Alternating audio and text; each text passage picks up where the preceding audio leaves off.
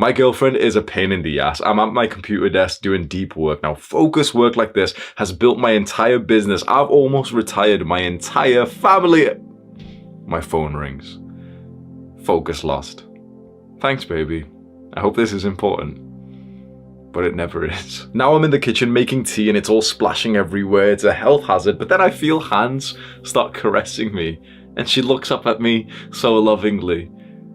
God, she's so fucking annoying. I'm walking through the bathroom door and then I hear footsteps behind me. I got lonely, can I come with you? What? It's been 3 seconds. And then I'm at the front door of our house and I hear shuffling behind me. It's her. And her bags are packed. I kiss my girlfriend goodbye, not knowing when I'm gonna see her again. We both wave to each other. She gets into the car, pulls out of the driveway, and her car disappears into the distance. She does this commute every single weekend. 460 miles. It takes her around 8 hours to come and see me and spend about 6 hours with me. She would be a terrible entrepreneur with that kind of return on investment. But she is actually an awesome girlfriend. Even though I call her annoying, I'm glad it's her who's annoying me. So I'll take every interruption, cooking distraction, toilet ambush. These are the problems that I've signed up for. You cannot escape problems. You will always have problems. Trying to escape problems is like trying to escape reality. David Goggins has problems. Andrew Tate has problems. Joe Rogan has problems. Elon Musk, Jeff Bezos, Mark Zuckerberg, they all have problems. You can't escape problems, but you can choose which problems you want to solve. And trying to make money is all about solving problems. So are you going to choose the problems that feel brain-numbing and boring and pointless? Or might it be better to choose the problems that get you up out of bed first thing in the morning, where you feel super motivated, disciplined, and excited to work on them? Choosing the right problem to solve for money is going to be the difference between feeling purposeful or feeling lost. It's going to be the difference between building a business that thrives or one that barely survives. Between success and failure in life. I'm Hamza, and our movement is about making our generation of men strong again. This video is about making men financially strong. You want to know about the best benefits of making money? With money, you gain freedom. You can free yourself from clocking in to this 9-to-5 job that you hate every morning of your life. You can escape the cubicle, travel the world, and make money from your laptop in a cafe in Thailand. You can work on your business at whatever time you actually work best, unlike your father who wakes up sleep deprived every single morning to go to work. Another benefit, with money you can provide. You can support your parents who are edging closer to a retirement that they've not even saved up enough money for. Think about it. Your parents may not have enough money to stop working even when they're old.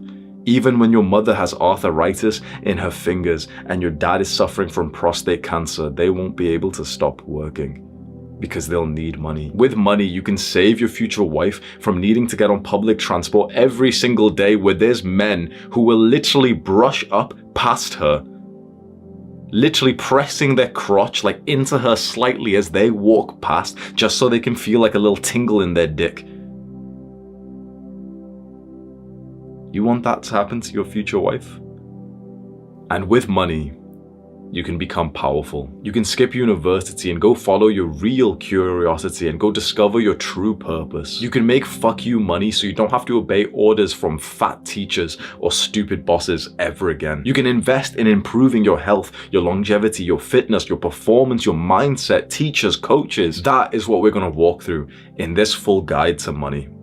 This deserves your full attention, so I recommend that you put this full screen, you take your grubby little fingers off the mouse and off your phone and you just stare at this with the best focus that you can come up with. I've been waking up at 5 a.m. every single morning to make this guide, and not only that, for the last 3 years, I have worked ruthlessly hard on my business to create the level of success that I have. I'm going to be sharing those lessons from my own business and also the hundreds of hours that I've put into learning about money from books and courses and seminars and programs programs and teachers. If you're broke, this is going to be perfect for you. If right now you're jumping around from business model to business model, Tate said that this business model is good, Iman said this one, Hamza said be a YouTuber, and you don't even know which path to stick to, this is really going to help you. If you already have started to make some progress in your business and you want to start to scale and see more results, this is going to help you. And if you're actually quite advanced and quite rich and you've got money to spend, then this guide will also help you. Step 1. A more powerful money mindset.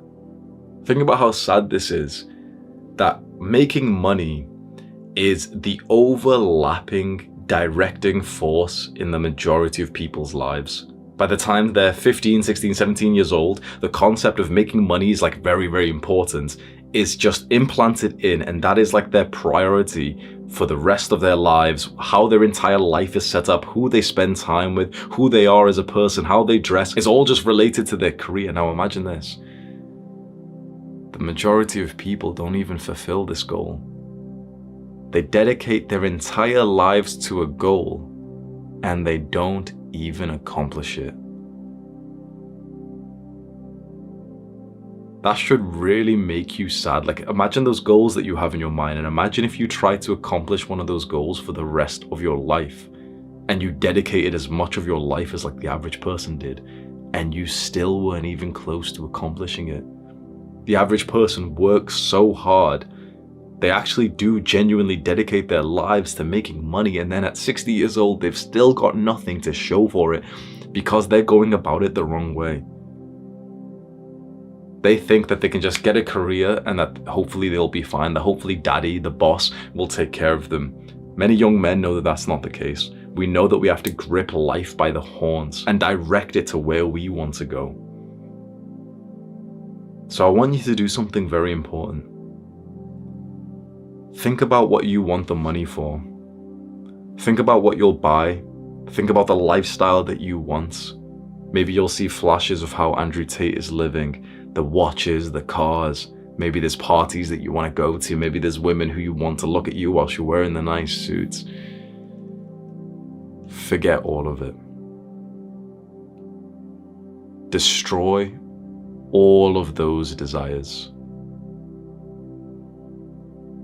If you really want this full guide to help you, you must understand 99% of people make no progress in making money, do they? So why are you still trying to go through the same route as the 99%? The 99% dream of the same things as you. They want the flashy cars, they want the fame. So you know the better way to start making money is to start with a way more powerful mindset, which is so interesting because the most powerful mindset that you can have to start making money is to not give a fuck about it. It's to not care about it at all. It's to almost devalue money and think to yourself that I don't even want to buy anything. Now, this isn't to say that we're not going to make money. This isn't to say that we're not going to be able to eventually buy things. But when you're first starting off, your greatest priority should be to have a clear mind so that you can focus on your business or maybe high-level career. Too many people are so pulled by these materialistic desires that then they have no hope of ever amassing like real wealth, because if they do make any progress in business, they wipe it down by just buying the thing that they thought they were supposed to buy when they don't realize that the person who's showing you that lifestyle with the watch and the cars, one, they've got a lot more money so they can spend it on those things, but two, the thing is, even for them, it wasn't that much of a smart purchase either. To stay hooked at this level right now where you look up to the big boys and you think, oh, I want the private jet, I want the car, I want to be able to move out. These things you can eventually get, but only if you stop caring about them right now, because you know what happens when you care about these things? You're going to go watch another 5-hour Tate podcast and cope and say that it was productive. Right? You're going to go keep watching more Tate shorts, but you're still broke. It's not actually helping you that much. If that's all it takes, someone with a fancy watch to literally steal an hour or two of your time, if that's all it takes, then how are you going to become successful? Do you think those successful people who show you that lifestyle are sat there right now looking at people showing their lifestyle? They're working. So you need to stop this fascination with spending, with materialism, with needing more. And at this level, let's assume you are totally broke. You want to know the best advice I could give to you? Act and think like a stoic. Like these things are beneath you. Like you have you don't even care about these worldly things. Here you are, a man of character, a man of mental strength. Think like a stoic. That you don't need more, that any desire you get for wanting more, wanting this object, wanting that car, wanting those clothes, you just destroy it. You just see it for what it actually is, a mirage of the thing that you really wanted. You never wanted the clothing or the car. You wanted love. You wanted health. You wanted community. You wanted sunlight and sleep. You wanted some kind of way to contribute to your people.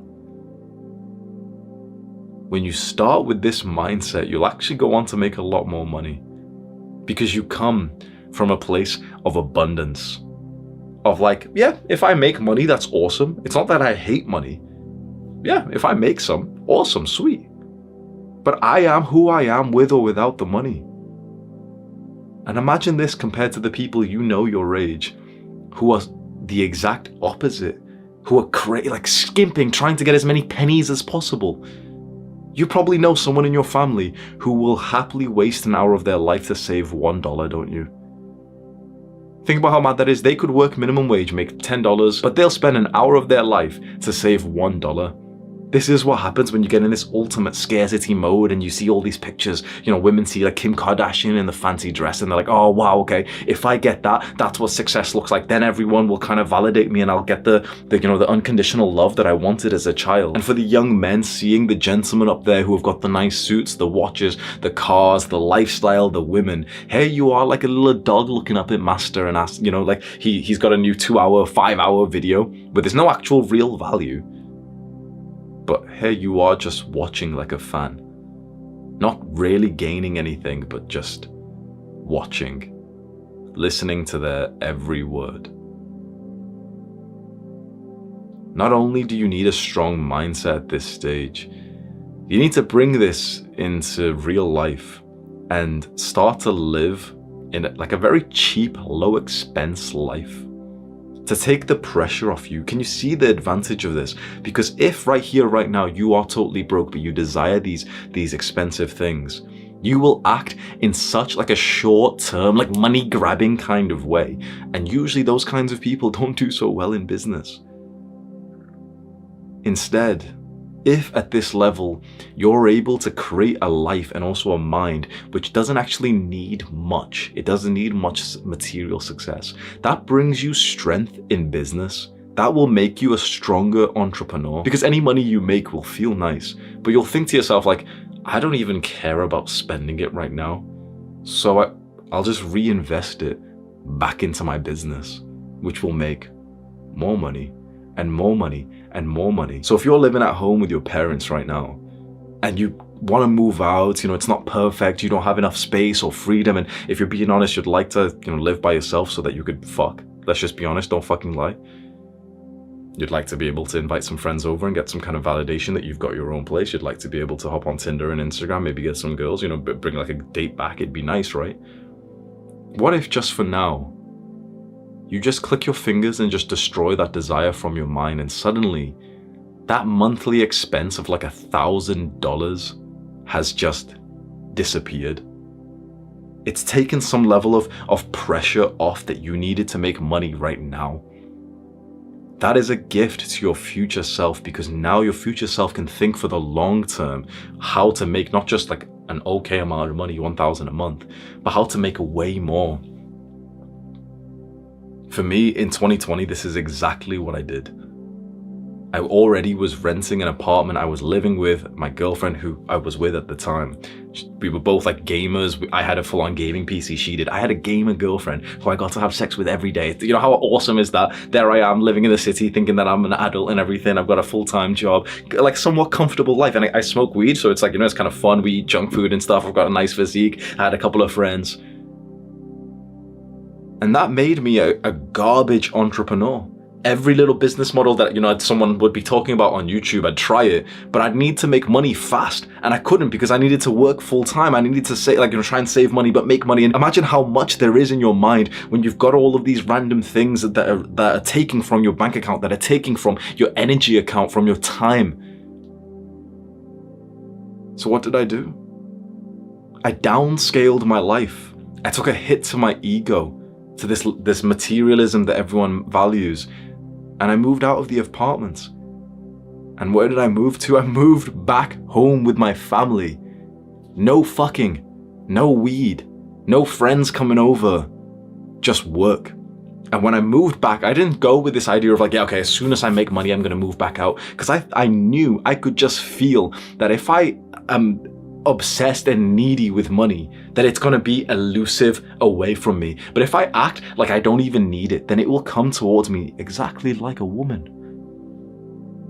And so with absolute minimum expenses, I started my business here in this very house. And there was actually a point where I considered getting a job, you know.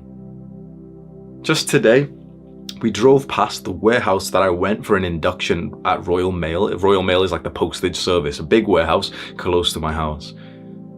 We drove past that today and I couldn't help but think back to like the induction day that I had there, that I literally went when I was trying to become a YouTuber, 100 subscribers, 200 subscribers, and I thought, well, you know, maybe I should just get a job because that's what everyone thinks is normal to do. And I went, and it just felt so depressing being in this warehouse. And I remember sitting at home and really just thinking, okay, like I could get this job and it would take a lot of my time. It would give me like a fair amount of money. You know, I'd be working full time, making 1,000, 1,500 a month, and I've got like no expenses. So I'll be able to like get this money right now. That's kind of nice, right? But I realized that it wasn't money that was going to change my life. Like not this amount of money, 1K a month working full time. That's not going to change my life. Because I'm still working full-time in a job I hate. What was going to change my life was the ability to put all of my focus into my business that would make a lot more money in the future. And I couldn't do that if I was working full-time. So do you see how I sacrificed money and material success at this level? And that actually led to way more money and material success in the future. Too many young men are trying to make as much money as possible right now because they're so brainwashed like zombies when they see Tate with the fancy car and they think to themselves, yes, okay, this is what success looks like. This is what success looks like. Oh, okay, private jet, you know, first class flight. Oh, nice clothing. This is what success looks like. For you, that's not what success is. For you, success would be that you don't even need to work a job, that you can spend all your time developing something like your craft, your skill, your business, so that you can take that off. It's not about cashing out right now and getting the car and getting the watch and the clothes to like look good in front of the people who know you right now. We don't care about them in 5 to 10 years time. It's about setting up something for the long run. That means you're gonna have to put in the years. I'm not gonna fucking lie to you. If this was gonna be like a bullshit video, and if I was gonna try and sell you some course, I'd tell you that, yep, this is gonna just take a few weeks, haha. This is going to take years of your life. If you don't like that, get out of this video and go watch another motivational podcast. Go watch some more shorts. It's gonna take years of your life, but guess what? This is what I'm offering you here. Years. This is what the rest of the world is offering you. Decades. I want 2 hours, however long this video is going to be, 2 hours of your life to get you to the point where money is checked off. The materialistic world wants your soul. Chances are, if you're watching this video, you've also watched like many bits of content from all these male influencers who are in my space. And it makes me very sad that you actually genuinely don't have almost any good male role model. The ones that you think are good, once you take a deeper look into them, you'll realize that they're trapping you in the exact same way that they're pretending to free you from. It's not that making a lot of money and being able to spend it makes you powerful. It's not needing money that makes you more powerful. Now imagine not needing money, but you end up making a fuck ton of it anyway. Now imagine that level of power and certainty and confidence, reassurance, conviction that you would have in yourself when you didn't need much money, but you're making so much of it. This is where your feeling of power and freedom comes from. One little extra trip I'll just give about the male influencers, because no one talks about this. You know how they all live in Dubai? And you know how they all talk about like, yeah, freedom's really important, bro. You know that they're not actually free. You know that they have to live in Dubai for 3 to 6 months of the year. They're not actually allowed to leave. They don't actually say this to you because it doesn't sound as, Dubai seems really cool. It's like, yeah, like, bro, I moved there. Just they're like, oh yeah, I'm a high value man. I've got the watch and I moved there, right? This is what none of them will actually tell you. It's like they've traded their freedom for money. When you move over to Dubai, yeah, you get 0% taxes. You're not allowed to leave. You're not allowed to go back to your home country for more than like 90 days a year. They've traded their freedom and also happiness and also health for more money. Ooh, yes. They won't tell you this because it doesn't sound as cool.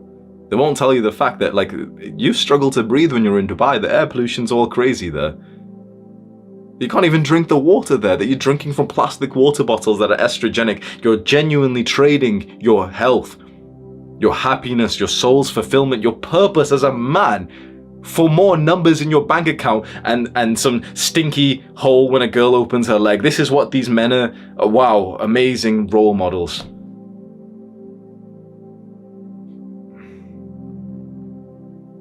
I'm going to help you to get to a more powerful position than them. Here is your first actionable step, and it's a visualization.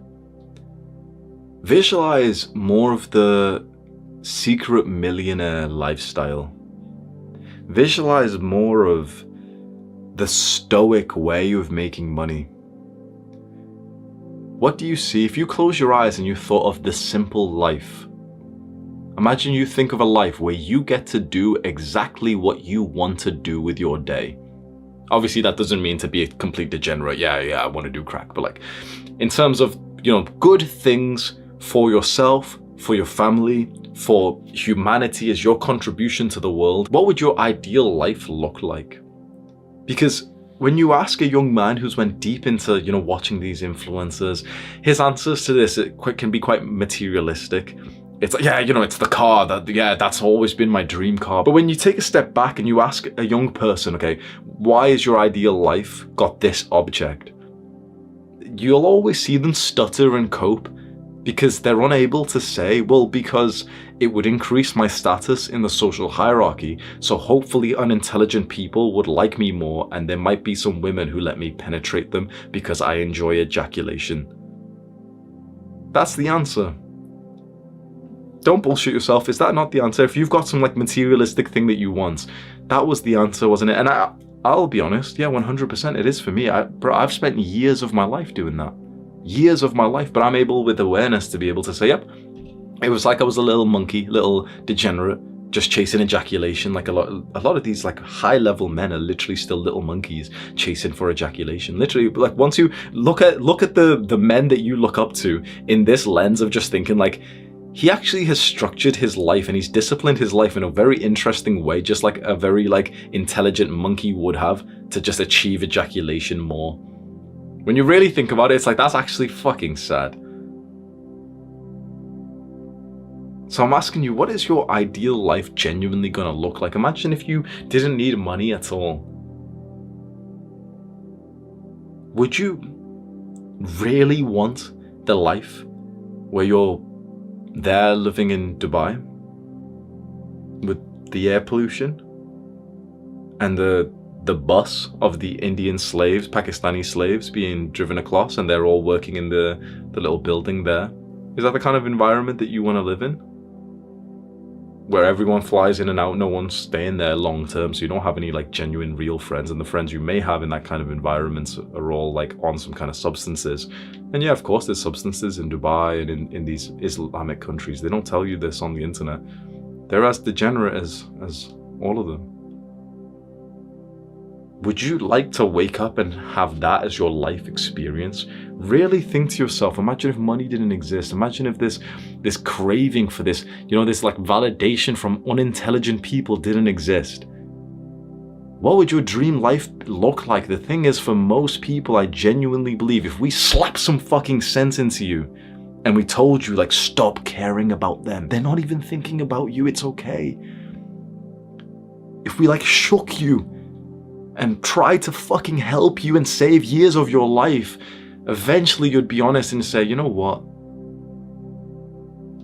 I want to have children. I want to have like a wife. It doesn't sound cool anymore because everyone online is telling me like not to get married and stuff, but like I want to have one wife. I want to go live in like a nice house where it's safe, and I want there to be lots of nature around me, and I want to have some kind of work that feels meaningful and fun for me to do. And it's like, you know, because it's fun, it doesn't even feel like work, so I can go and do that for a few hours a day. Then I can play with my children, I can play with my dog.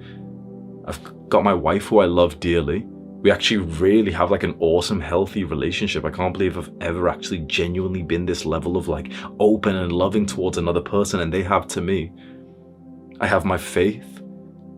I have like a few like interesting hobbies that I like. I like team sports. Like I've been playing cricket with the local team, and like we've been actually doing really well, and people actually seem to like me there.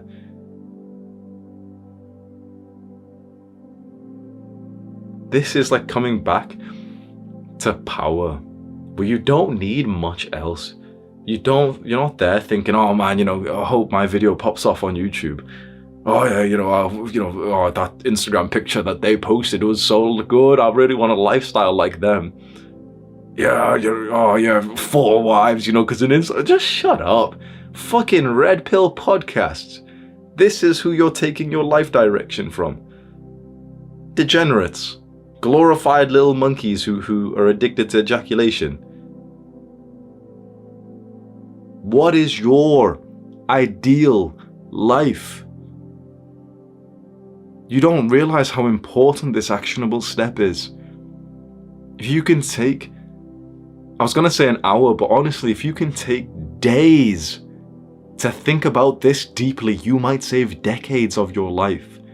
Think about your real, ideal life and keep asking yourself why. When a young man hears this question and he does write down something like, oh yeah, he wants the car, he wants the Tate lifestyle. A few years ago, I would have told you the Dan Bilzerian lifestyle where I get to throw parties with coke and hookers and weed and shit. I can't believe I spent years of my life with that kind of desire. Just because it looked kind of cool on social media. You just wasted years of peeling back the layers of your purpose. You just wasted like years of the time that you could have spent deepening the love with the people who actually matter, and here you are, just so like perturbed. So this is like the opposite of masculinity. What these masculine creators are putting it onto you. What would actually be your real ideal life? When you strip away the bullshit and you keep asking why, and you realize how sad it is to like put your life down the line where you're literally just doing it for this like validation for other people. You're doing this because there's like unintelligent people. It's always unintelligent people that they might look at you and smile at you and like be nice to you. You realize how sad it is to spend your life like that. So this doesn't mean that you need to be broke and to be hungry. This doesn't mean that you're not going to be making money. It is in my belief, you'll actually make so much more money this way when you almost pursue the more simple life of not really being materialistic. There's 2 men who I know, one of them you probably know, who portray this really well. Alex Hormozi and Alex Becker. These are 2 entrepreneurs, but there's actually many of them. There's Sam Walton, the creator of Walmart, Jeff Bezos, Mark Zuckerberg. These men, they live very simple lives and they've become millionaires or even billionaires. You see, outside of this social media lens, like you spend all your time on social media, let's be honest, it's actually kind of sad when you think about it, because YouTube still is a social media. Podcast, fucking Tape podcast, still a social media, right? So you've got to be honest, like we're actually still fucking losers. Like we still go on social media for hours a day. Yeah, it's YouTube. Oh yeah, Hamza's got a new video. It's still fucking social media, so you're still a bit of a loser. Like so am I, right? So it's like, we're probably not that advanced, but when you think of like some genuine billionaires, when you think of those guys who have built like literal companies which have taken over the entire world, like Walmart, like Amazon, they live simple lives. They're not there flashing their picture of the fancy car because they don't need to show you, because they weren't doing it for the ego. They did it just because they genuinely just wanted to build a good company that like would help a certain kind of person. And then here you are, this person who's looking over at these like social media stars, thinking that that's the right way to go about business. And you've tried it that way. You're not making much progress, right? So you've tried it this way of looking at these little influencers. You've tried buying their courses and everything. You've tried watching the 5-Hour Tape podcast, and it hasn't actually served you that well because you're still broke. So if you're still like, I know that sounds horrible, but the truth is, come on, let's be smart. If you've tried something for a little while and you still feel clueless, you're still thinking which business model, you've switched over business models. How many times? Be honest, how many times over the last 6 months have you switched business model to business model? 4, 5, 6? Oh, maybe it should be YouTube. Maybe I should sell course. Oh, copyrighted on this one. Agency. You keep switching around. You're not making any real progress. So whatever you're doing right now isn't working, is it? It's a different mindset that you need. If right now you're not feeling totally convinced or certain, it might be valuable for you to rewatch this mindset part of this full guide.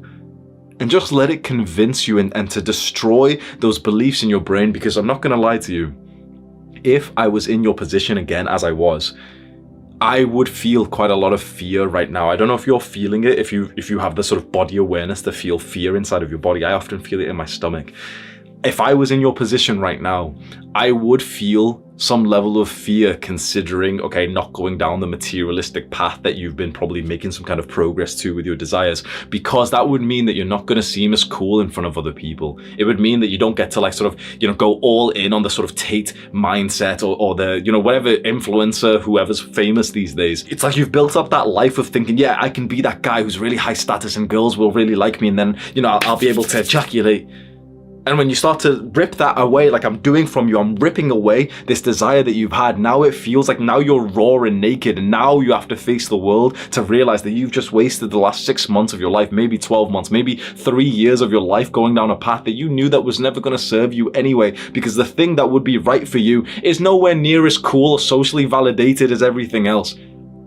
Admit it to yourself. Take some time to say it. You know what? My real desire, it's not as cool. I want to have that house in the countryside. I want to just live with my family. I want to just have the car that's actually really nice to drive, but not the supercar that will turn people's heads, because I don't care about those people on the street. I don't care about the unintelligent women who will like my Instagram pictures. I want something deeper than that. I would be so scared if I was in your position, if I was aware of it. I don't know if you are. I don't know if I seem really crazy. Maybe it'll take you a few more years to get to the point where you're able to understand what I'm saying. Maybe you'll want to check back to this video in 2025, 2026, 2027, and maybe then you'll realize that this was making a lot more sense than you were able to comprehend. I'm trying to save decades of your life, and I wish someone did this for me. I'm very lucky that I was able to pull myself out of this, this money greedy, I need as many pennies as possible. And again, the best part about what I'm telling you is that you'll make more money this way, but you have to take a leap of faith. The way you'll make more money is because it's just like how you'll get girls when you're not being needy for them. When you don't need the girl, that's when you're actually more attractive. It's the exact same with money. When you're not there trying to thinking, how can I spend more money? How can I get more money? How can I get more money? Then you'll make more money because you'll make better long-term decisions. I am not against money. I am not against you working hard and contributing and giving value and making money. I'm not against spending money. I'm not even against some materialistic objects. Not at all. But I'm against the false messaging, the brainwashing that is inside of your mind that has convinced you that this is the only path to consider. That's pulling you away from friends and family. That's pulling you away from your own health, because to an extreme level, is this not what your parents went through why they've been sleep deprived for 20 years? Is this not the same thing? It's just that you seem enlightened because you know about business and there's faster ways to make money than you know that your parents know, fine.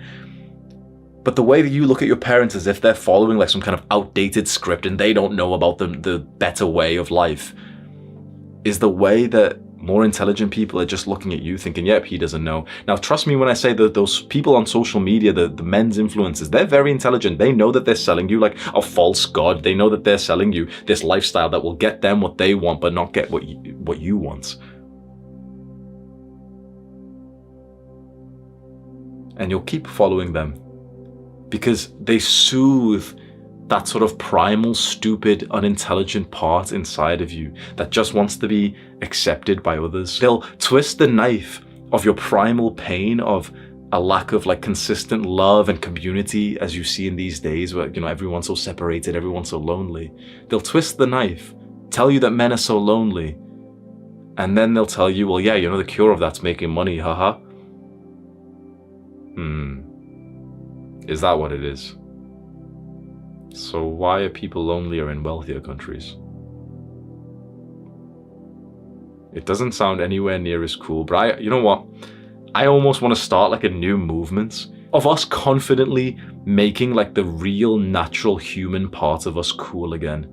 Of wanting more of the simple life, of wanting mud and grass between our feet, of thinking how cool it would be to have like, I don't know, like a cabin in the woods with people that you love. Of like one of the greatest joys being like getting a dog and playing with it. Of not needing to go fly around the country, podcast to podcast. Yeah, you know, so a high value man is like, just shut up, bro.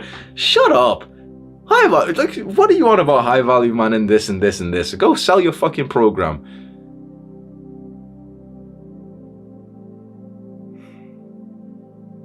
A high value man is not the guy who's making the most amount of money, bro, because the thing is, I'm making a lot more money than I was 6 months ago. But if I was doing this while selling my soul, it would be worthless. You've heard about how important purpose is for men. Purpose. You've heard that so much, but none of these guys online will actually explain it to you.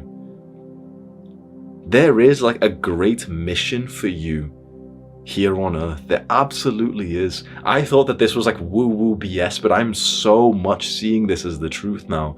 There is like a real reason, a mission for you to be here, and it is not to follow these random influences, including myself. It is not to like make them the hero, like, oh guys, did you see a new Take podcast? But rather to see yourself, and it sounds cringe, but like to see yourself as the main character, and to peel back the bullshit that's been put across this core part of you that knows what you should do with your life, because it was there at the beginning, like this clear message, what you should have done with your life. And other people, the education system, your parents, family, social media, influencers, everything has just put their own message on top. So now you don't even know who you are. So you're living this weird, inauthentic, like shallow breathing lifestyle. So is it any wonder why sometimes your dick doesn't work? Is it any wonder why like you can't even feel like much in your body? Like you almost feel AFK in your own body these days because we don't do natural things. You're here with like the sweaty, stinky computer chair that smells like ass. Another Tape podcast. Oh yes, yes. Let's push my purpose off for another few hours. Yeah, I gotta make money, guys. Yeah, making money's really important, guys. There's a better way to go about this. I apologize if it seems like I've just wasted a bunch of times with the rant, but I've wanted to say that for a good while now. When I've taken a step back from the internet and from technology, I've realized just how much bullshit is going on here. Now, I will teach you the real truth about making money, and there is no upsell in this. There's no course that you need to buy. But I am warning you that by the time you get to the end of this video, you'll realize that this was a weird, wrong almost path to go down. But I had to go down this path myself, and so I don't blame you for needing to experience it and to see the light yourself either.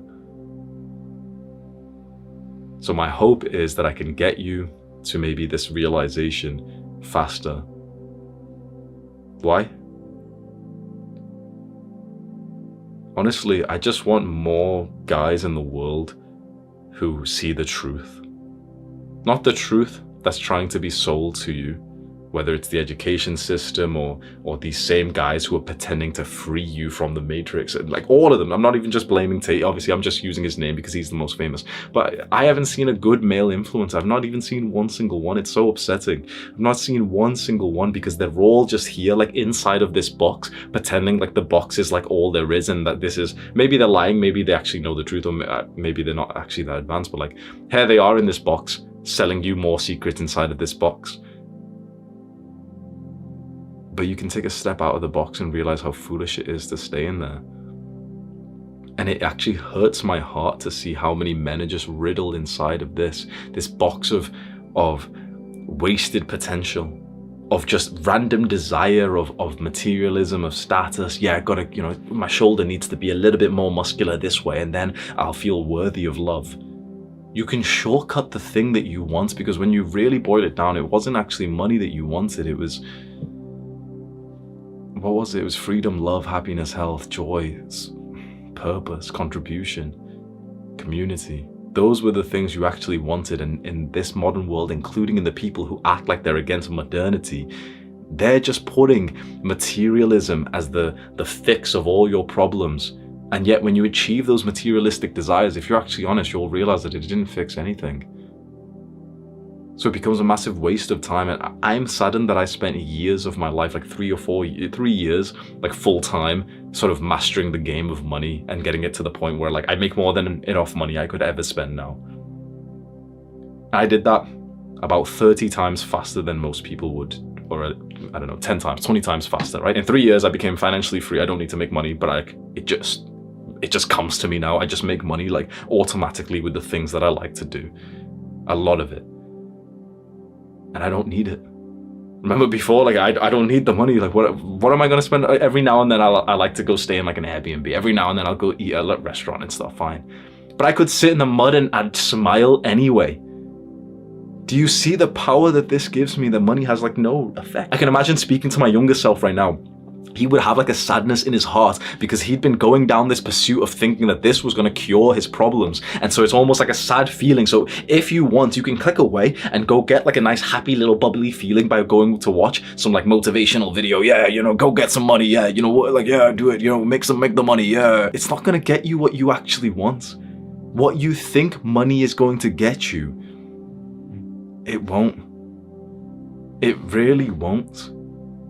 It will get you some very good things, as we'll explain in the spending money section of this video. It will actually like be a benefit to your life, absolutely. But it's important to realize that you have real, genuine desires inside of you that must be appreciated. And when you go down this path, especially when you're following the wrong people, well then, you're selling your soul for a few bucks. Step 2, what you can do for money. Imagine a fisherman in the 18 or 1700s. He wakes up next to his beautiful, gorgeous wife amongst his children at sunrise, in the most beautiful sunrise. And he goes out into the dock and he starts fishing. He feels the fishing string pull, and he gets 1 and 2 and 3, and he actually feels really good about himself. He's good at this skill. He's been fishing for many, many years. He comes home, passes the fish over to his wife. She cooks it. They have a lovely meal together. Daddy brought us this food. We eat because of him. The joy and the love that he would experience, and also the purpose of him providing. I believe this kind of simple life is the one that is right for us, but others don't. What happens to this fisherman when the Industrial Revolution starts and the factories overtake and the sea is polluted? He goes out day after day, but zero fish. They've all gone, they've all died, the water's contaminated. So what is he gonna do? He can't use his skill anymore, the thing that he actually enjoyed doing to provide to his family, so he needs to go work inside of the factory. He gets work inside of the factory. There he is all day. It's no longer like, wake up at sunrise, nice, beautiful time, silent. It's like this loud, grinding machine, which is like juttering in his ear, working next to other weird men who are actually being horrible towards him. Boss doesn't even like him before. Health regulations, dust, clouds, and black smoke. And here you are, chump, some gold coins. And what does he do with these coins? Well, he goes and buys a fish. And he takes that home and gives it to his family and they cook it. So don't you see that you're gonna spend a few hours or many hours of your day working, contributing, doing some kind of task. You could do the wholesome task that would actually be like amazing for your life quality.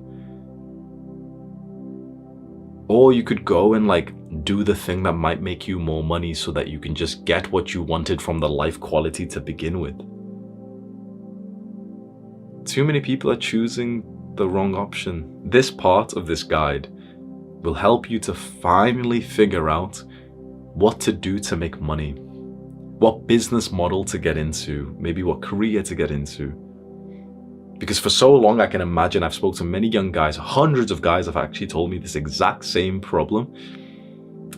They keep flipping around from business model to business model. Maybe you've wanted to try becoming a YouTuber. Maybe you've wanted to try the agency marketing or the copywriting or the paid ads and all these different kind of ways to make money. You've considered a couple of careers, but there's too many people saying bad things about careers these days, so you wouldn't do that. And you've got no idea, you're making shallow progress. You're not sure what it is that you should do with your life. You just know one thing for certain, you want to make money. That's the problem. That's why you're stuck.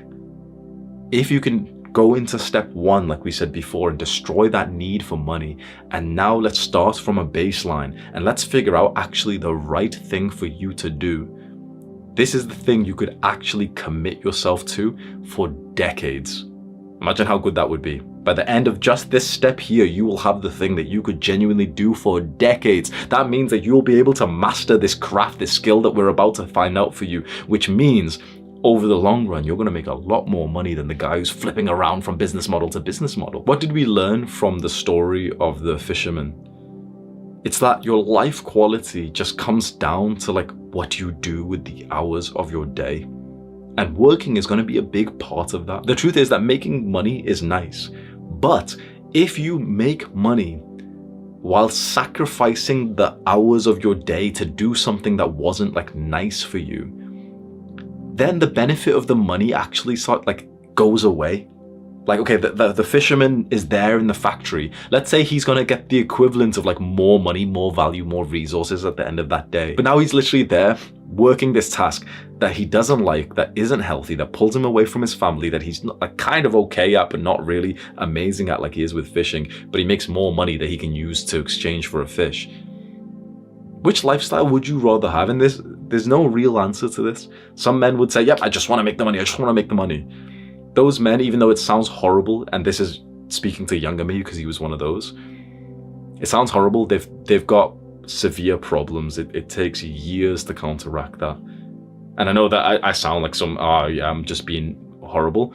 It's actually like the person who would sacrifice his own health and experience of life to just be able to afford something that will heighten him in society and to gain some status.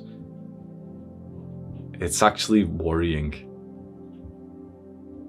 Now, of course, if making a certain amount of money would genuinely save your life because you're in a war-torn country, that's different. Because think about how like gut-wrenching it is for this fisherman, where he had like those hours of the day where he was doing something which was still productive. It was still getting him the resources he needed, but it was something he genuinely enjoyed. And because of that, he was able to get really good at it as well. So at this point, what you need to do is to figure out what your flow state task is. This is, in my belief, the single greatest way to go about your money-making journey is to narrow in on what's called your flow state task. This is a task that you do that you naturally get like zero thoughts during. It's a task that you do which could be like work for someone, but it feels fun and enjoyable, almost like a game for you. You'll know it's your flow state task because you usually will have zero thoughts whilst you do it. For me, it's always been speaking. When I speak and I give advice and I explain concepts, I always have zero thoughts in my brain. It's still hard. It's still like this demanding, difficult, strenuous task. But at the same time, I feel like I'm in some kind of weird like haze right now. Like I've had zero thoughts in my mind for the last 1.5 hours. And that's like the peak human experience where your monkey mind quietens down and you can actually just be here present. I won't go into more detail for this flow state guide. I made a whole like 2-hour guide on my channel, the flow state focus guide. Just go watch that when you have the time. And until then, just think about whatever your flow state task could be. The kind of task that feels pleasant for you, but it actually still is pretty productive. It's speaking for me, maybe it's writing for you, maybe it's coaching for another person, maybe it's teaching, maybe it's like lifting weights and exercising, maybe it's reading, like whatever it is. There's got to be something which really just aligns to you. That's the thing that you're going to use for money. That is your gift to humanity. That is something that you were born with, which is different from everyone else. I believe that that was what you were supposed to get really good at as a gift to other people. And when we use entrepreneurship in a capitalist society, when we give that gift to other people, they'll give us money in return. Do you see how my gift that I was born with, because I was 4 years old when I knew that I liked explaining concepts to people, this gift of speaking, I'm using to help you. And this has made me a lot of money. Imagine if I didn't do this and I just tried to chase the money and I went and worked at the warehouse. I would have made more money back then, right? I would have made more money back then.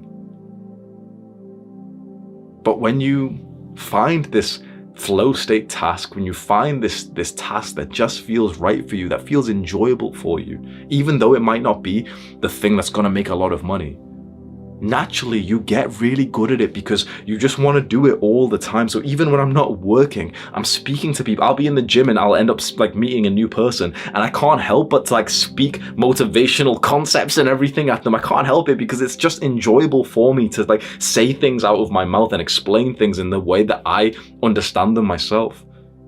That means that you're going to get really good at it. It means that you're going to practice 24/7 just naturally. It means that you're going to put in more hours than everyone else and actually enjoy it. And this is the best part if you're a new entrepreneur, if you're trying to figure out like, which business to make. When you know your flow state task, you don't jump around from business to business because you just know the thing that you can go all in on. For me, it's speaking. So there might be, YouTube, there might be Twitch or some other ways, being a motivational speaker in person. There's different things I could do, but as long as the skill, the task is consistent as it is for me, which is speaking, it narrows down like the things that I'll consider. Right now, you might be thinking, wait, I don't really know my flow state task. I don't even understand what it means. So I'll just ask you, what is something that is kind of like work, but you do it and it's actually kind of fun, and you often have zero thoughts in your mind whilst you do it? If you're not sure of the answer, it would be valuable for you to just keep this question in mind and maybe go through your life, because there probably is something that you're doing right now, or maybe something that you'll eventually find where this will become more apparent. This advice is going to sound lame, but if you just go and like try new things, sometimes you'll be able to go and find like the thing that puts you into more of a flow state. There's zero thoughts in your mind. It feels super enjoyable. You integrate with the task. You almost lose your sense of self. And why is this so hard to find? Why has no one ever taught you this before? Well, because it's not as cool. You see, when you're trying to figure out what your flow state task is, it might not be the thing that's going to make like potentially the most amount of money right now. It might not be the most trending thing. And so why isn't this spoken about more? If this is such great advice, why is no one else speaking about this? I think it's because this isn't a way to guarantee that you'll make the most amount of money, but it is the way to guarantee that you will have the most amount of fulfillment and purpose in your life. So you need to choose right now. If there's one that you would sacrifice, would you sacrifice your purpose as a man, or would you sacrifice more money? Let's say you're not going to be totally broke. Which one would you sacrifice? The reason why you exist, or material success? Most people would literally sacrifice their purpose. That's why they stay average. That's why they stay as the 99%. But there are some strong, stoic-minded men, superior men, who would always choose purpose over the material success. School did not prepare you for this. In fact, it did the exact opposite. School brainwashed you to think that you should do whatever it takes to just get into the career that will just be the highest salary possible. School brainwashed you like that, but then unfortunately all these internet entrepreneurs brainwashed you to think that you should just do whatever business makes the most money as possible. Again, this is a weak place to come from. Why optimize your life for material success when you can optimize it for like real masculine purpose? It's just worrying because seemingly masculine men say this, and so it seems weird now that I'm like calling it out, because you're realizing, yeah, it is fucking weird how they're telling you to like not follow your purpose and instead just try and make as much money as possible. But that might not be your purpose. What if you were going to feel absolutely spiritually enlightened, happy, loved, purposeful as a man, but you were going to be more of this like starving artist kind of person where you were going to contribute to humanity greatly, but you weren't going to make much material success. And maybe at times you might be slightly like, you might be like homeless. That sounds awful in some ways, but like, what if that was the life that actually would have led you to the greatest actual genuine life?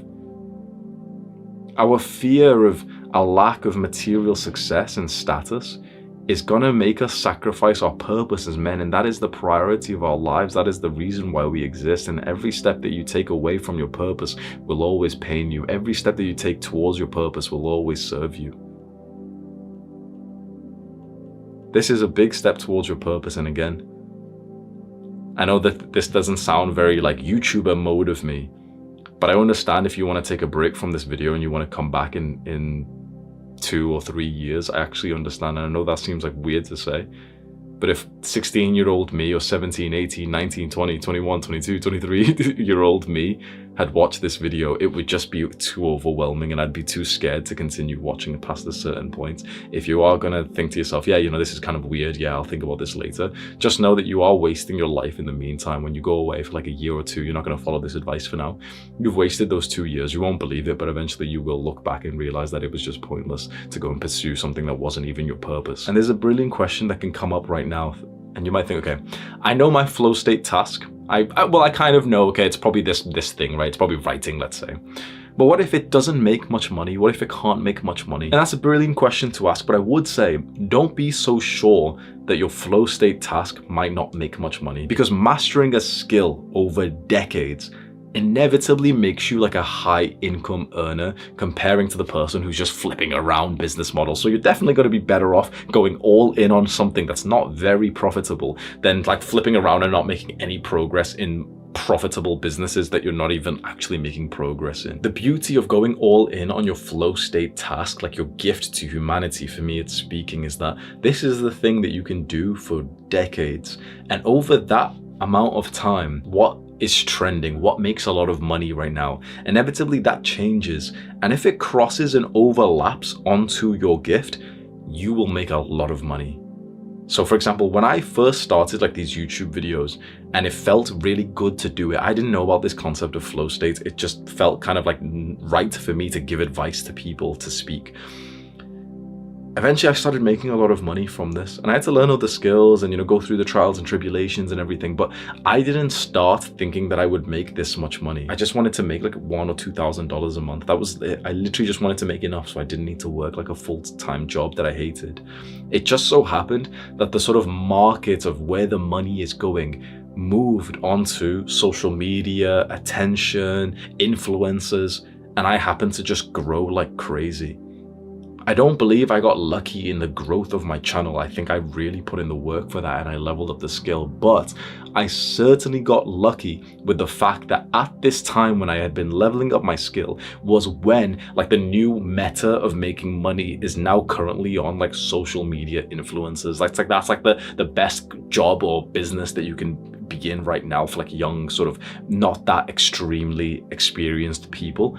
Now, straight away, you might be thinking, okay, sweet, so I'll just do that. But again, don't just follow the money, because this will change. This will have inevitably changed in the next few years. It's like, you know, people might find like influencers and YouTubers cringe in 5 or 10 years from now, and there's AI and there's so many new things coming out that like the market will eventually change. If you're following the market like a little dog seeing, okay, what's trending right now, then you're just constantly going to be like too far behind. The only way, in my opinion, to get really, really rich is you go all the way into your flow state task, for me it's speaking, and if the market just ends up actually overlapping and then you get super rewarded, it's like you got lucky in some ways and also you forced it in others. I think that's the way that you get rich these days. People just end up rewarding your flow state task just because that's like the nature of like business has just moved around, you know, our interests have just moved around. Imagine the guy who was studying AI, artificial intelligence, 10 years ago. It was kind of like, you know, like who the fuck was talking about this? I'm sure like that space knew that it was still going to be massive. But as like normal people, we weren't thinking about AI 10 years ago when you were like 12 years old or however old you are minus 10 years. We weren't thinking about it, right? So there was a guy studying it, not even thinking that he'd ever become rich from it. and then the market moved over and overlapped his interest, his flow states, then he became a millionaire or billionaire because he's made some like AI product now. But I think that's the better way to go about it. And then a fantastic question you could ask is, okay, but what if the market never really overlaps my flow state task? If that happens, honestly, this sounds kind of lame, but I'll just tell you, use the same mindset from step one, which is like, yep, I don't even care about money. I'm doing the thing which really I enjoy. You know, here I am, the fisherman, like I'm having an awesome life because of that. As long as you're never hungry, as long as you're meeting the baseline, you know, you're making a few K a month, which you absolutely will. If you go all in on one skill for decades, you're going to get to the point where you're making at least 5 to 10K a month, even way more than that. Imagine that. It doesn't even matter if it's not even like a great, like fancy skill to get into. But if you literally did it for decades, you'd get to the point where naturally you'd see the opportunities inside of that business model and everything. You'd be absolutely fine. And if the market does overlap, then okay, sweet. Then, you know, rinse it out, enjoy the extra money. But it's like, with this powerful mindset, it's like you don't even care. So the market overlapped my flow state task. I became quite successful. Here I am in the same house because the success and the money doesn't actually define me. It doesn't change me. If it changes you, then it shows that you're quite like a weak person. So you can either follow what's hot and trending right now, or you can just stay on your flow state task, the gift that you have to humanity, and just keep giving that at a greater level. The impact that I'm hoping for with this video is that more young men actually are taking a intelligent path to wealth, a more secure and actually strong path. Again, even though there's male influencers who seem strong, their advice is actually awfully weak. And I want to raise the strength of men. I want men to be more masculine. That comes from you following your purpose. Your flow state task is likely your purpose. So my advice isn't as cool. It's probably not gonna get you like as much like club pussy, like, you know, random girls messaging you and stuff. It's probably not gonna get you that. You're not gonna get as many likes on Instagram and stuff, but it will get you enlightenment. It will get you love.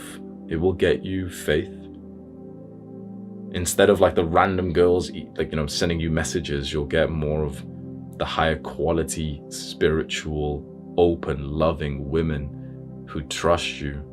And you'll have better sex with them as well, by the way, than like the little degenerates. I just want more young men to be like happy and productive and to have like something to work hard for.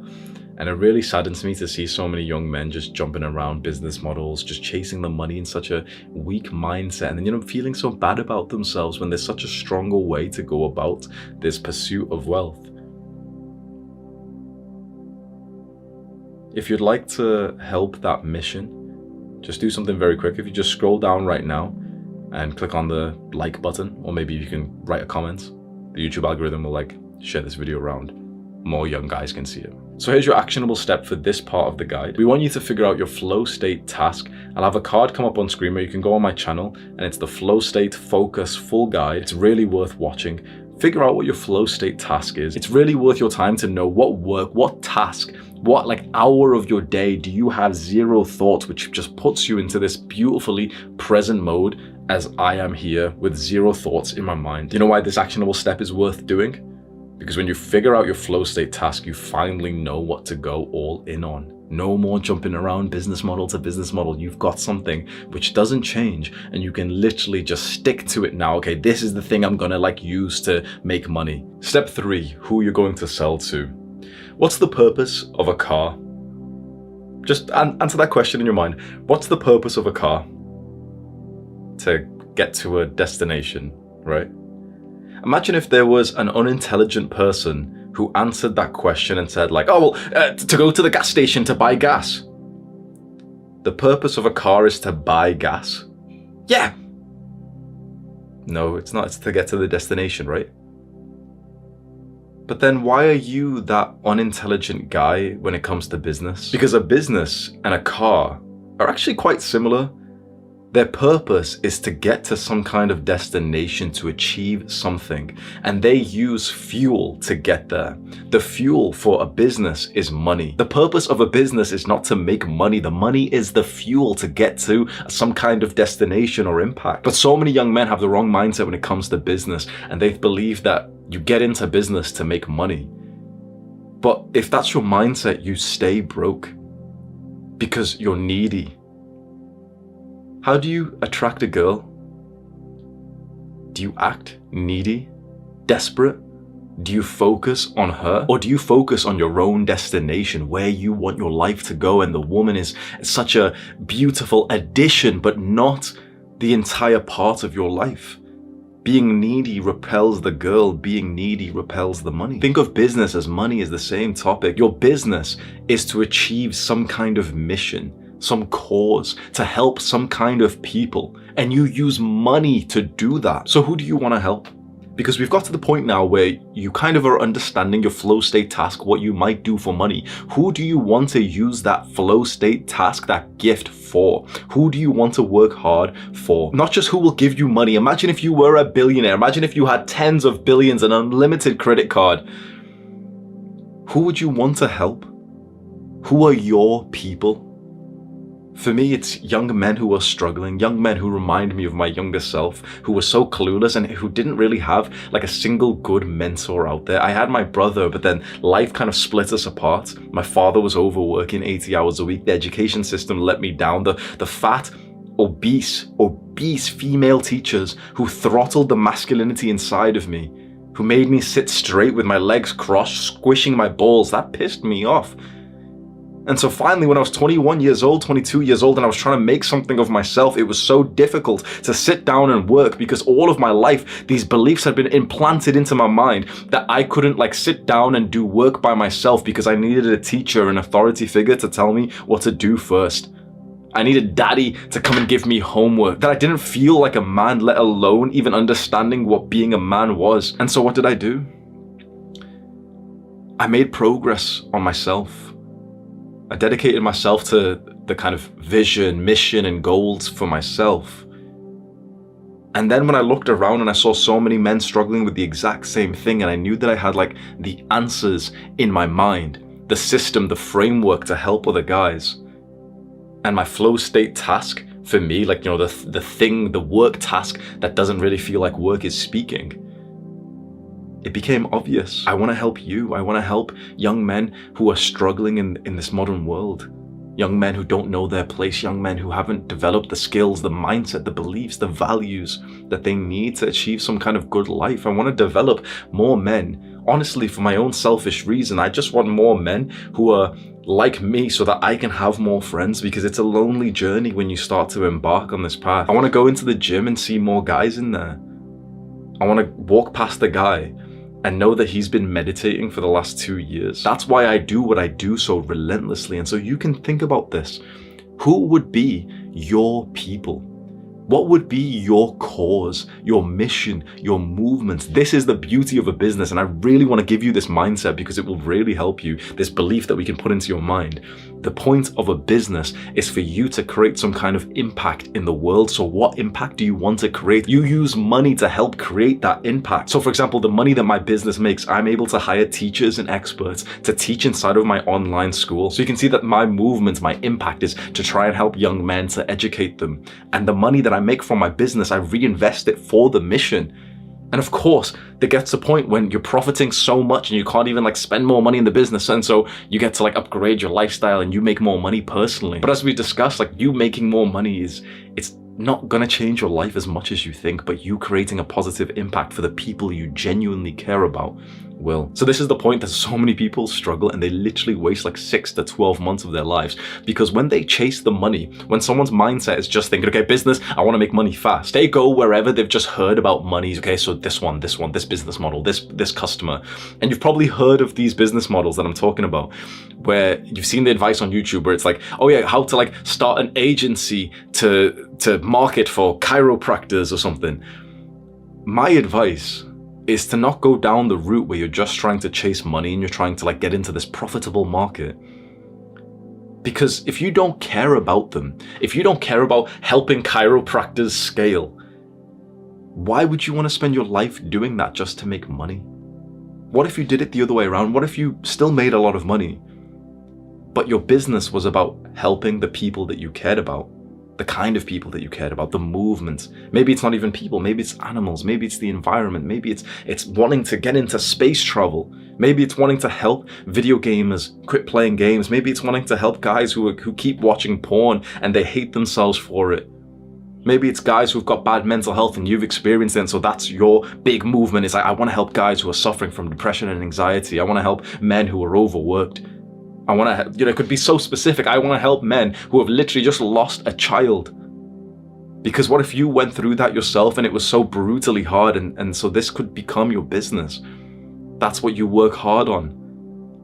Naturally, when you work hard in these like capitalistic societies, people will end up paying you money for it. You use that money to further your cause. So this is a mini actionable step for you. Just try and think of the kind of people or cause or mission that would actually mean a lot for you. What would get you genuinely out of bed in the morning? Would it be to help chiropractors scale to 6 figures? Agency marketing for these people? Would it really be that? Or would it be maybe like helping your younger self? A guy who experienced like one problem that you had. Business is all about just helping people with their problems. And so whose problems, what people do you want to help? I believe that this is the right way, the powerful way to go about your business, where you actually focus more on other people and your business becomes like a gift to the world. Any money that you make when you're living so purposefully feels like a brilliant bonus, but it's just that, it's a bonus on top of an already good life. And again, what does that sound like? Like women. Don't you see, making money and attracting a woman is very, very similar. When you're needy, when you chase the money, when you chase the girl, it eludes you. It runs away from you. It's disgusted by you. But when you're not needy, when you have this abundant mindset, when you're focused on something else, when you're focused on your purpose, that's when it naturally comes to you. And it's like you care, you value it, it's awesome to have. But you're fine either way. That's such a powerful mindset. And how are you fine either way? Because the actions and the life that you've set up, the business that you've set up, is there for the right reason. It's not just for the money. Your life isn't set up just for the woman. It's there for purpose, for impact, for community and contribution. Who do you want to contribute to? What kind of people would you like to help? What kind of people would you like to have around you? Your people. And then don't you see, we're going to use our flow state task kind of like a gift to these people. You are like my people. You're a young man who wants to improve his life, and my gift to you is my skill of speaking. If this makes no money at all, I'm fine. Because I have no thoughts in my brain, my monkey mind is quiet, and there's impact and purpose and contribution to humanity that makes me feel awesome 24/7. I don't need the extra dopamine or validation because I'm helping you. And when this does make money, well then it's like such an awesome bonus. And it makes more money than you realize, probably more than just chasing the money, because I've got the abundant mindset. I work super hard because it just feels like fun for me. So how could many people compete with me when I'm doing this for fun for as many hours of the day as possible, and someone else is doing this for money? When he makes enough money, he's gonna stop. I don't stop because I'm just playing a game. I'm just literally just helping my bros out. Do you see how this actually makes you a lethal, competitive, capable entrepreneur? So we want to choose your markets, the kind of people you want to help, your dream avatar, the ideal customer. How do you find that out? Well, it's just through asking yourself about your interests and what you value, what you care about. Who do you like? Who do you want to help? Who do you understand? Whose problems could you genuinely help with? For a lot of us watching, the easiest answer, and perhaps the best answer, is your younger self. Just like if you think back 6 months or 12 months or maybe even years and you think about a specific problem that your younger self was going through, maybe you just decide to help them. Once you have an idea of what it could be, the kind of person you want to help, but you don't feel too certain, I'll give you the best advice I could give, so I hope you take this seriously. Just choose one and commit to it. What kind of person could you help? The first thing that comes to your mind is like, my younger self who was addicted to video games, boom, just go with that. Just go with that, because naturally over the next few months, you'll kind of fine tune and correct course and know what you like, know what you don't like. But trying to overthink this right now and thinking of the perfect market and everything like this overthinking that so many young guys get into, you make no progress. So just choose one right now and let's dive deep into it. There's a fantastic question that comes up, especially when we start to think about our younger selves as like the market that we want to help, the people we want to help. And that is, what if my ideal person or customer doesn't have so much money? So what if, for example, your people that you want to help is young men who are addicted to video games? But of course, we want to make a business, we do want to make money. But those guys don't really have that much money to give you, right? Compared to like what you've heard online on YouTube, where if you make like an agency for chiropractors or for orthodontists or something, they've got a lot of money. So, it might be better to go with them. Here's where I would disagree. Because let's imagine like a stereotypical 16-year-old young guy. He's broke, right? He can't afford any product that we want to sell him, right? Is that so? What shoes is he wearing? Nike trainers, $150. How much are new shoes these days? A lot of motherfuckers, even 16-year-old broke kids, they don't buy pre-owned shoes from eBay or anything, right? They go into the store and buy them just like new, as you'd expect, right? From Nike or JD or Adidas, whatever. How much are shoes? $100, $150, and they're spending that every couple of months on new shoes. And what has he got inside of his ears? AirPods. How much are AirPods? $200? His shirt, $35, $40. So they've got money, right? So don't bullshit yourself, because I used to do this, and this is something I see all the time with young guys who are getting into business, and they'll always say this, like, oh, but I'm really young, people in my country don't make so much money, this. I'm just, bro, they've got AirPods, they've got trainers. What do you want about that they don't have money to buy your services? Yes, they do. That's a limiting belief. Destroy it right now. Think to yourself with this like a bit of a stronger mindset. They're spending money on stuff, why not your stuff? If this is the kind of person you want to help, and you want to go all in on this market, like your people, and you want to help them and also make money, then don't be scared thinking, oh, but usually, most young people don't have as much money. Yeah, it's a fact that young people have less money than old people. Okay, fine, that's a fact. But they've got more than enough to make a lot of money for you if you've got a good product and a way to market, which we'll cover in this guide. So I think it's way better to choose the market, the people that you genuinely care about, even if it seems like they don't have as much money as like a different market, which you would only try to help for the money. Like if you have a passion to help chiropractors and physiotherapists and dentists scale up their businesses, then sure, do that. But if you're thinking like, what the fuck is a chiropractor? Like, then don't pursue trying to help people that you don't even know or care about. Rather just go with the kind of people that you want to help. Now, look at Andrew Tate. He's made a lot of money in the last few years, right? But like if you do the math, probably hundreds of millions. Who is his market? Specifically broke young men. He appeals to the broke young man, and yet he's made millions from them. Because they still have enough money to add up to get you to a crazy amount. Destroy that limiting belief. And this is going to get interesting. This is where you're going to learn a marketing term. It's called customer avatar, the dream avatar. The idea is that we want to construct this understanding of like the dream perfect person that you're trying to help. You see, you don't want to keep it in mind of a group of people that you want to help. You don't want to keep in mind lots of people. You'd rather very much personalize your message, your marketing, your product, everything for maybe a specific person. So this is a great marketing tactic that you can do. What we want to do is create our dream avatar. So this is your actionable step. Load up a document on your computer, maybe your phone or a piece of paper, and just title it like dream avatar, customer avatar. What we want is pure, autistic detail about the kind of person that we want to help with our business.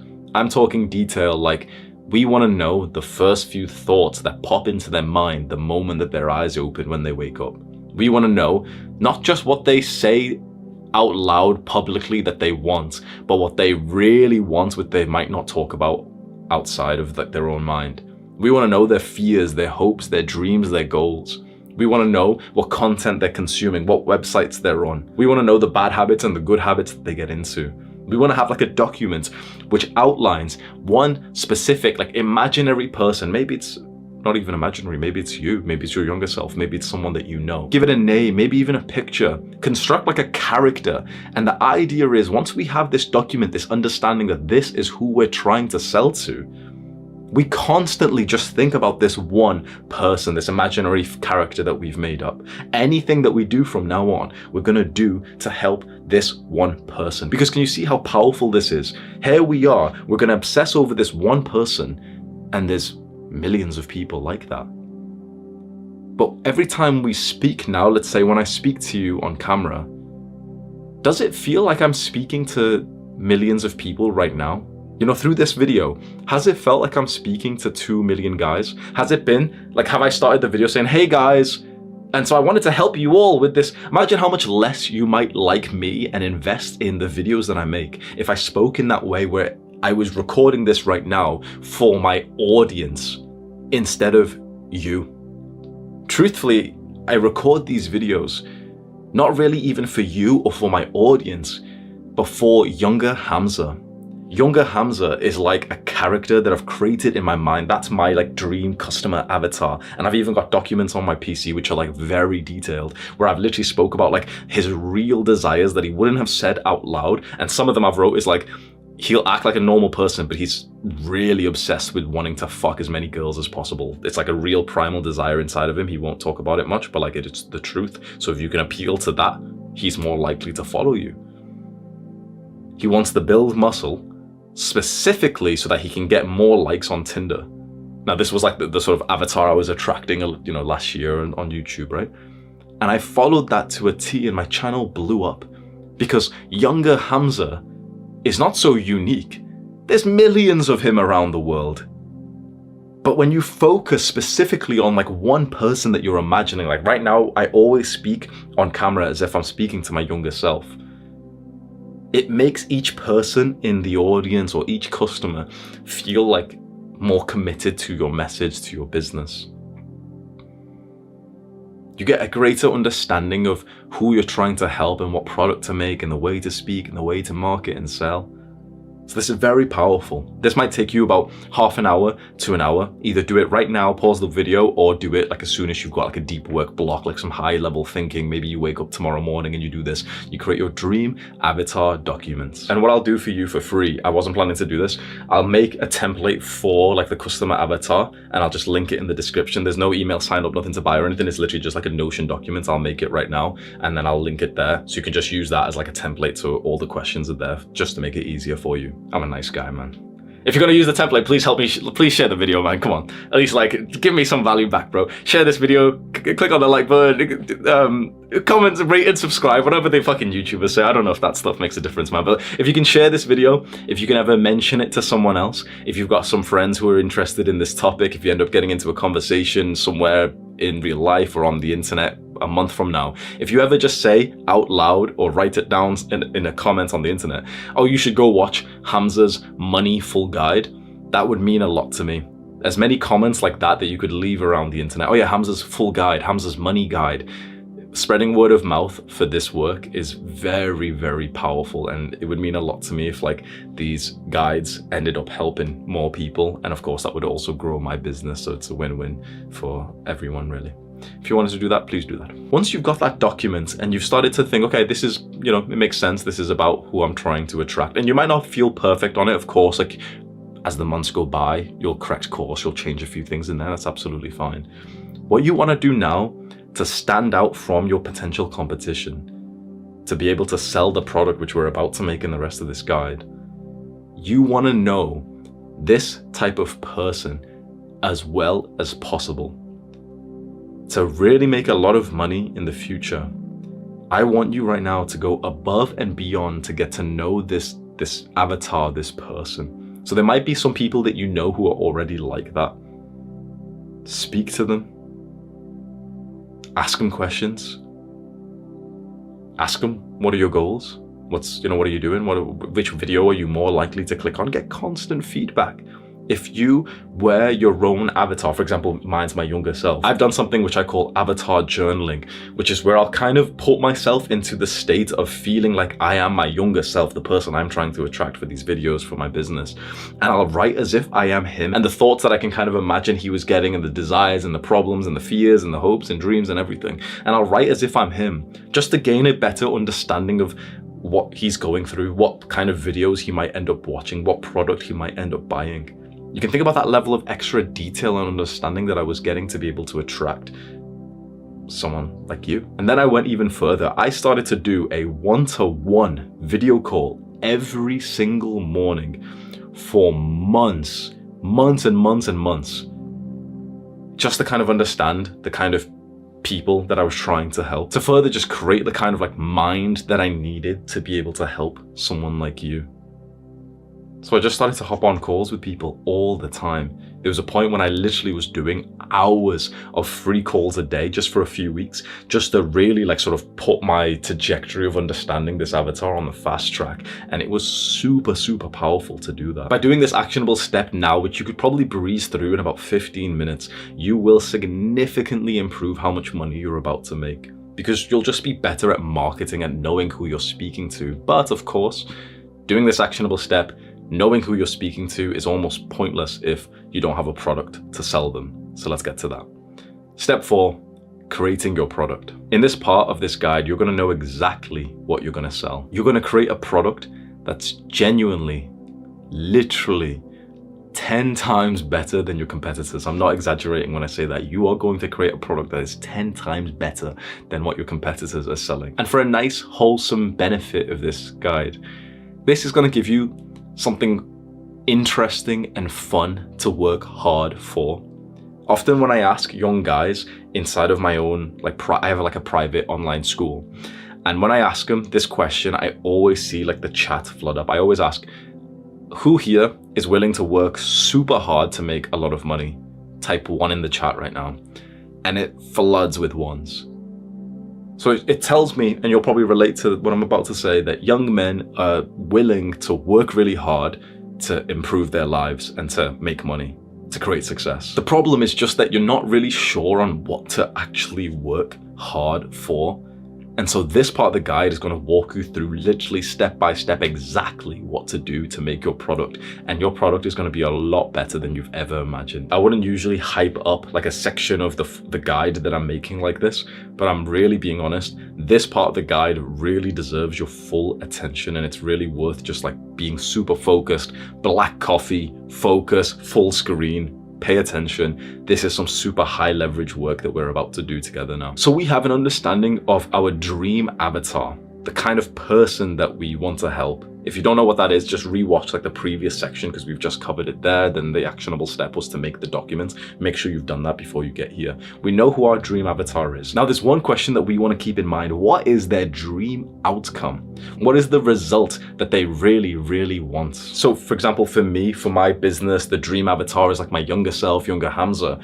And his dream outcome, his result, let me know if this is similar to like you personally, is to make progress in life so he doesn't feel like much of a loser anymore, so that he gets to the point where he actually likes himself and he gets some like pretty good materialistic success along the way. He's increases his ability to attract girls, he makes some money, he makes some good friends, he's got some status and some respect from others, and he also feels mentally happy and healthy with himself.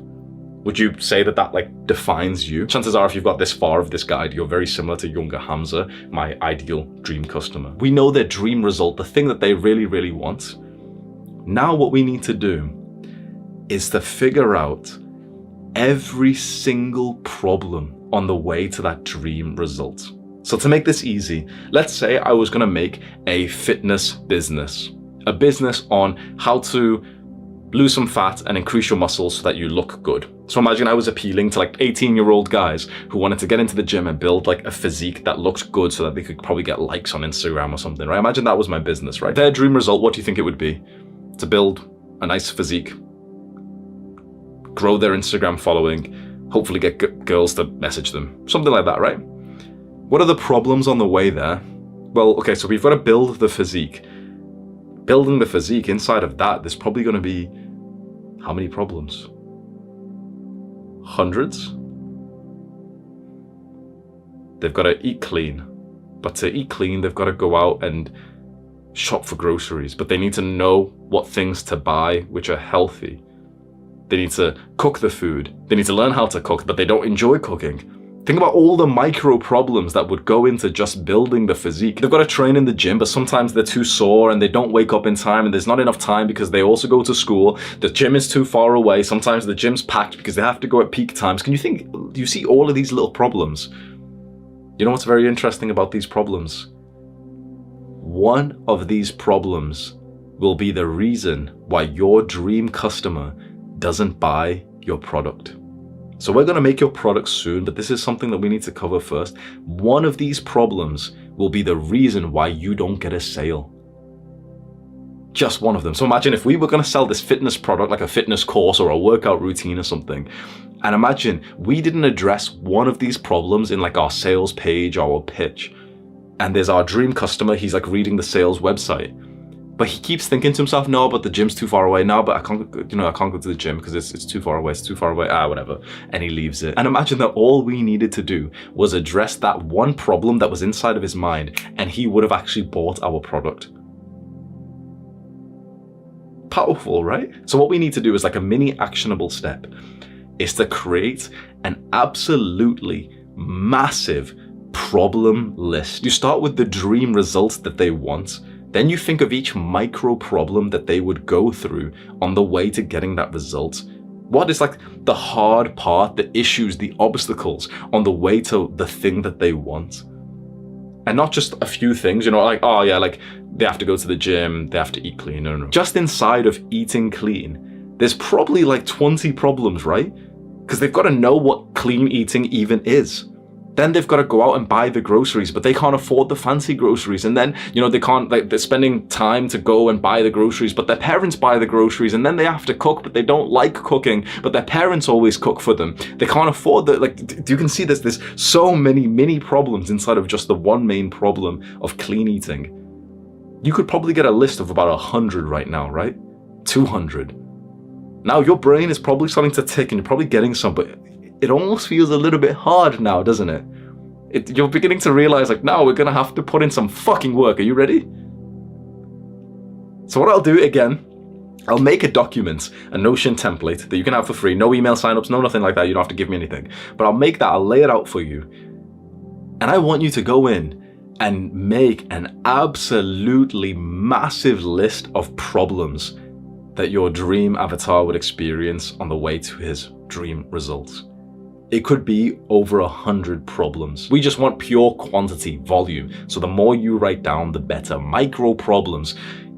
He wakes up too late. The gym's too far away. His mum needs to take him to the gym, but sometimes she doesn't want to drive that far. Sometimes he has to stay in school too late, so he can't go. He can't eat high protein because his parents think that it'll be bad for him. His parents won't let him go to the gym because they think that it'll stunt his growth. Imagine that level of autistic detail that you could do to carry a list of 100, 200, 300 problems. Let me give you some ideas that I've wrote down. This is actually an example from the fitness course that I used to sell over a year ago. This is the level of detail that I went in for the problems. This is just for the exercising section.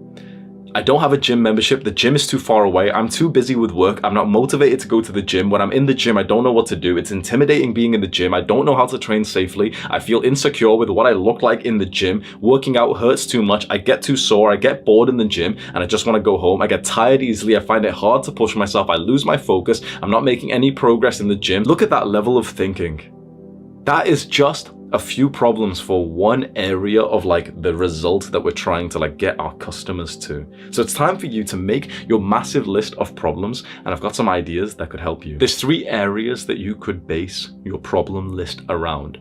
One is the perceived likelihood of achievement, their belief in whether or not it will work for them. So what is their belief about the result that you're trying to get them to? For example, the fitness course that we're going to sell, just as an example, right? What belief might our 16-year-old that we're trying to help get into the gym and build a good body have? He might believe that he's got bad genetics. He might believe that he's not even going to be able to make any progress. He might believe that going to the gym is going to be bad for him. Maybe he doesn't trust fitness YouTubers. I don't blame him. Then another section of your problems list can also be about time, like how long it's going to take. Because when you think about how much like people want fast progress these days, they all want instant gratification. When we think about trying to help a young guy get into the gym, and we have to tell him the truth that, yeah, sure, you'll make some progress, but like the body that you want from those pictures that you see on Instagram, that's going to take a few years of dedication. So what problems is he going to experience? Well, it's going to take too long. I'm not seeing any results yet. You know, I step on the scale every day, but I don't see the progress. It's not, the scale's not going down. I'm not gaining muscle. It's going to take too long to get up to the bench press weight or to get the pecs. And then another theme of the problems list that you're writing down can be about effort and sacrifice, the hard things they have to do that they don't really feel like doing, and also the nice things that they like, which they might have to stop doing. It's going to be too hard to go to the gym. It's going to take too much effort. It's going to take too much time. I don't have the schedule for it. It makes me too sore. But also, I'll have to stop eating the food that I like. I'll have to like replace the 2 hours that I usually spend on video games with going to the gym every day. So you're getting some ideas now. Just create a massive list of problems. Now with this massive list of problems, whether you've made it already or it's like a task you're going to do like tomorrow morning or something, what we're going to do now, we're going to create a massive list of solutions. We're going to look at each of the problems that we've wrote down. These are reasons why someone wouldn't buy from you, your dream customer wouldn't buy like the potential product that you're going to help them with. What we're going to do is write down like a pretty much equal number of solutions to each problem. Does that make sense? So we know who we're trying to sell to, the dream avatar. We know his dream results, like what he wants out of life. We know the problems on the way to that result. And now we're going to think, okay, well, how do we give him a solution to this? This is entrepreneurship. Write this down. Entrepreneurship is just solutions. Entrepreneurship equals solutions. So we want to solve the problems that our dream customer has. Well, how do we do that? We look at every single point in that problem list and we think of a way that we can just like ease their pain and get them to overcome it. Every single problem. This is going to set you apart from that lesser version of yourself. This is going to set you apart from the competition of like beginner entrepreneurs, because everyone else, this is how pathetic most like young men are, no offense to them, but like when they get into business, they will literally try to solve about 5 to 10% of the potential problems their customers have. And that's it. And then complain that they don't get sales. You're going to aim for 100%. Every problem on the list we want to have a solution for. So this is exactly how you create the solutions list. You want to keep the flow state task that you know about in mind. So remember at the start of this video, we discussed flow state and we said that that will be kind of like your gift to humanity, to your people. For me, it's speaking. You want to keep that in mind. And maybe for you, it's learning. Maybe for you, it's writing. Maybe it's speaking, whatever it is. And we want to try and use that for as many of these problems as possible. So we want to come up with anything that we could do to help our customers with these problems. And there's a few formats that we could do this in, and this will help you because right now it feels a bit vague. Okay, what do you mean solutions? Think to yourself, we could solve these problems with information, with education, with maybe some kind of physical product, with maybe a service where we actually do something for them, with maybe some kind of plan, accountability. The best way to solve the problem, in my opinion, is information, like education. So this literally means, to make this like super clear for you, that to solve the problem that they've got about like, oh, but I don't enjoy cooking, or I don't know like what healthy food to buy. To solve that problem, we could record a video that tells them the best healthy foods to buy, and that problem would be solved. We could go on a live call with them and walk them through which healthy foods to buy, like one-to-one, maybe a group call. We could text them. There's different formats to solve the same problem. We could make a video and like the video's just there so we can always send it to every new customer. We could write a PDF if we prefer writing instead of speaking and recording. We could even create like templates. Like, I've mentioned those Notion templates that you can completely have for free and everything. We could make those like a checklist. We could make documents. We could even make workout routines. Like when I sold a course on fitness, I just downloaded like a fitness app, like a weightlifting app, went in, made the workout routines, and then shared it inside of the program, which meant that they just clicked on a link and then boom, the workout routine just opened on their phone once they downloaded the app. Imagine like that's valuable. They had the problem of like, oh, but I don't know which workout to do. And instead of just writing it down and telling them, okay, do this exercise for this many reps, I just made it on an app and they just got it on their phone. Like, that problem solved. So to test your thinking, how about this? If our customer's problem was, but I don't even have a gym membership and I don't know how to sign up to a gym, I've never done it before and it kind of scares me. How could we solve that problem? Think about it. What are the ways that we could solve the problem of like some anxious kind of scared guy who doesn't really leave his bedroom too much and he doesn't even know how to sign up to a gym and he's never been to a gym before? How could we solve that problem? Think about all the ways. We could record a gym guide. We could even write down like a gym guide, PDF. We could hop on a video call with him and get him to share his screen and we'll find like the gym that he should go to. He shows you like the website there. Maybe he tells you like his location. You find a good gym for him. But he still feels anxious. What are other things we could do? We could literally hop on a video call on our phones and he goes to the gym for the first time and we're there on a live call with him whilst he walks into the gym and he tries the machines and you tell him, okay, just show me, right? Yeah, go on that machine over there. So yeah, go on this one here. So this is called the bench press. So what you want to do is grab that barbell, okay, put it there, put it onto the second little bit there, okay. So grab that 1.5 plate, boom. Problem solved to a very powerful level. Now, the more time and effort and intimate your solution, the more you're going to be able to charge for it. So for example, if your solution is just going to be one to many, like I record a video that's just kind of there, I record the video today and 5 months down the line, the same video is being sent out, which tells people like how to sign up to the gym. That's kind of nice. That's valuable, sweet. But if you're willing to put in the extra work, you will make more money if you make it more intensive. Now, if you've got the time and effort to go above and beyond and work harder, then why don't you? Why don't you hop on the call with them, the live call to pick out the gym with them? Why don't you offer that as part of your solution list? My advice of like how much effort and how intensive you should make your solutions is that if you are a young man and you've got time and the effort that you're willing to put into your business to make a lot of money, then do it. Think of the solutions you could have and just make them bigger instead of it just being like the pre-recorded video where you show them like whatever, how to overcome the problem with education. Go on the live call with them. Because if you've got the time to do it, and if right now, making money is like your priority, you will make more money if you simply just work harder and you put more of your time into your business. You make more active income. If you'd be willing to work 8 hours a day, 10 hours a day, then why don't you, for example, just go on the 10-minute phone call with your potential client twice a day to help them? Imagine how much more like expensive you could make your product when you said 2 calls a day, 10 minutes each time. Now, you won't be able to scale this up massively, because there'll be a point where you're just working too much.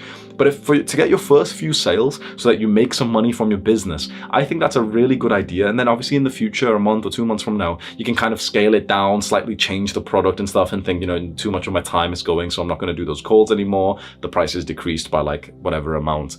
You can do that. Alex Hormozi has this saying where he says, start with flow. So start by having like a product that you're just over delivering. Your solutions to their problems is like very intensive. Hey, you are literally doing one-to-one or group calls or everything like that, like super putting your time into it.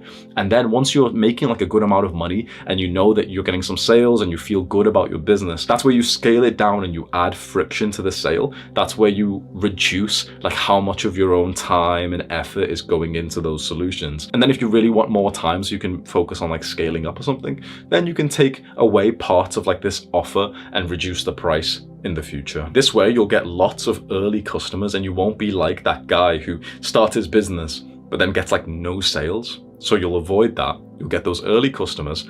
You'll be super intensive with those early customers. And so you'll be helping them get really good results. They'll give you good testimonials. It'll increase your own self-image because you see that this stuff is actually working for them. So it's a very positive feedback loop to just think to work as hard as possible, to over deliver like crazy, to really think to yourself, you know what, I don't want passive income, I want active income. I'm gonna work super hard for this.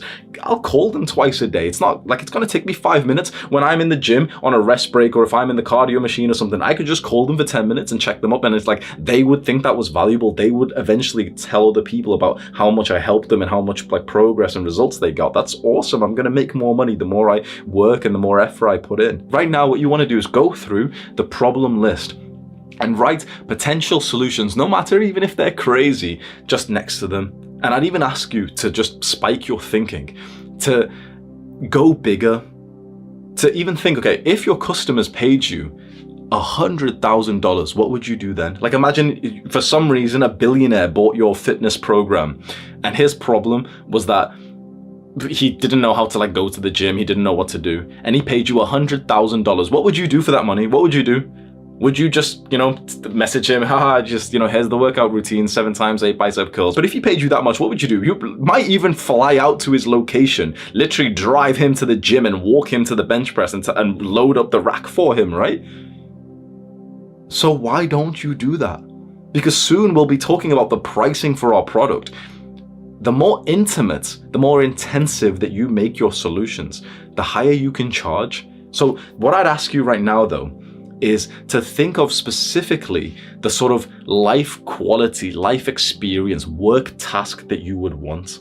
Do you want to, for example, have a low amount of work hours so that it can feel a bit more passive? You can record like a huge selection of guides and videos and everything, and then just sell that as like a package of like a course? Or do you want to maybe make a bit more of like an intensive service where you do it with the client and you charge them way more? You see, there's 3 ways that you can help someone, and this is going to help you with your solution list. There's DIY, do it yourself. This is like the lowest level. This is where you kind of give them the knowledge that they need, and they need to go and do it themselves. So for example, DIY, do it yourself, is what I do with these YouTube videos. I'm making this right now, but you have to do it yourself. After I've made this video, it's like you're just left to yourself, right? So with this, it's very scalable. It's that you can make it and then they can do it without your time. The issue is, because there's less involvement from you, naturally you can't charge as much for this. So if I was going to make like a video course, that video course would be at a cheaper price, and it would make me less money if it was just video modules where the customer had to like just watch them and implement them. The next level is done with you, DWY, done with you. This is where you make like the sort of product, again, the video course or whatever, but there's some kind of interactive component with it where like me and you will do something together. So for example, let's say the fitness course, you've got the videos and everything, but there might be weekly check-ins with me. You get to message me and tell me about your progress. I see that, okay, this exercise isn't good for you, so maybe I change that a little bit. And there's a bit more like interaction and intimacy there in our business relationship. Because of that, it's going to take more work, more time from us, so we're going to charge more for it. And you can see how the sort of work task changes. The work task for DIY was just like record the course, write down the PDFs, whatever. The work task for the second level, done with you, now changes to being like you're supporting this person, maybe online with some check-ins, calls and everything. The final level, which goes very, very expensive, is done for you. That's where you take control of the situation and you don't give them like the course or anything like that. You try and do as much as possible for them so they don't even need to do anything yourself. So you can't do this with certain things. So for example, you can't do like done for you as like a personal trainer, like a fitness thing, because you can't do the exercise for them. You can do some parts, you can drive them to the gym, you can load the weights, and that's kind of nice, but you can't actually do the most of it. You can't eat the food for them, you can't lift the weight for them. But when you imagine a different kind of business, like for example, if you make websites, let's say your business is like making websites, that could be done for you, right? Most of the people who actually make websites will do it DFY, done for you. Where, for example, I could pay someone to make my website and they don't teach me anything. They don't need me to do anything. They'll just make me the website. And so they can charge like a fair amount for their time because I don't need to do anything and they do all the work. So it'd be interesting right now for you to just kind of, visualize and sort of dream about your ideal life and your ideal work task. What would it be? Because it depends what experience of life you want. Any of these can scale up and make a lot of money. For example, with my business model, I have Adonis School, which is the only product that I sell. That's done with you. That's where we have like a bunch of courses for the students who join the online community. But the done with you aspect is that there's myself and many of the teachers that will like literally be there on live calls and support and the community posts and everything. So there's like that interactive element where you get extra support compared to just a course. It's not done for you because for the students of Adonis School, I can't get them results in real life. I can't meditate for them. I can't like, get them in, I can't force them to be in the gym with this kind of business model, but you could do. So which one would you rather do? For example, would you rather make content DIY? Would you rather make content and also go onto calls with people? Or would you rather go as absolutely intensive as possible and literally try to like force the person to get results, or even literally just get the result for them yourself? Which one? You can charge more, but obviously you'll take on less clients, like less number, less scale for these higher end packages, which might be a good thing because you sell to better people. Let me give you an example for like the fitness and health business. Level 1 DIY is you make a fitness course. It's just literally like 10 videos where you explain how to like increase your bench press or something. Okay, it's kind of nice. You might sell it for like $10, $20 or something. Level 2, done with you. You go on to video calls, weekly check-ins, you message the client and he tells you about the weight he's used, and then you tell him, okay, do this next week, try this weight next week. That's pretty nice. You can charge a lot more, maybe hundreds of dollars a month for that. Done for you. You can't lift the weight for them, but you could probably move to their house, cook them the meals, make sure they're in bed on time, and literally go to the gym with them, drive them to the gym, load up the bench press, literally observe their form, you spot them yourself. You could charge thousands of dollars for that. Now imagine which kind of person would buy the high ticket program. Richer, wealthier, higher status, higher level. You'd be able to network with those people. So it's not a bad idea to pursue one of those. I don't have that business model. All I've got is just done with you, and I'm quite happy with that. But it is something to consider. Honestly, like I almost fantasize about it sometimes when I think back about business a few years ago. You create a product like that where like you'll go move in with someone to help them perfect their sleep for 2 weeks. You could charge $25,000 for that.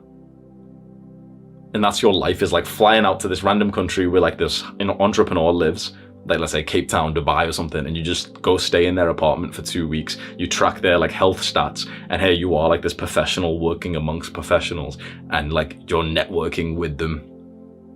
It's very powerful, and the more help you give them, the more results they're gonna get. The more results they get, the more testimonials and everything. So it's very powerful just to think which level you would want to work at. Also, when you're thinking about the solutions that you could have to these problems, think about how many people you want to help at once.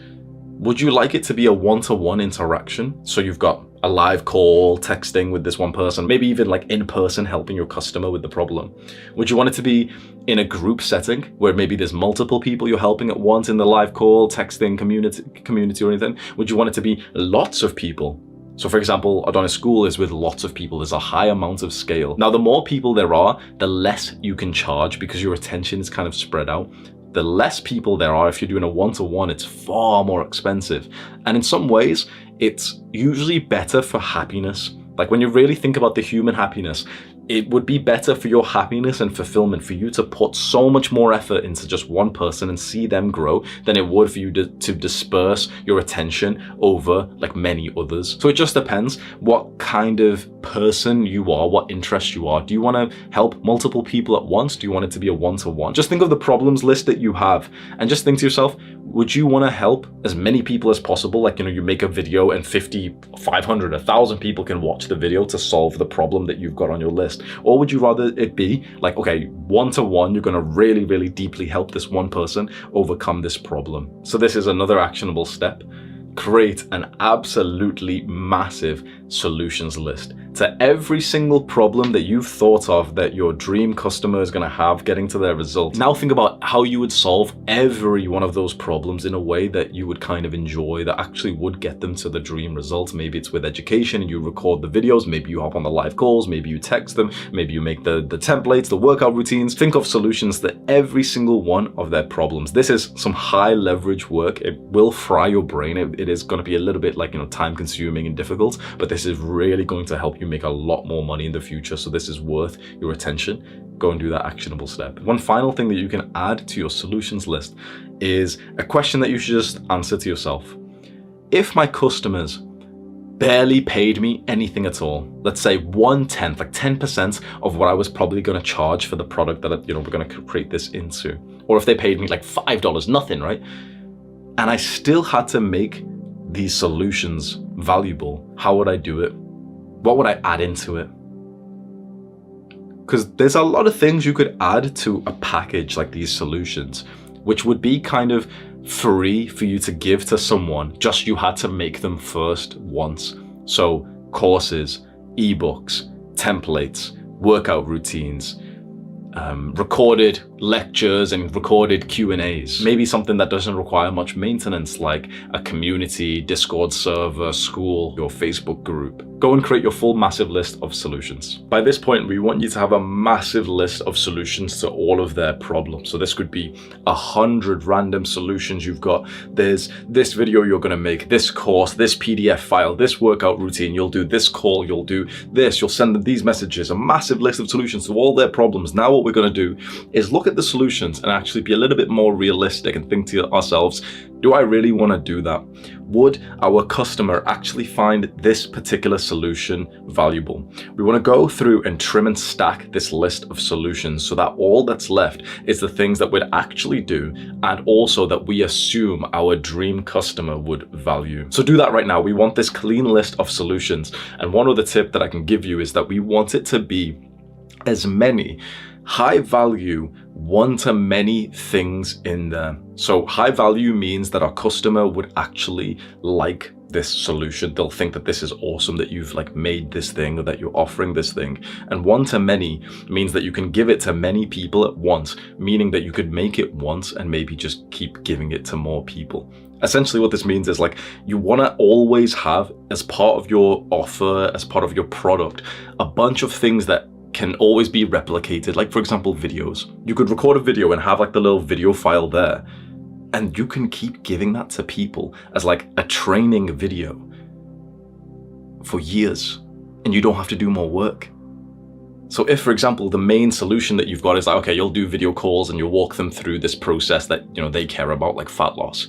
If you recorded like a 20-minute training video of you showing like how to sign up to the gym, of you talking about the ingredients which are really good for you or really bad for you, you can just add that to like the value that you're giving and just constantly keep giving it. Keep in pretty much all of the things that will take you quite a while to make right now, but once it's done, you can just keep giving it more and more and more. PDFs, workout routines, videos, courses. One extra tip to manipulate people.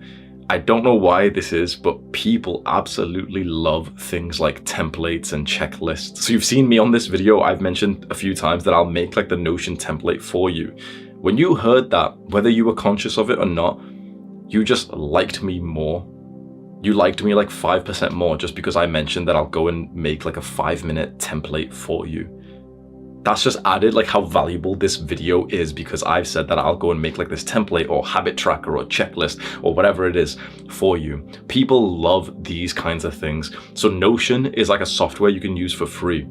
And you can make all the habit trackers, templates, everything. So if you add that to your solutions list, like if one of their problems is, I can't get into the gym consistently, like I'm not consistent in the gym, you could say the solution to that is like a habit tracker that keeps you accountable, and you'll give them a Notion template habit tracker for that. When we eventually make our sales page and we mention what the customer's gonna get, and they see like Notion habit tracker to skyrocket your consistency to go to the gym, they literally, like, people just love that stuff. They'll be way more likely to buy. Takes you like 5 minutes to set it up once, and you give it to everyone who buys it. Now you still probably want to do some of the intensive things that require your time. So the video calls, maybe even meeting people in person, maybe the texting, the accountability, because that's like the core offer. That's like the biggest, most important, most valuable part of the product that we're going to sell, this big package. I know that everything I've made you go through over the last like 10 minutes, 20 minutes of this video is quite a lot. And I don't expect you watching this right now to have done all that. You're probably thinking, okay, I'll watch a bit more of the guide, then I'll do that soon. That's absolutely fine. When I was going through this process myself about 2 years ago, I remember that doing this task, like making the massive problems list, the massive solutions list, trimming it and everything, I remember that taking me like a solid week of waking up early at 5 a.m, black coffee and grinding it out. And honestly, it was absolutely worth it. So when you do have the sort of mental bandwidth for this, maybe starting like today or tomorrow, start waking up early, black coffee, and just like get to work when it's still dark outside, making this massive problems and solutions list whilst you're fasted, you haven't ate any food, because this is like the deep work, like the grind that you've always wanted. I know it can seem a bit kind of scary and mentally fatiguing to think of this big task. Okay, I've got to think of hundreds of problems, hundreds of solutions. But the question I always keep asking is, as a young guy, are you willing to work super hard to make a fuck ton of money? Well, yes. So why don't you start waking up at 5 a.m. tomorrow, like I do. I wake up at 5 half 4 actually, every morning, and just grind these tasks through. This is a lot of work. I'm not going to bullshit you. This isn't some like side hustle thing that you can, like those fucking YouTubers, they make videos like this. Top 7 ways to side hustles to get money online. Like this, it's going to require active income. You want to make more money? Well, then you've got to work harder for it. Of course you do. You want to make more money? You've got to put in more of your own like active time into it. Of course you do. You've been fine with this idea. Well, now it's time to put in the work for it. So now we have this sort of cultivated list of solutions, this massive list, like numbered list, and it says, you know, we'll make this course, we'll do this call, we'll text them like this, we'll give them these reminders, we'll give them these templates. These are the things that we're actually willing to do. And it's like a massive sort of unorganized list of solutions to all of their problems. All we need to do now, it's a very clever marketing trick that you can do just to make you seem like more of an authority figure. What we want to do is bundle the solutions that we have into separate parts. So you could call this, for example, your 7 steps to fat loss, the 4 phases of fat loss, or something like that. So you would bundle it in a certain number of steps. You know, if you look at your solution list right now, or you can just imagine the kind of solutions you will have if you're going to do this soon. Just think about what could go into the same like topic. So for example, if we're selling a fitness program, then all of the things about exercise would go into the same part, right? And then all the ones about cooking would be there. Then all the ones about healthy eating, all the ones about recovery. So then what we'd do is like, we'd just kind of use sort of cool sounding words and names to, instead of us saying, yeah, we'll give you all of this random stuff, what we say is, I'm going to take you through my 4-step framework of fat loss. Think about what level of like professionalism the difference is there. One guy just says, yeah, here's a massive list I'm going to give you, right? Here's a bullet point list of 72 things, which is all random and everything. The other guy says, I've got a 7-step framework to muscle building, and I'm going to walk you through it. The first step is, I don't know, your measurements. The second step is the fat loss. The third step is the workout routines. And inside each step, or inside each phrase or block or whatever you want to call it, is like the solutions that are relevant to that step. This just makes you seem like more of a professional, and it'll just increase the amount of sales that you eventually get once we make the sales page. So for example, inside of the package that you're selling, you could have 4 different steps, and one of them could be healthy eating for noobs. That's the 2nd-step framework for your bodybuilding program, healthy eating for noobs. Inside of that would be the list of solutions that are relevant to that sort of topic or block, or, you know, healthy eating for noobs. So it'd be the video of you describing the foods they should eat. It should be maybe like the Amazon wish list of the ingredients that, you know, the foods they should buy. It should be videos of you literally cooking the food that they should be cooking so that they can watch you cook. It should be like the offer of like, yeah, I'll go on one call with you on WhatsApp, a live call whilst you're in your kitchen, and I'll give you some feedback of like whilst you cook live. So I'll tell you, okay, yeah, turn over the meat now. So yeah, okay, looks good. Okay, no, put it on like 220 degrees or something. And that's like one block of your package. Now imagine 10 of those. Healthy eating for noobs, starting the gym guide, maxing out the PRs, whatever. You've got like 5-10 different parts to your package, and they're all worded or named in a way that makes you seem like you know what you're doing and that you've created this sort of special, unique system. So now think about where we are. We've autistically thought about every problem that the customer has. Then we thought about solutions to every problem. Then we trimmed that list of solutions so that it's actually relevant and reasonable. Okay, these are the things we could do, these are the things they'd actually value. And then we've just sort of packaged those solutions and bundled them up. So now what we have is like a cool sounding list of, 7 phases to fat loss, 3 ways of whatever you want to like sort of name it. This is actually what we're selling. Think about how different this is. We're selling this huge package. Inside of it is the same things. It's the call, it's the courses, it's the workout routines, it's the accountability, the templates and everything. But instead of us just selling a product, like for example, just like a one-to-one video call, you can see that we're not really selling a product anymore. It's more like we're selling the solution.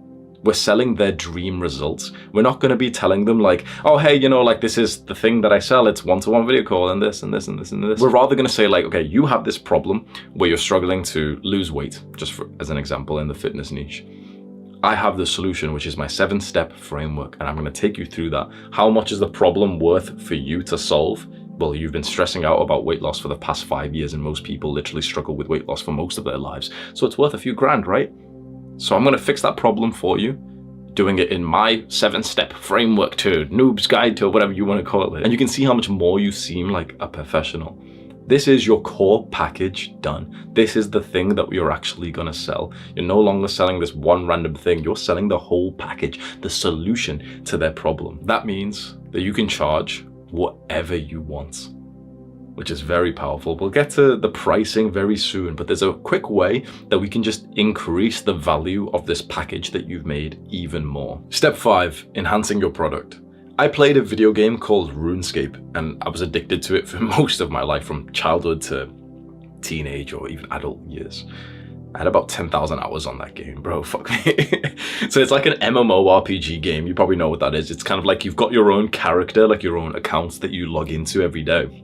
And you level it up, but also there's everyone else and they level up their characters too. And there's like monsters to kill and quests to do and everything. And on this game, there's kind of like a marketplace. Like there's items that gets dropped from monsters or, from the ground, whatever. And you get them, they're worth a certain amount of like gold, like cash. And you can start to trade it with people. You can go to like what's called the Grand Exchange, which is like a big shop where we can all buy and sell each other's product. And I want you to really think about this game, right? I want you to think, imagine there's like a sword. What would happen if the developers of this game released a new patch note saying, this sword is now significantly stronger. The attack level, like the strength or like the power of this sword has just been 3 times. Imagine they just released that, like the developers, right? What would happen inside the game for the price of the sword? It would go up. Why would it go up? Really think about it. What action would cause it to go up? More people would be buying it. Because it's better, it would cause a demand. And when the demand goes up, the price goes up. Because if this sword was for 100 gold points, like that's the cash in this game, 100 gold points, but we've just doubled how powerful the sword is, well then more people are instantly going to log in and think, oh man, I'm going to go buy that sword, okay, 100 gold coins, whatever.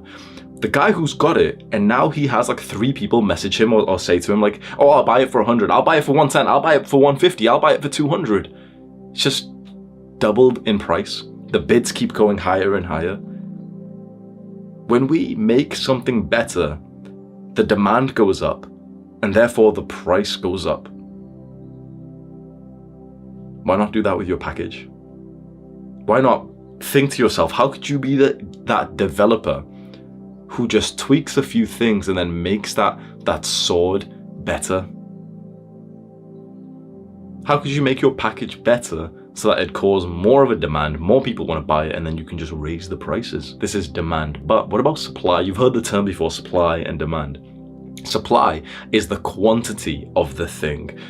Simply put, the more quantity, like the more of a thing, the less valuable it is. That makes sense, right? So this sword here is worth 100 gold points, and there's 1,000 in the game. If the developers say, oh yeah, the monster that drops this sword, it's only going to drop the sword half as much, what's going to happen? The supply of the sword coming, generated into the game, like RNG generated into the game, is going to be cut in half, which means that the supply of the sword is going to be lowered, which means that the sword is going to be rarer, which means that, again, the price goes up. Supply, the quantity. So how could you lower the supply of your package?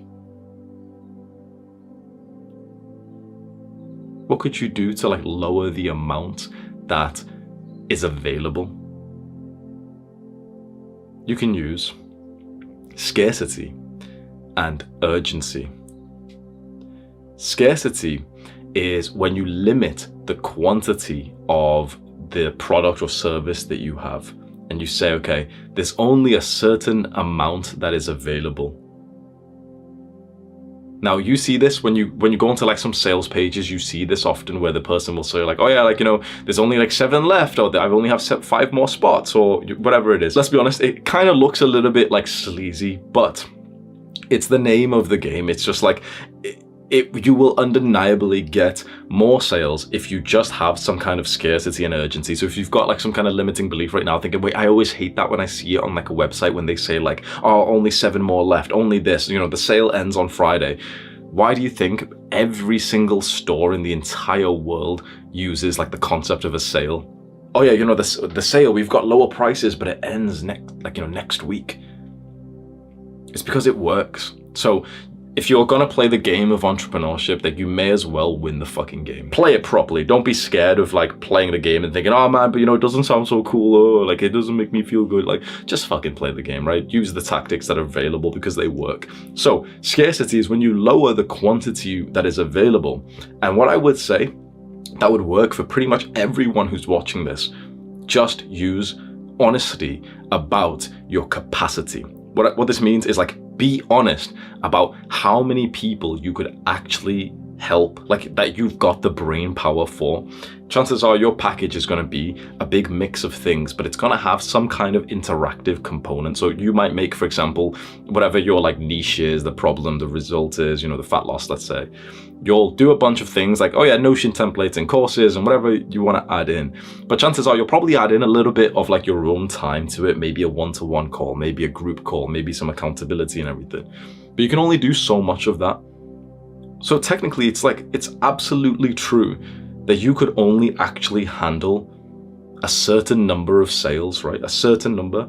You could probably only sell like a few people a week until you had too many people and you were you had to wake up and message like 10 of your clients or something, or you had to like serve a bunch of people and it started to get like quite painful and quite overwhelming for you. You have your own limit with work.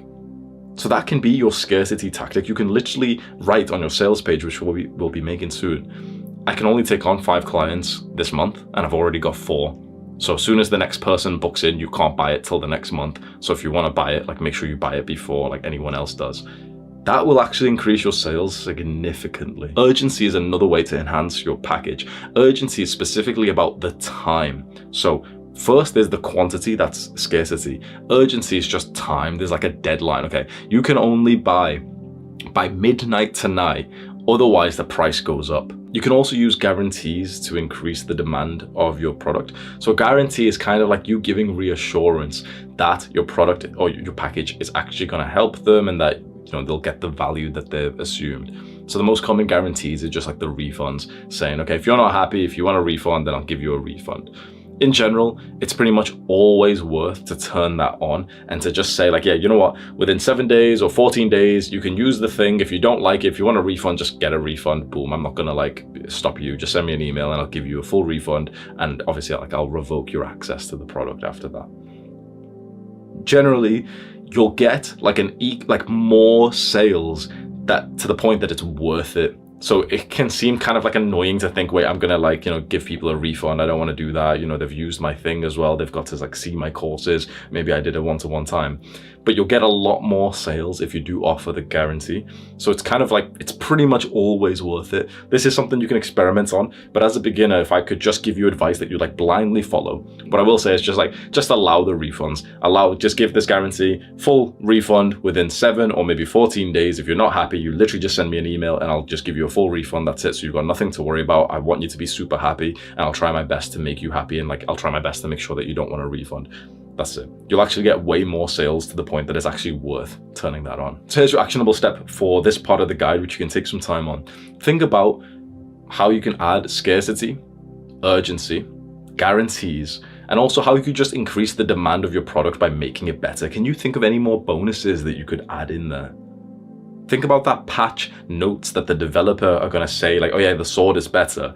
How could you buff? Yeah, the video game term, you know, like, oh, they buffed the sword or they nerfed the sword. How could you buff like each part inside of your package?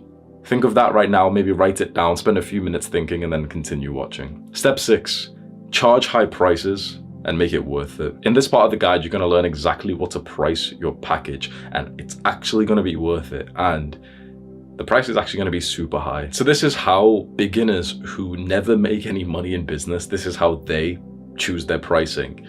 They go and see what competitors are doing. Tate has a program which is, it's $47 a month. Sneeko had one which is about $47 a month. I want to make something similar, so I'll make mine $35 a month. Do that if you are a terrible entrepreneur. This is like, no offense to them, but this is what like brown like immigrants do. It's just like, I see this so often with the sort of lower end businesses of, you know, making the corner store and everything. It's always like, okay, look at your competition and literally price your product a few pennies cheaper than theirs, hoping that that's going to be the reason why you get a sale. When you try and like undercut your competition by just making your price cheaper than them, it's just a purely depressing experience, because you're just making less money and here you are like fighting for the scraps, going lower and lower and lower and lower. A new guy comes in and his thing is lower, then your thing is lower, then his thing is lower, then your thing is lower, and then before you know it, no one's actually making any money. The top tier entrepreneurs don't do that. They look around what everyone's doing and they honestly don't even let it influence their idea of pricing. Instead, what they do, they think about how much the solution of the problem is worth to that dream customer. You see, you don't want to price for the product. You don't want to price for the package. So you're thinking, okay, how much is a live call with me worth? How much is like this Notion template, this course worth? You don't want to do that. This is what low-level entrepreneurs do. What you want to do is think to yourself, how much is it worth for my person, like my customer, to finally fix this problem that they've had for however long? Think about how powerful that is. Let's say it's weight loss for middle-aged women. Let's say that's like our market and our product, our solutions are about weight loss. We could think to ourselves, yeah, you know, like my training program's worth $20 and my one-to-one call, $50, this, okay, whatever. It's a bit low, okay? Or we could think, how much is this problem worth for this middle-aged woman who struggled with weight loss already for 10 years and will continue to struggle for the rest of her life? Thousands. If we can finally fix this problem for her, it is literally like tens of thousands, hundreds of thousands, fucking millions. She's gonna spend hundreds, thousands of her hours of her mental fatigue, literally feeling self-conscious and jealous. Every time she goes into the supermarket and she sees a woman who's got a better physique than her, she will literally get like a slight twinge of mental illness. It's worth tens of thousands, if not hundreds of thousands of pounds to fix this problem for her.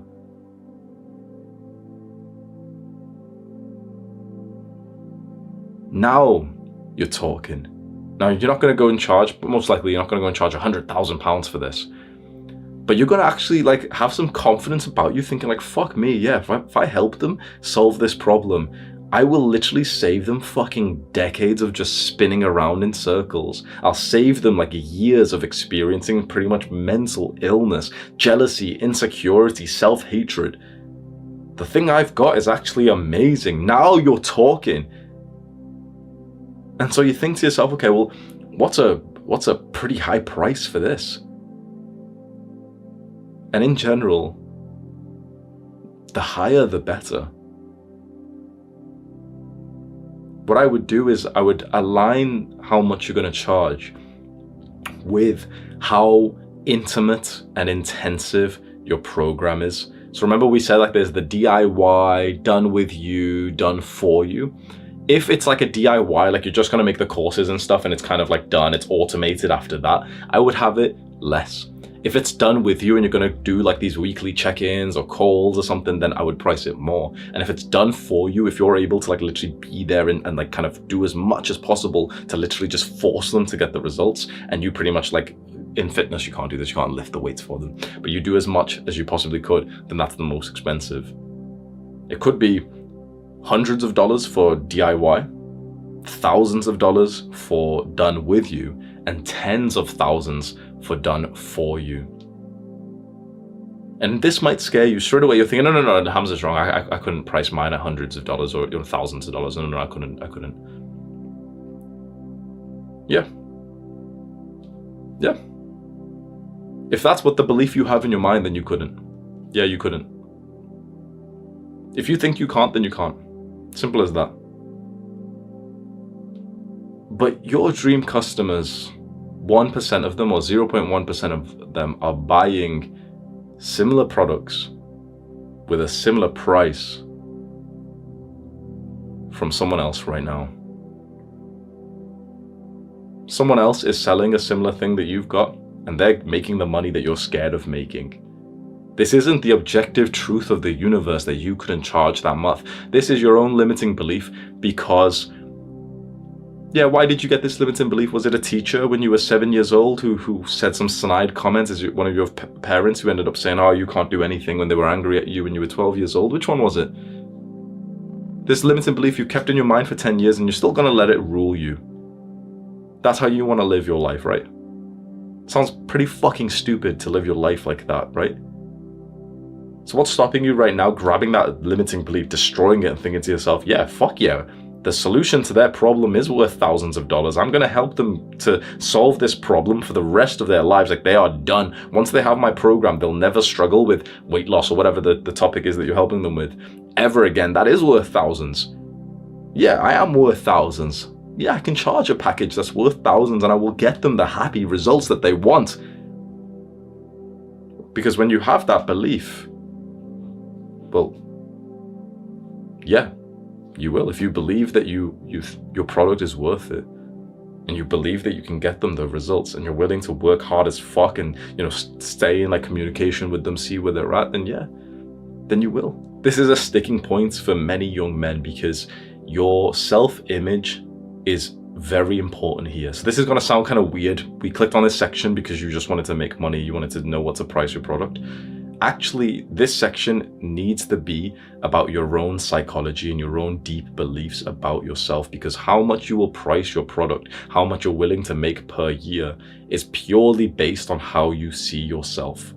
Some people, some men, do see themselves as too high and they make no progress. Some guys will start off in their shitty like first business and expect to become like a millionaire within 6 months. They'll be setting smart goals or something, and that's like, you're being too arrogant. Come on, let's slow it down a little bit. You've got like too much self-belief, which in itself isn't even self-belief. It's more like the same kind of fear that holds the other opposite end of the spectrum, which is the people who don't have the belief to begin with. Either way, this problem just stems from like fear and resentment and lack of love and conditional love that you experience as a child. I know this sounds really deep, but it's absolutely the truth. You've got deep psychological wounds and like fucked up beliefs about the world, which is why you're struggling in business. Because if you did have the right kind of self-belief, you wouldn't struggle to sell a package for what it was worth. If there's a good price for your solutions, and you're thinking, oh yeah, I'll just lower it a little bit because of X reason. Whatever it is, I just want to get some experience. Oh, my people don't have much money. They've got AirPods. How many times do we need to go over this? The people that you're selling to have money. You need to destroy any limiting belief you have inside of you right now and think to yourself, okay, fuck me, like, I'm willing to work super hard to make a lot of money, right? I'm willing to skyrocket my active income. I'm willing to work like 5 hours a day to make sure that this client actually gets the results. I'm willing to over deliver. And if I'm going to do that, I need to be motivated to do it. If I charge them $100 or $200, then I'm not going to go above and beyond. But if I charge them $1,000, $2,000, $3,000 dollars for this package, I'm going to feel the pressure. I'm going to wake up early and literally message them saying, yo, come on, get up, like do the thing that you bought my package for. You see, there is a cycle, a positive feedback loop to pricing high, like increasing your prices. When you increase your prices, you care more. You're more motivated because you're getting paid for it. It's the beauty of a capitalistic society. When you increase your prices, they care more because they've invested more, so they take it more seriously. You might have heard of the study where the participants are brought in and given 3 bottles of wine to taste, and there's like the cheap bottle, the medium price bottle, and the high-end bottle, and they're asked to give them a rating of like the taste or the like how good they are, and they rate the cheap bottle as the worst taste, the medium bottle as the medium taste, and the expensive bottle as the best taste. They're all the same wine. It was all the same, but you just told them, you just made them believe that one was more expensive. If something is more expensive, people just believe that it's more valuable, that it's better, and so they get better results with it. So literally, a fast way of you getting your people more results is simply to just charge more. And then if we're being honest, if we're being totally honest, which might offend some people, when you charge more, you get better customers. You simply just get better customers. When you charge less, you attract the worst people. You attract like cheap motherfuckers. You never want to sell like a cheap product, because especially when there's like a service, when you want to like, do some kind of interactive component with them, the amount of like emails and complaints you get from like lower tier people, broke people, because they've like, imagine like a broke person who's barely got any money, and here you are trying to sell him like a $10 a month thing. They will fucking like, they will ruin your mental health. You don't want to sell anything like low ticket. The lowest thing that I'll ever sell is like $500, because that means that like the absolute brokies can't afford it, which I know sounds horrible, but it's the absolute truth. That sounds horrible. You can criticize me all you want, but it's the absolute fucking truth. You don't want to sell to like absolute broke people, because they're the worst customers by far. You want to like the more expensive your product can be, simply the better the customer will be. The more they'll care, the more they'll respect you, the higher end they are that you might even want to network with. Imagine if you sell something for 5K, for 10K, for 50K, for 25K, for example. Imagine the level of difference between the person who would actually be interested in that. When they start off as like better customers because they can afford your more expensive product, they'll care more, they'll invest more into it, they'll get better results. When they get better results, you get to showcase that, you get testimonials, and also your own self-belief about your own program, your package goes up because they've got great results. And so you start getting conviction, which is the most important part of sales, is like you genuinely believe that your package will work. So it's a very positive feedback loop when you charge higher prices. Now imagine the exact opposite. Now imagine we decrease our price, we start with a very low price. Then you attract the worst customers, the most demanding customers, the guys who won't even put in any real effort because they've barely spent any money. So they don't put in effort because they didn't invest financially. They don't get the results. And then they blame you. They didn't even do what was required, and they'll literally blame you. And now instead of getting testimonials and positive reviews, you're getting hate like posts, and people saying, oh yeah, I bought his thing for $7. It wasn't even worth it, guys. It's just a scam, guys. You don't want to be selling to those people. And also, if we're totally honest, you don't want to be interacting with those people either. You don't want to be interacting with the kind of person who's sending you like a list of questions before he buys for something for like $10, where he's like autistically trying to okay, so is it like this or is it like this? And if I buy it like this, like, you don't want to be like interacting, actually spending hours of your day with those kinds of people, do you? You're an entrepreneur. You don't want to be like serving the lowest sort of financial tiers. It's just the brutal truth of the world. This will offend many people, but a certain, like the entrepreneurs and like a certain class of people of intelligence, of maturity and values will understand what I'm getting at here, and you'll be thinking like, thank fuck, actually Hamza's absolutely right here. Like, the more expensive I can sell, the better. You want to like gatekeep some of like access to you. You don't want to have just anyone of like the lower financial levels to be able to buy it, because often they are the worst. Now, this isn't always the case. There's a guy in India who makes 1,000 times less money than me, but he's a better person than I could ever imagine to be. Of course, there's always exceptions to this, but in general, money does rule. It really does. It's not so much that, money makes the person or anything. It's just that when a broke person spends like whatever pennies they have, it becomes a headache for the seller who has to like deal with that customer. But when you charge hundreds of dollars, you've just taken out 99% of the population. They can't buy it anymore. Guess what that means? You're selling to the 1%. That's better. You're selling to like the 1% of young men, let's say for me, for my product, I'm selling to the 1% of young men who actually would buy like an educational product for $500 because they actually think it's worth it. If I made my product like Adonis School $5 or $10 or $20, imagine the kind of people who would flood in, who weren't willing to spend more on their education. There'll be a percentage of those new people who come in who like actually really care about education, but they just simply couldn't afford it because, you know, the conversion rate of currency in India and stuff. Absolutely.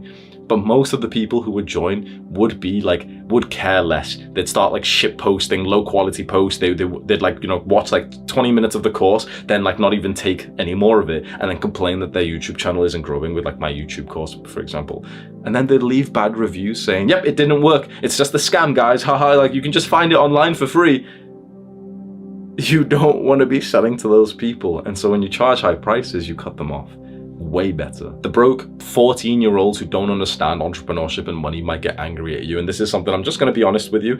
When you do charge the higher prices, it's so unfortunate that the game of entrepreneurship is so hated these days that when you do charge the higher prices, especially when you're like an influencer, if you're going through it about like, you know, the sort of YouTube route, you will get some level of hate. You will do. It's always like sad when I see it, when I'll see like someone will just comment like, oh yeah, scammer, you can, you know, you don't need like Hamza's course or his program, you can just find everything online. It's like, yeah, like you can go and find like education and information about any topic online, fine, go ahead. But like, isn't your biggest problem in life your content consumption anyway? Isn't your biggest problem that you spend like 4 hours a day on YouTube and you're just watching shit tier like content? If I've got a YouTube course, yeah, you can go and learn YouTube online for free, but like, do you know what I mean? Like it starts to like play on you.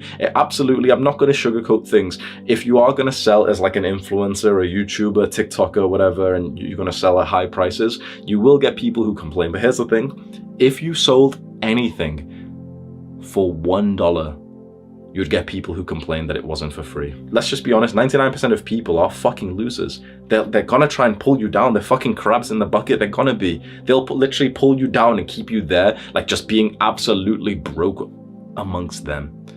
When they see you, hey, you are trying to be an entrepreneur, they will try and bring you down. They will question it and be like, oh, but why don't you just, like, people have said this to me, why don't you just make your business for free? Why don't you just make it for free? I'm thinking, bro, the fucking YouTube videos are free. What are you on about? I'm sat here with a throat that fucking hurts because I've been recording for 4 hours today. This is for free for you.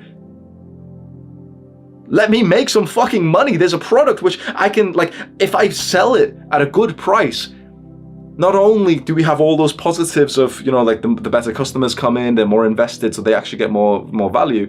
But when that product makes me money, then I reinvest back into it, and then I've hired teachers and coaches and more moderators and everything, so the product gets even better.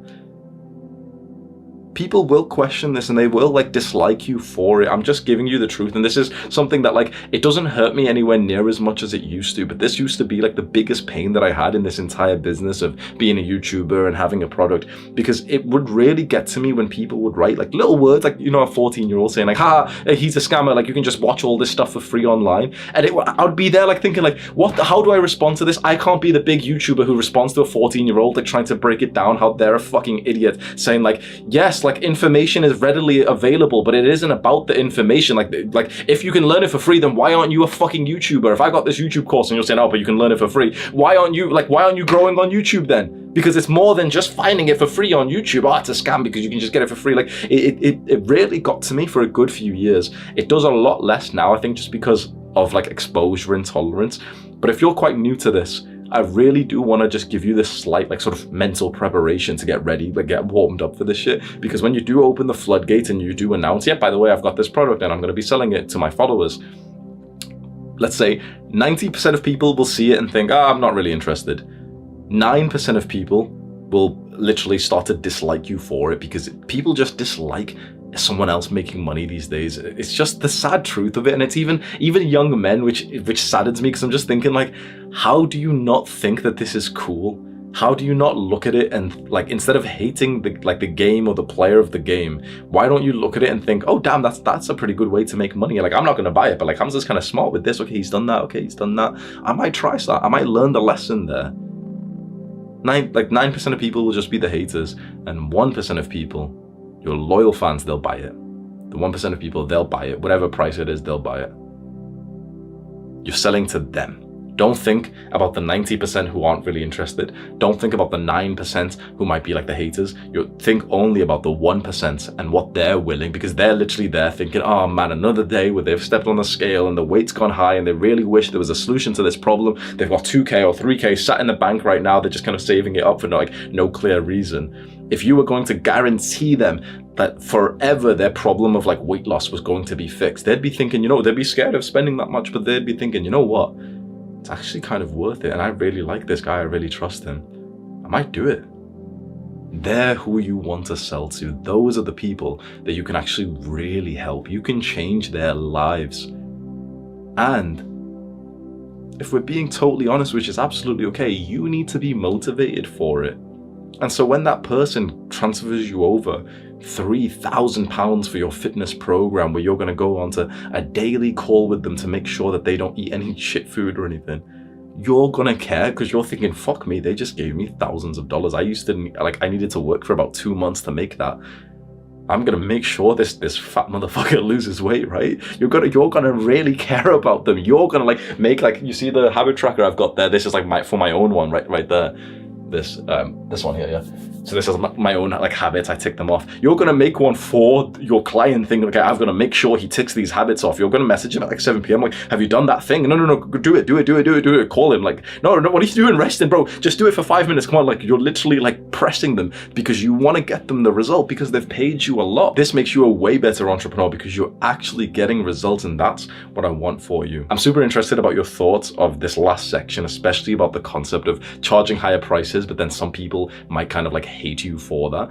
What do you do with the haters? What's your opinion on that? If you go and comment that right now, I'd just be one, I'm interested to see, but of course two, if you do that, the YouTube algorithm will promote this video, so it's a win-win. I'll be reading some of the comments, so I'm just very interested, how are you gonna cope with it when you do see a comment from someone saying oh yeah, he's a scammer? What are you gonna do? It's it's a very powerful practice to think about the bad things that could happen, the obstacles that could arise and how you'd overcome them. It's a very powerful practice doing that. So this can just be your practice of thinking, okay, when I do get some kind of hater or someone who's complaining, saying oh, my business isn't for free, that I'm not working for free, what am I gonna do? How would I respond? Would I reply to their comments? What would I do? Go comment your answer to that below right now. Step 7, getting customers. Now we have a package that's ready to sell, but we need to actually get the customers who are interested in our package. And there's 4 ways that you can get customers. There's only really one way that is worth it, in my opinion, for you and for most of the guys watching this. For my younger self, there's only one way that I would recommend, but there is 4 ways you can get customers, and they are warm outreach. Warm outreach is where you message people that you know. So straight away, this just seems cringe to me, because it's, imagine messaging your old high school friends on Instagram if they want to buy this package that you've set for a few $1,000s.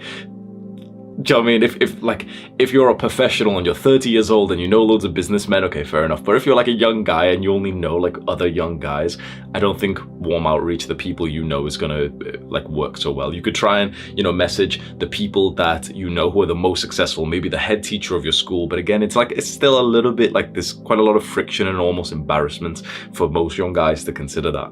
The second is cold outreach. That's where you message people that you don't know. Maybe you try and find random phone numbers online or email addresses, or message random people on Instagram and pretty much say oh, hey bro, you wanna buy my thing? Sure. It can work, and people do get a good level of success with it, but it's not what I would recommend. And the third is paid ads. That's where you'll go onto websites for example, YouTube, Google, Instagram, and on those platforms you can pay the platform to put your advert in front of people. This means that you're going to be paying $25, $50, $100 per day to get your advert seen in front of other people, and you'll need to learn the skill of how to actually get the ROI, which is quite difficult, and it's going to require quite a lot of upfront money. If you could spend $50 or $100 every single day, then this could be something you'd consider, but most young guys can't do that. And so in my opinion, we are left with actually the best way to get customers, which is to post free content and to build up an audience. That's exactly what I've done here, which is the business business model. So I actually feel very strong in teaching you this, because you can see this like on my channel. I've built up an audience of 2 million guys, and then it's just those same guys that I mentioned my product to. This is, in my opinion, the single greatest way to get customers in this modern day, because not only do you get the customers, but you also build the loyal audience, which is genuinely the most valuable asset that you could accumulate in business. Plus, just think about the scale. Imagine being a completely new YouTuber. Is it absolutely unreasonable to think that a new guy who's, posting his first few videos would get 100 views on a YouTube video? Is that unreasonable? Like, crazy? Like, not really. Most guys will probably only get like 10 views on their first video. That's fine. But it's not crazy to think that you'd get 100, right? Well, to match that, you'd need to go and send out 100 messages or 100 DMs. When you really think about like how tedious it would be going on Instagram and sending everyone a message, calling 100 people and not even knowing like who the fuck they are, sending emails. It's like, it seems kind of quick, but you could imagine sending every cold email actually takes like 5-10 minutes. Whereas you could record a video where you just talk about, some topic like, oh, hey guys, I just discovered this new weight loss trick, which is really, really good. This is all you do. You take a picture of your meal, and it actually, literally, that's all you have to do is just take a picture of everything you eat, and automatically you'll end up losing more weight than usual, just because you're way more held accountable to it. And if you even send that picture to someone else, then, you'll lose even more weight because of the accountability and everything. And by the way, I've got a fitness course. Just go click on the top link in the description. But it's not unreasonable to think that you'd get 100 views in a social media post. Maybe 1,000. Now, we can say I'm kind of like a professional here, and I've been doing this and practicing this for a few years, and maybe I got lucky in some areas, but how many views does this video have? I've mentioned my product a few times in this video. Look at the views of this video. Imagine if I had to message that many people. So you can see that posting content gives you a huge number of people that you can reach out to. So we'll choose this as our path to getting customers. So what we're going to do is we're going to post onto a social media that we can learn to master over time. And this is where we need to decide, okay, well, which social media should we get good at? Is Hamza just telling me to be a YouTuber? But TikTok is doing really well right now, isn't it? And Alex Mosey says that Twitter's really good, so maybe we should do Twitter. And maybe you're bouncing around which social media platform should you do? What I recommend is what I've learned from another entrepreneur named Dan Coe. And he said, first figure out if you want to speak or write. So I'd ask you this, do you want to be a speaker like I'm speaking right now, perhaps being on camera?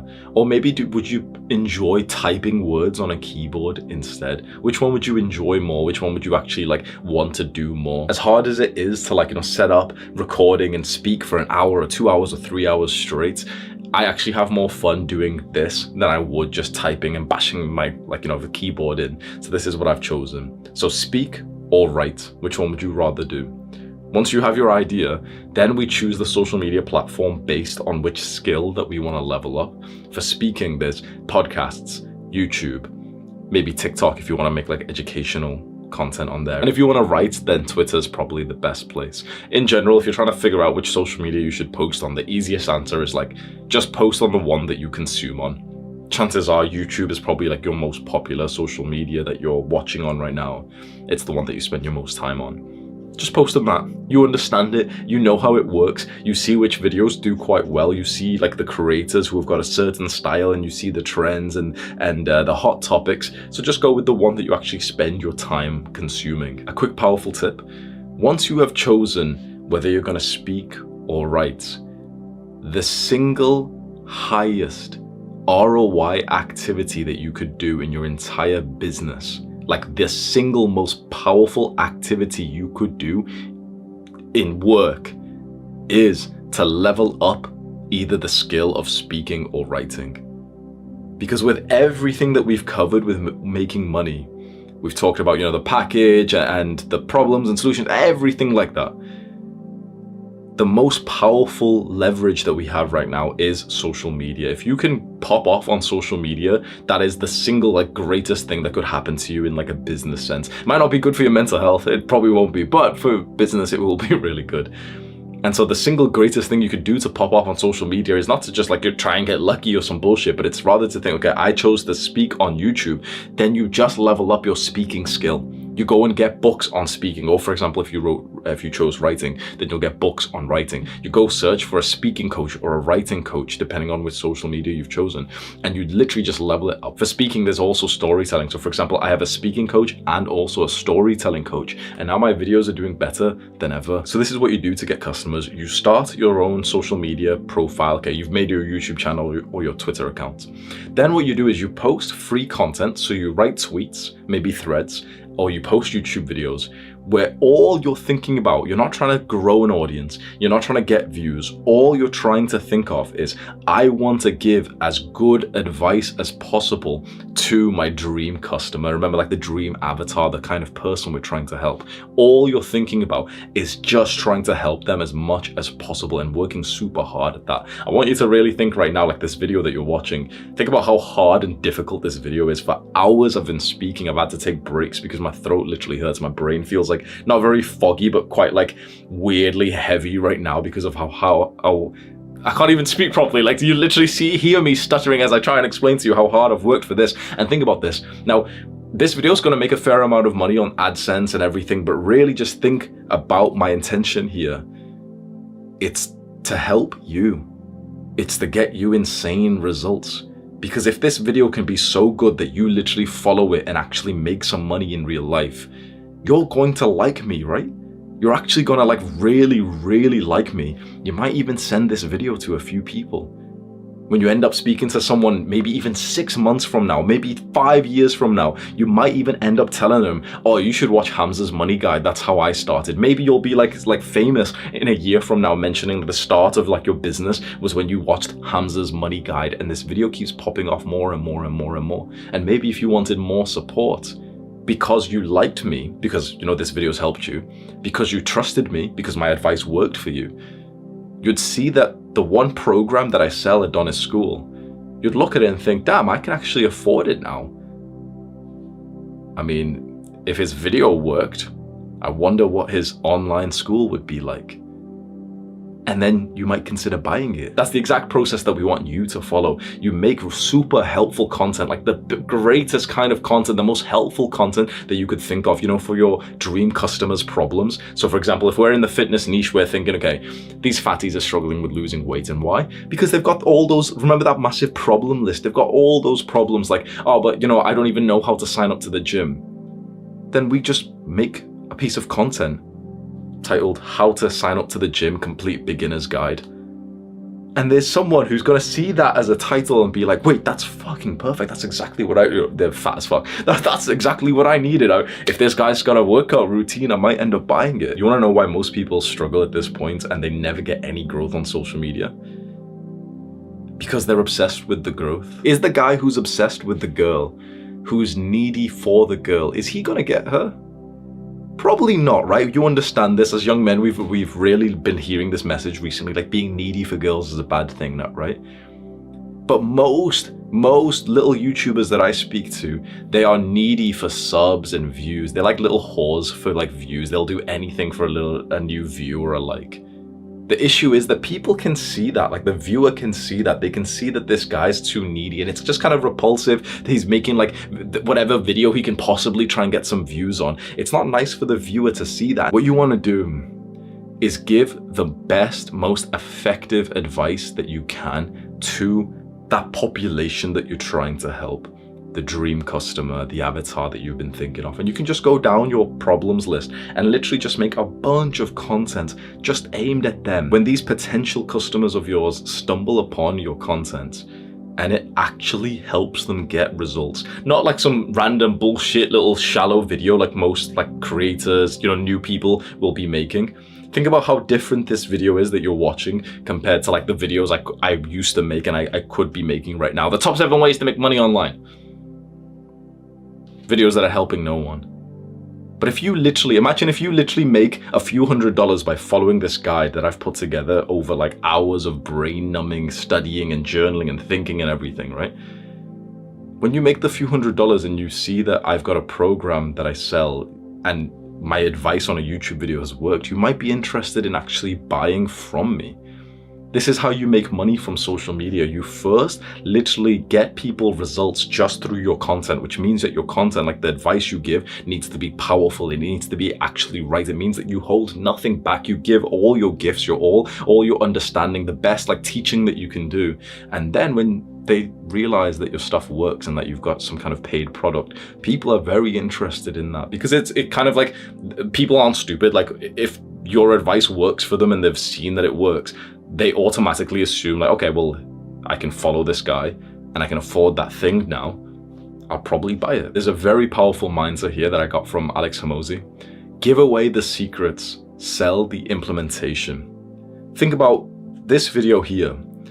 I genuinely could have sold as $1,000 course. Really could have. Like, let's just give me like a little bit of credit there. I genuinely could have made this into $1,000 course, and if I just sold it passively, it would have added about 10, 20, 30,000 a month to my monthly income, which would have been nice, right? But 20 people a month would have bought it, 30 people a month would have been helped by it. Again, look at the views. So I'm sacrificing like, let's say $20,000 or $30,000 a month by just making this video and putting it out there, instead of just making it $1,000, and people, like, you know, 10, 20, 30 people would actually buy it per month, right? I'm sacrificing like $30,000 up front, but hundreds of thousands of people are going to be helped by this, but probably millions. Let's say after a few years, this is going to have a few million views. I'm quite sure of it. Of those few million people, let's say just 100,000 actually get some kind of like positive results in real life. And of those 100,000, let's say 1,000, their lives changed forever because of this guide, which isn't like totally crazy, right? If this got 1 million views, we could imagine that for 1,000 people of that million, their lives changed significantly, like forever, because of this guide, because of what they've learned, and you know, it kind of like set the motion to change their life with making money and financial freedom and everything, right? When those people make $500 and they see my program's $500, they'd buy it. Now I sacrificed about 30K a month, let's say, but when the 1,000 people spend $500 and I've just made $500,000, do you see? I'm giving away the secret in such a powerful way that has hooked your attention, that is growing my audience, that is spreading this powerful word of mouth, because people are like, holy fuck, Hamza, this video's really powerful. And the 1,000 people or so who really like go ahead and take advantage of this video and of the advice that I've given here, who really take the steps seriously, well, they'll go ahead and buy my program, which means that although I could have made 30,000 a month by selling this, I'm going to actually make about $500,000 from this video alone. I just have to wait about 5 years for it. $500,000 I've just added for 30-year-old or 31-year-old me, because I've just worked on this for the last 2 days. Think about that. It's powerful, isn't it? You want to know how I got there? Give away the secrets. You can probably hopefully tell I'm not holding anything back. Now, there's certainly like things that I sell which would maybe add on to this, you know, inside of Adonis School and stuff. But you can tell that I'm not sat here thinking, oh no, I won't teach them that thing because, you know, that's something we've got inside of Adonis School. My mindset is that I know that this guide will only actually go viral if I make it as good as possible with no holding back. So every secret that I know about making money is here. I'm not getting scared with this idea of like, oh, but what if like they use it and then they don't need to buy my product? You know, what if I give them the really good advice and then they use it? What if you give them bad advice and then no one uses it? And then no one even likes your content, and then no one spreads it? Or if anything, when people mention your content, they say, it's crap. It's like, it's just a waste of time. When you give away the secret in your content and you hold nothing back, you just try and give as much of your valuable knowledge that you know, what happens is that 99% of the viewers, they weren't going to buy your product anyway, and they're still not going to buy it. But those 99% will now actually like you and, you know, feel in some ways like indebted to you, that they can't help but to mention your content to other people. That's what causes growth. That's what causes growth. Let me just give a quick tip to all of the YouTubers out there. Just shut the fuck up about the algorithm. Just like so many guys are obsessed with it, the algorithm, click-through rate, all of this. Literally just forget about that And just think to yourself, let me make a video that's so good that the viewers will just be sharing it more and more and more. Literally just like make yourself believe that the only way that you could get new viewers and new subscribers is if your current viewers, however small that amount is, it's only if those current viewers shared your video. So your video has to be so good that the limited amount of people who see it right now are sharing it to others. Everyone's trying to play this game, and it's always so fucking embarrassing seeing like this entire space of YouTubers trying to grow and getting like, look at the metrics of like click-through rate, watch time, click-through rate, watch time. I'm like, bro, just shut up and just treat like the algorithm is just people, just treat them like people, just like make the humans who watch your video so impressed that they just keep sharing it, they can't stop mentioning it. If you start making like a fuck ton of money after this video, you're going to mention this.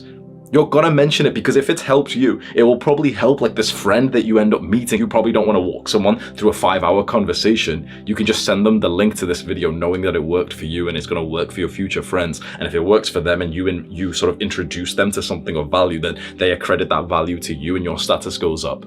So it's a win-win-win situation because of how good this guide actually is. Now, there's going to be some insecure people who don't like the way that I'm speaking, thinking like, oh, well, you shouldn't be saying good things about yourself because that makes me feel even more secure. They can go fuck themselves. I know that this is a good guide. You know that this is a good guide. You wouldn't have put hours of your time to watch this. You need this level of like arrogance to think, like, this is some good content that I've made. Like all the little rubbish pieces of like content videos that I've watched so far, they can't compare with this. Do you see this conviction? So now I will go and share my own videos. I will go and promote them, and I will like, I'm gonna tell you like, yeah, share this to other people. When you meet someone who needs to make money, tell them, just send them here. You don't need to walk them through a 5-hour step-by-step process. I've set it here. When you introduce them to this and it works for them, you've got another friend who's actually making money that you can travel with now. Do you see how powerful this is? I have spent the last few days making this, and you will share this for me, growing my business for the next few years, simply because this guide is so good that it's helped you and you literally just want it to help other people that you care about. You're literally going to help me grow my business, and I'm not even like paying you for it. That's the power when you give away the secrets and you really put in the work. Other people will literally help you grow your business for free. Then the second part of this is sell the implementation. So it's give away the secrets, sell the implementation. We make content where we literally just think to ourselves, I'm gonna expose everything in this niche. Like, you know, how to lose weight. I'm gonna make a full step-by-step guide, which has got so much detail, and like, I'm gonna make all the, you see the, habit trackers and everything else. Like, I'm just going to give as much resources, as much great advice as possible, walk someone through this problem step by step. You give away the secrets, and then what you do is your paid program, the package. A lot of that is about the implementation, because 90-something% of people, they'll watch the video, but they won't actually take action on it. It's just the shame of like the DIY, you know, do it yourself. Like this video is a do it yourself. A course is like do it yourself. In the case that like the creator just kind of makes it and then he's out of the picture, then it's up to you, the consumer, to use it. 90% of people have already, like literally the point that we're on in this video, 95% of people have already clicked off. You're genuinely in the top 5% of like people's attention spans and commitment to this. That means that barely 5% of people actually genuinely like use the content and see results. It's just the way that it is. Now the idea is that for the guys who use it and who start, you know, seeing some kind of results and start trusting the creator, a lot of them will want extra help with it. A lot of them will want guidance on how to implement what they've just learned. You want to give all the education away for free, but you want to be available there with your package if anyone wants like your intensive extra help. And that's exactly what my program is. This is exactly what I'm suggesting to you. I'm telling you literally, just like, you can see it's working for me. Copy it. Make super helpful videos that really just help a bunch of people that, you know, it's like just free education that we're putting out there. And for the small percentage of people who appreciate that education but also want your extra help and they've got a bit of money to spend, well, they'll buy your product. We just do this long term. So we start posting onto social media and we try and make it as valuable as possible. Then we get into like a nice cadence, like a system, a schedule, an upload schedule. So on Twitter, you could discipline yourself to write 3 tweets a day, maybe 5 tweets a day. On YouTube, you could discipline yourself to post once a week, maybe twice a week, 3 times. Depends on like how long your video is. You can see with these videos, since they're so long, I go once a week. But if my videos were only 10 minutes or 20 minutes, I would be posting every single day at the same time. Once you've got that consistent schedule, what we want to do is start to capture the sale. So we're understanding that the people who watch our content who are really helped would want to potentially buy from us. How do we actually get the sale? Well, it's simply with just like putting the links in the description, as you've seen here. We're going to be creating the sales page in just a second. Like, the link there, you can see like my top link in the description is Adonis School. And what we just need to do is a very specific term called CTA, call to action. What this means is, inside of our content, every now and then, we will tell the viewer exactly what to do. So for the last few minutes, I've mentioned Adonis School to you, but not actually to try and sell it to you. I didn't tell you, yeah, go and check out the link in the description, like go and buy the product. But rather, I was just using it as an example because it's relevant for this. But a CTA would be for me saying, okay, you want to be an entrepreneur. If you want my help with that, go and click the top link in the description right now. That's a CTA. When you say it like that, the amount of people who will click on the link skyrockets. So you must tell like the viewer, the consumer, exactly what to do. So interspersed in your content, let's say in these long videos, maybe I'll say it twice. In like a shorter video, like 10 minutes or 20 minutes long, I'll just say it once for literally about just 10 seconds. And if you want to learn more about this, go click on the top link in the description. That's Adonis School, it's my paid program. Boom, that's it. For Twitter, for example, you'd write a few tweets like normal, you're writing quotes, whatever, and then maybe you'll write like one tweet which is about your paid product. You post it, and then you go back to writing your normal tweets straight after that. You've got to make sure you don't oversell. You've got to identify that pretty much every time you try and sell to your audience, it kind of like lowers how good or positive they view you right now. So I could give you like this amazing, like this guide here. And if I didn't mention Adonis School even once in this video, you'd like me even more. The issue is like we want to make our money. We want to sell the product. So it's like you want to use some call to actions, mention your product, but you don't want it to be like too much or too long. You don't want to have like, you see those sort of the old school like shitty YouTubers who do like the sponsorships, and it's a 2-minute thing of them talking about the little fucking Dollar Shave Club, or I don't know, the website or Skillshare or whatever the fuck they've been like sponsored by, and they just waste like 5 minutes of your time per video. You've never seen me do that bullshit, have you? It's just, one, it's cringe, and it's like, I think this is a big part of the reason why I was able to grow so quickly, was because I very much undersold for a long time and kept like my courses and stuff previously like very hidden. I tried not to like sell too much. It's only in the last few months that I've wanted to like actually like bump up my income, level up my business. And now it's like I'm at the phase of like wanting to slow down because I want my audience to grow. So when you want your audience to grow, don't sell anywhere near as much. When you want to make more money, then sell more call to actions. So you've got to just find the subtle balance. If you're first starting off, I would say literally just put the call to action in every video, but literally just 5 to 10 seconds right at the last. And also, by the way, I've got a paid program, top link in the description. That's it. Literally just that, boom, move on to the next. Here's your actionable step for this part of the guide. You need to decide if you want to be a speaker or a writer for your social media content. If you're unsure, just ask yourself, do you want to be on like video, like on YouTube, or maybe just speaking into the mic on like Spotify, podcasts? Or do you want to, for example, write tweets or blogs or any kind of like keyboard writing thing? Just make the decision, and you don't have to get like too like, which one is it going to be? I don't know. Just choose one right now. Don't say you'll do both or any bullshit. Just choose one, go all in. And then we're just going to choose the social media platform for it. Honestly, I'd just say just do YouTube. You're watching this long video on YouTube. You use YouTube fairly regularly. If you use, for example, TikTok or like Spotify podcasts twice as much as you actually watch YouTube, then fair enough, choose one of those ones. But in general, most of the people watching this would be like fantastic at YouTube, just because you've already watched so much content here, so you kind of understand what's going on. So you know exactly which social media now to go all in. Now just spend a second just to think about the right mindset to posting. We're just trying to help our dream customer, our avatar. If you can go and have a look at the problems list, if you've made one already, or if you're going to do that very soon, that massive problems list is our content ideas. And we're just going to try and like give away the secrets, the knowledge that we know about this area. Step 8, how to sell. In this part of the guide, you are going to learn the skill of sales. You've probably clicked and watched those videos that say like the top skills to learn how to make money, and they always say sales. but they never actually explain to you what sales is, do they? It's all these fucking shit YouTubers who will make the same videos as always. Sales, sales, sales will help you for every interaction, but they don't even explain what sales is. Sales is the skill of destroying someone else's limiting beliefs about your product.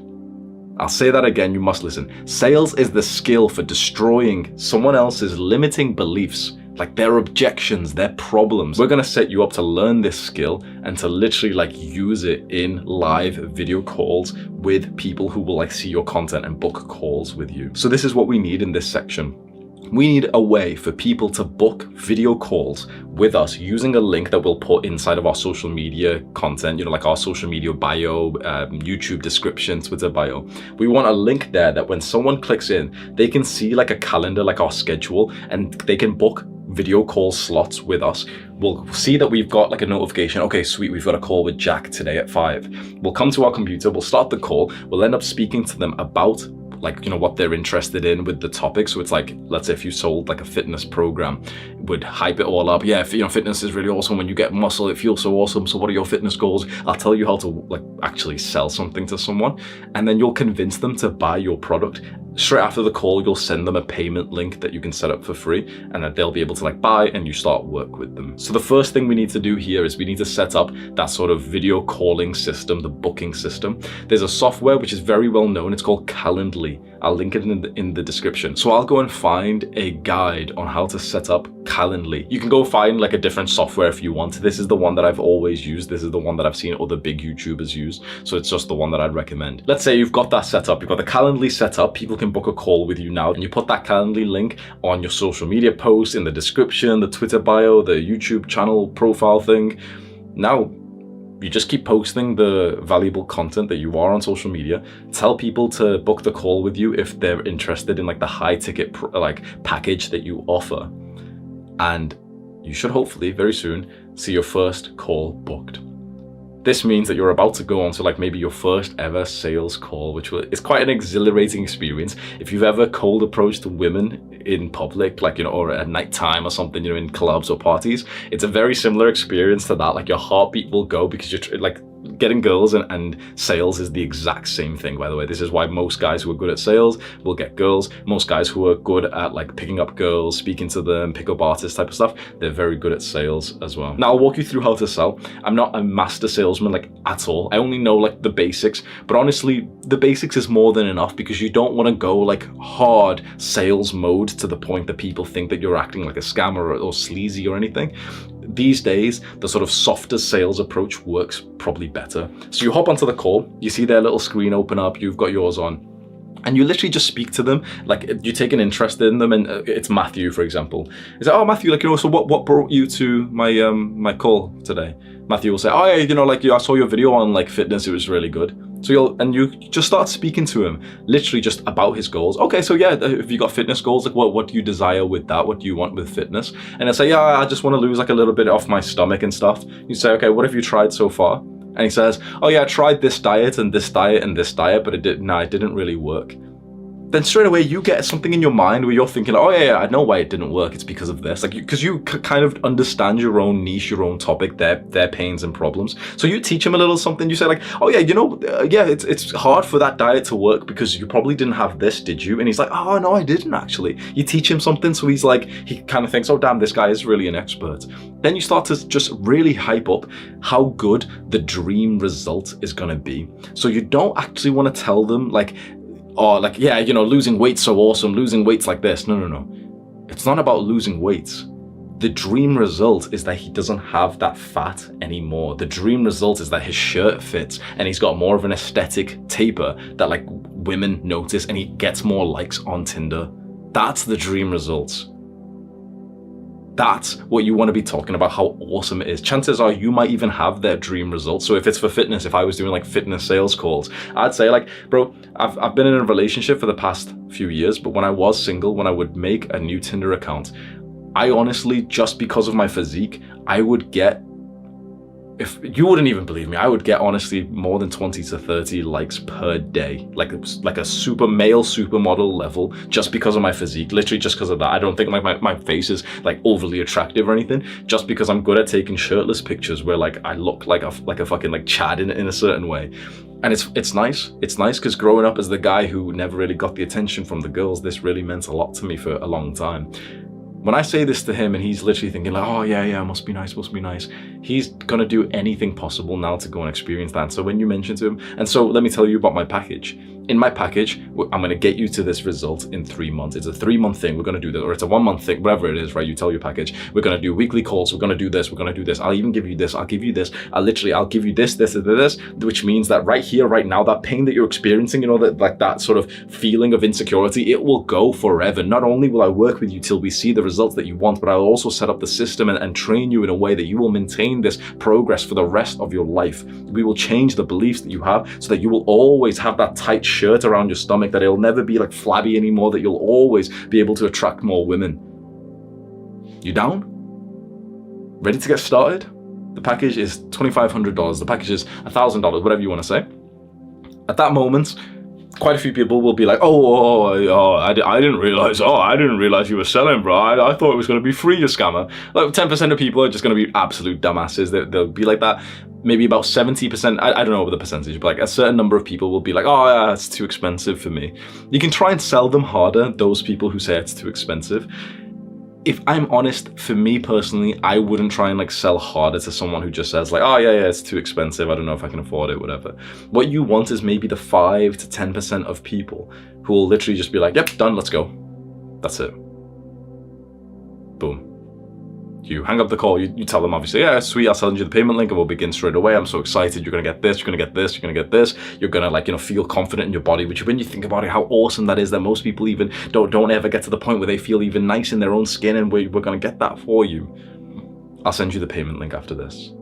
You end the call, you create what's called a Stripe payment link. You can just YouTube it. I'll find you a YouTube. I'll do everything for you. I'll find you the YouTube tutorial on how to set up a Stripe payment link. I'll link it below. And you just set it up. It's very easy. It's like free to do with Stripe. Stripe take like a 1 or 2% or whatever it is from your payment, which is unfortunate, but like you don't actually pay for Stripe, so it's kind of nice or whatever. And you just send that link over to them, maybe on email or phone number, whatever. They pay for it and you begin working with them. Now that's the process of a sales call. It's a very exhilarating part of business. Honestly, it's probably like the most exciting part of a business is sales, because you are there like one-to-one, like almost hand-to-hand combat, like immediate feedback flow state, trying to sell this person to your thing. It's like every sentence you say, every little facial detail that you make slightly changes their percentage chance of buying from you. So at first it's literally just about volume, just get on to 100 sales calls, no problem. But soon you're going to want to level your skill up, which we'll talk about in the next step. But first, your actionable step for this part of the guide is to set up your Calendly booking page. You can use whatever software. Like, I'm not affiliated with Calendly, whatever, you can use whatever software. I just like Calendly. It's the one that I've always used. It's the one that I understand, and I do think it's really nice. Set up the Calendly page. Also set up your Stripe payment link, and then add your Calendly link, not the Stripe one, but the Calendly link to your social media profiles. And from now on, when you make social media content, every now and then, just very quickly mention that if they're interested in like a high ticket or like, you know, package, a paid package to get to their dream result. Remember, the dream result isn't like weight loss, it's to be skinny. There's a difference, right? The dream thing that they want isn't to go through the progress, it's to be at the end point. So you mention that in every video from now on. Oh yeah, go and book a call with me, let's see if you're a good fit. Boom. Step 9, more, better, new. This is a phrase by Alex Hormozi that has served me really well, so I wanted to just teach you it. More, better, new. Now, this is what most beginners do when they start with their business. They make tiny bit of progress in setting up, like maybe let's say for you, you've set up the Calendly, okay, you've set up like, you know, the problems your customer's gonna have, the solutions, social media, whatever, you've set some stuff up, you made some progress, and before they know it, they've clicked on another video that said, actually, there's a better business model, you can go try agency instead, copywriting, YouTube, there's just different businesses, and they go and try something new over and over and over again. Most people at this stage, they will suffer and stay in this state of just staying like broke, because they're addicted to new. They're addicted to new things, new business models, new ways of doing things. You don't deserve to start doing anything new right now. You don't need anything new. Any business model can work. The idea that you've got will work, but you need to exhaust more and better first. What this means is that there is a step-by-step process of the things that you should focus on, and doing something new is at the end of it. Right now, what we want you to focus on is more. Doing more of the exact same thing. That simply just means do more volume. So if you look at your package, that massive solutions list, and we created it into this bundle, what if you just offer more? What if you literally just did more right now? You want to get more sales, you want to get your customer better results so that they actually genuinely change their lives and they thank you for it and they make the testimonial and the review and you feel better because you know that your thing gets results, right? A really fast, easy way to get them more results is to just add more of what you've already got inside of your package. For example, if you've told them you'll do a weekly call with them, what if you just did 2 calls a week or 3 calls a week? And again, this is where so many young guys will stop it, their brains will fart and they'll say oh, but wait, that's more time. I'm not trading time for money. I'm like, bro, again, are you willing to work hard to make a fuck ton of money? Yes or no? You've said yes every single time, have you not? So why not work harder to make more money right now? If this is your big goal and this is the thing you're focused on, are you spending pretty much all day thinking about money anyway? Just be honest. You probably are, right? So either you can do more, which will actually get you money, or you can keep coping watching fucking tape videos, Hamza fucking videos, right? So you want to make more money, right? So you may as well just do more of the valuable things. So for example, change the weekly call to 3 times. What if you just did something crazy? What if you did literally a call every single day? Just a little WhatsApp one. You've got it sounds crazy, but you've got the time for it, right? You could literally call someone on WhatsApp for 10 minutes a day and you'd actually have the time for it. Now imagine that's going to get you twice as many sales. Why wouldn't you do it if this is the biggest thing in your life right now? Now, again, you want to get to the point where you can have a bit more passive income and freedom and less time involved in business. I understand that. That's a nice goal to have. But right now, at these earlier levels, you really need way more momentum, and you'll get that from just offering more, craving more active income instead of passive income. In the future, you can minimize this and turn it down. Okay, I'll do 1 call a week. I'll change my package. I'll do this. Sorry, if you got a current customer, you're sorry, I can give you a refund if you want, but I'm only going to do 1 call. That's in the future when money doesn't feel important to you. But right now, you're watching this because it does, so you may as well work more. So offer the 2 times weekly call or the 3 times calls or the daily texting. Add more to it, and then that's just your package. How about for your marketing, for the content you're making to get customers? You're making content on Twitter, on YouTube. What if you just made more? What if you posted more often? Right now, if you're posting on YouTube 3 times a week, why not just scale that up to 4 times, 5 times? And this is where the cope will come in and people will say, oh no, but I've got school because I've got this, I've got this. Chances are you do actually have the time to do more. It's just that you're wasting at least an hour a day. I at least waste an hour a day. So if you tell me you don't waste an hour a day, I know it's fucking bullshit, because I'm boasting, whatever, but I'm very fucking good at keeping my calendar in check, that my phone's been on airplane mode, do not disturb. Every minute is tracked of my day. I still probably waste about an hour a day. So if you tell me that you don't, I don't believe you. So there, you've just got an hour. Boom, post some more content, tweet more. When you do more, you get more. It's just as simple as that. The business world doesn't work the same as building muscle. There isn't diminishing returns in this. It's actually more linear or even exponential. If you post more on social media, you will simply just grow more. You will get more results. It's as simple as that. If you add more to your package of the things that are actually valuable, for example, the live calls with you, you'll simply just get more sales. So just start with that. Then once you feel like you've maxed out the volume that you could do and you're actually working pretty much all day and you're thinking, yeah, I couldn't post more. I'm literally posting every day, or I do really long videos like this one and I post weekly or maybe twice a week, for example. You can't add more. That's when you start to consider, okay, better. How do you do the current things, but better at a higher skill level? So for this, you could look at your package, at every little bit that you've got in there. You've got the course, you've got the live calls, you've got the daily accountability, you've got this. And now you could be thinking, okay, how do I make every little part of this better and more effective at getting the customer the results that they want? So maybe you look at your course that you've made, if you've made a collection of videos, for example, training videos, and you look at them and you think, you know what, this is a 20-minute video. I could probably say this in about 10 minutes. That probably means that more people will watch through it, because some people end up clicking off because it's too long, whatever. I could make this video better. This template that I made, I could make this better. The live calls that I have with them, you know what, sometimes my focus falls away. Maybe I could meditate for 5 minutes first. Maybe you can even make the sales process better, so you can go and study books on sales, level up your skill of sales to know like a couple more like tactics that you can use, and then you can actually bring that to your sales calls, making them better, and you're more likely to get money. Then you can also make your social media content better. You can learn more things about YouTube, about like leveling up your thumbnails, about your speaking skill, about storytelling. Maybe you're more on Twitter, so you learn how to like grow on Twitter more. You learn about how to write in a more persuasive way. You see that there's so much that you can do for what you've got right now before you should ever consider doing something new. So if you've got to this point, if I could force you to do something, which hopefully you're going to take that seriously, if I'm telling you, okay, please just do this, forget anything new. The next time you click on a random video and Andrew Tate's there talking about, yeah, this business model is really good, then you click on a next one and this one and this one, you're not going to make any progress doing that. Right now, forget about the concept of anything new. Stay dedicated, committed to this one path that you've got, and just do more of it and do it better. I think there isn't a better time for me to now finally like officially plug Adonis School to you. This is what I've wanted with Adonis School. It's a place for young men to come in and gain an education for like essentially for the real world, instead of the way that the education system set us up with. And you learn things about entrepreneurship, money, investing, fitness, relationships, all these things. But I think the most valuable part is that it's a community of guys who are doing this together.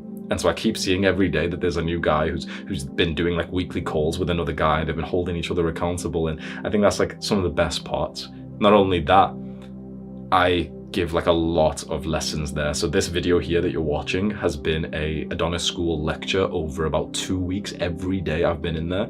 We have about a 10-hour lecture on money. We have a 5 or 6 hour lecture on willpower, plus every course that I've made, plus live calls from teachers that I've hired. It's a place that's like going to the top. It's a very good place. So this is just me shilling it for the first time, and like official time in this video. Go click the top link in the description if you're interested in getting this community at Adonis School, making money online. Step 12, spending money. When you follow this part of the guide, the benefit you're going to get is that soon when you go to the store, you won't ever need to look at the price for pretty much anything again. And that's a really calming experience. You'll also be able to buy some things that other people will look at, and you'll get some sense of status with that if that's the thing that you care about. But more importantly, you will get the freedom that you've desired all this time. You'll be able to invest in your growth by buying the right things at the right time, which many other people don't do. You see, the average guy gets a little bit of money, but then he wastes it on low quality status symbols. He gets a car on finance. He goes and eats like takeaway or something, and he has nothing to really show for it. Whereas for us, we're going to go down a different path.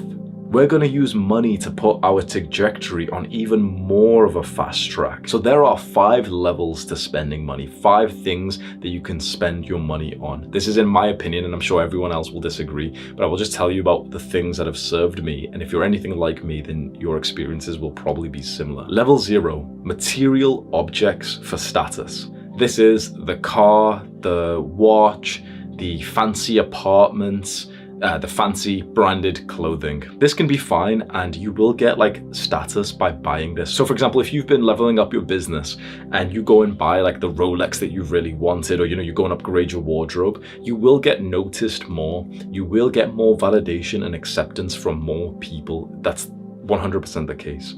The reason why I'd argue that that isn't so great is that in general, only unintelligent people validate you when you buy some kind of status object.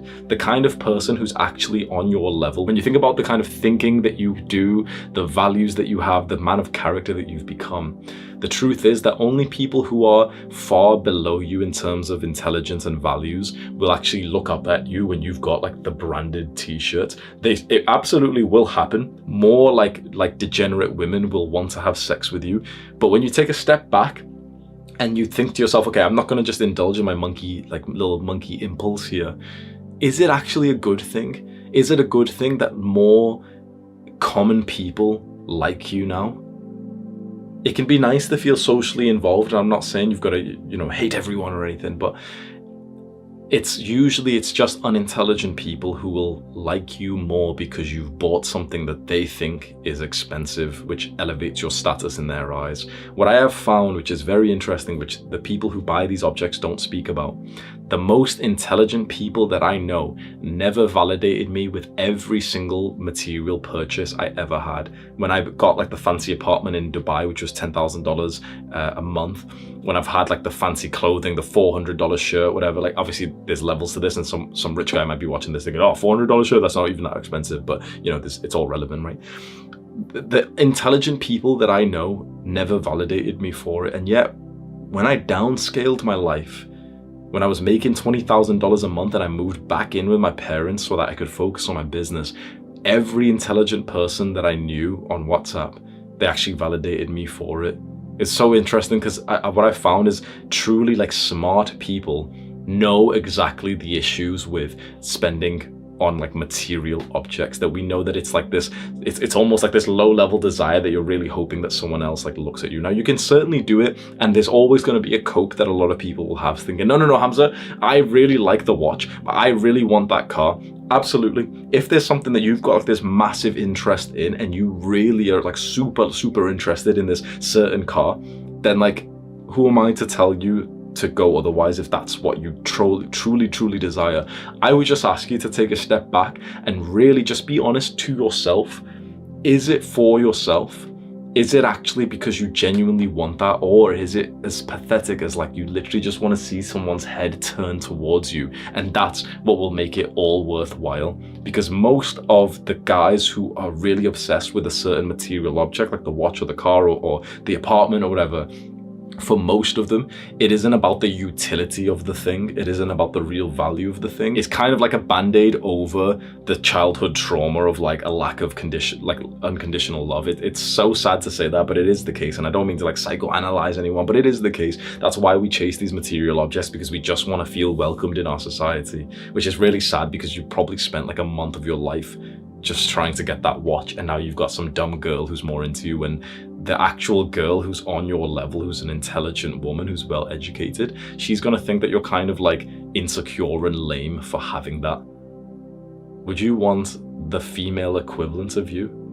Would you want the woman who gets a breast job because more guys will turn towards her? Then why would you be the guy with the car? It's the same thing. The truth is that the spiritual people are absolutely right. When you see this like two kinds of people in society, there's the material people, just the normal person, the average guy who goes to the 9-to-5 job, but also the entrepreneurs, the rich guys, the athletes, the people who are like here in this real world trying to make money and success. And then there's those spiritual people who've got a lot of faith, a lot of belief, who've got a lot of alignment to their values. And for example, it's like who you could imagine, like if you've seen Wim Hof or David Data, the author of The Way of the Superior Man, or any deeply religious people like imams, for example, these people are absolutely right when they tell you that these material desires won't amount to anything other than actual pain and frustration in life, that the true path to happiness and enlightenment and like sort of a positive life experience doesn't come from random objects that you can buy from someone else, but it comes through like your alignment to something that feels important to you, maybe God, maybe love, maybe light, as a lot of spiritual people say, like we are all beings of light and that's what we should pursue. So if you are absolutely certain there is some material object, the clothes, the car, whatever,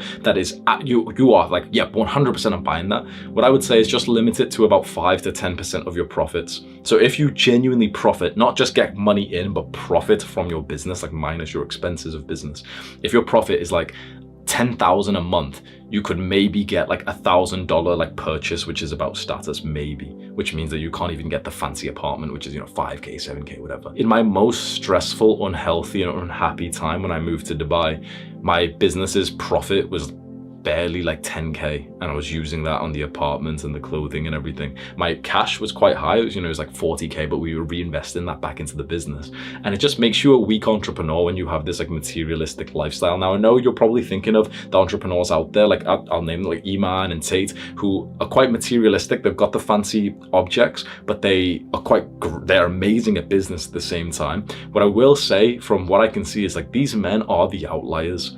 They absolutely are. They are like the outliers. What you're not seeing is, through the survivorship bias, is the amount of people who have the same materialistic tastes as these men, but who didn't make it. So this is more credit to these men to show how amazing they are, but also like less credit to like the average folk who also, for example, wants the same like cars. And you know, you've seen the entrepreneur, you're thinking, yeah, Tate's so cool with his car and everything and this, and the watch, E-Man with his watches.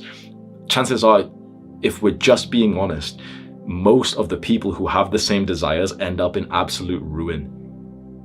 Just because you see this one guy who's been able to manage it doesn't actually mean that you will. Now, of course, we want to have like powerful beliefs about ourselves, but we also need to be rational to think that the disease of materialism has claimed the lives of a lot of disciplined, hardworking people. These aren't average people that you're competing against. When you think of like the top level athletes who literally became too materialistic and they lost it all and became bankrupt, they were more disciplined than you could ever hope to be.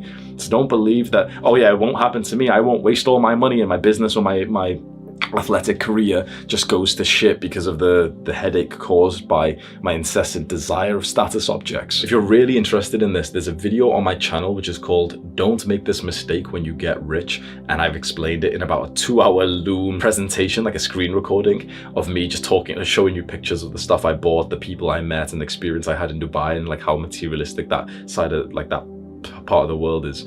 And every step that I've taken towards this materialistic object has just been a wasted step. It's been a waste of time, and often I've noticed that it's actually reduced my health at the same time, which is just, it's unacceptable. Every step that I've taken towards the spiritual path has improved my health, my happiness, my love, has improved even my productivity, my contribution to others. So that's just the lesson I'd give you there. Is I would say this is a level 0 purchase. Buy if you must, if you've got some addiction to this thing. But I would love to like see you almost psychoanalyze yourself and think, you know what, actually, if I'm being honest, the reason why I want to buy this thing is because I just keep thinking about this girl from high school that if I ended up driving the car past my city, she might look at me, and how fucking sad that is that I'd go and spend the next year of my life with this desire, just hopefully that like some girl from high school might pay more attention to me. A lot of it comes down to that. The second level of things you can buy is with travel.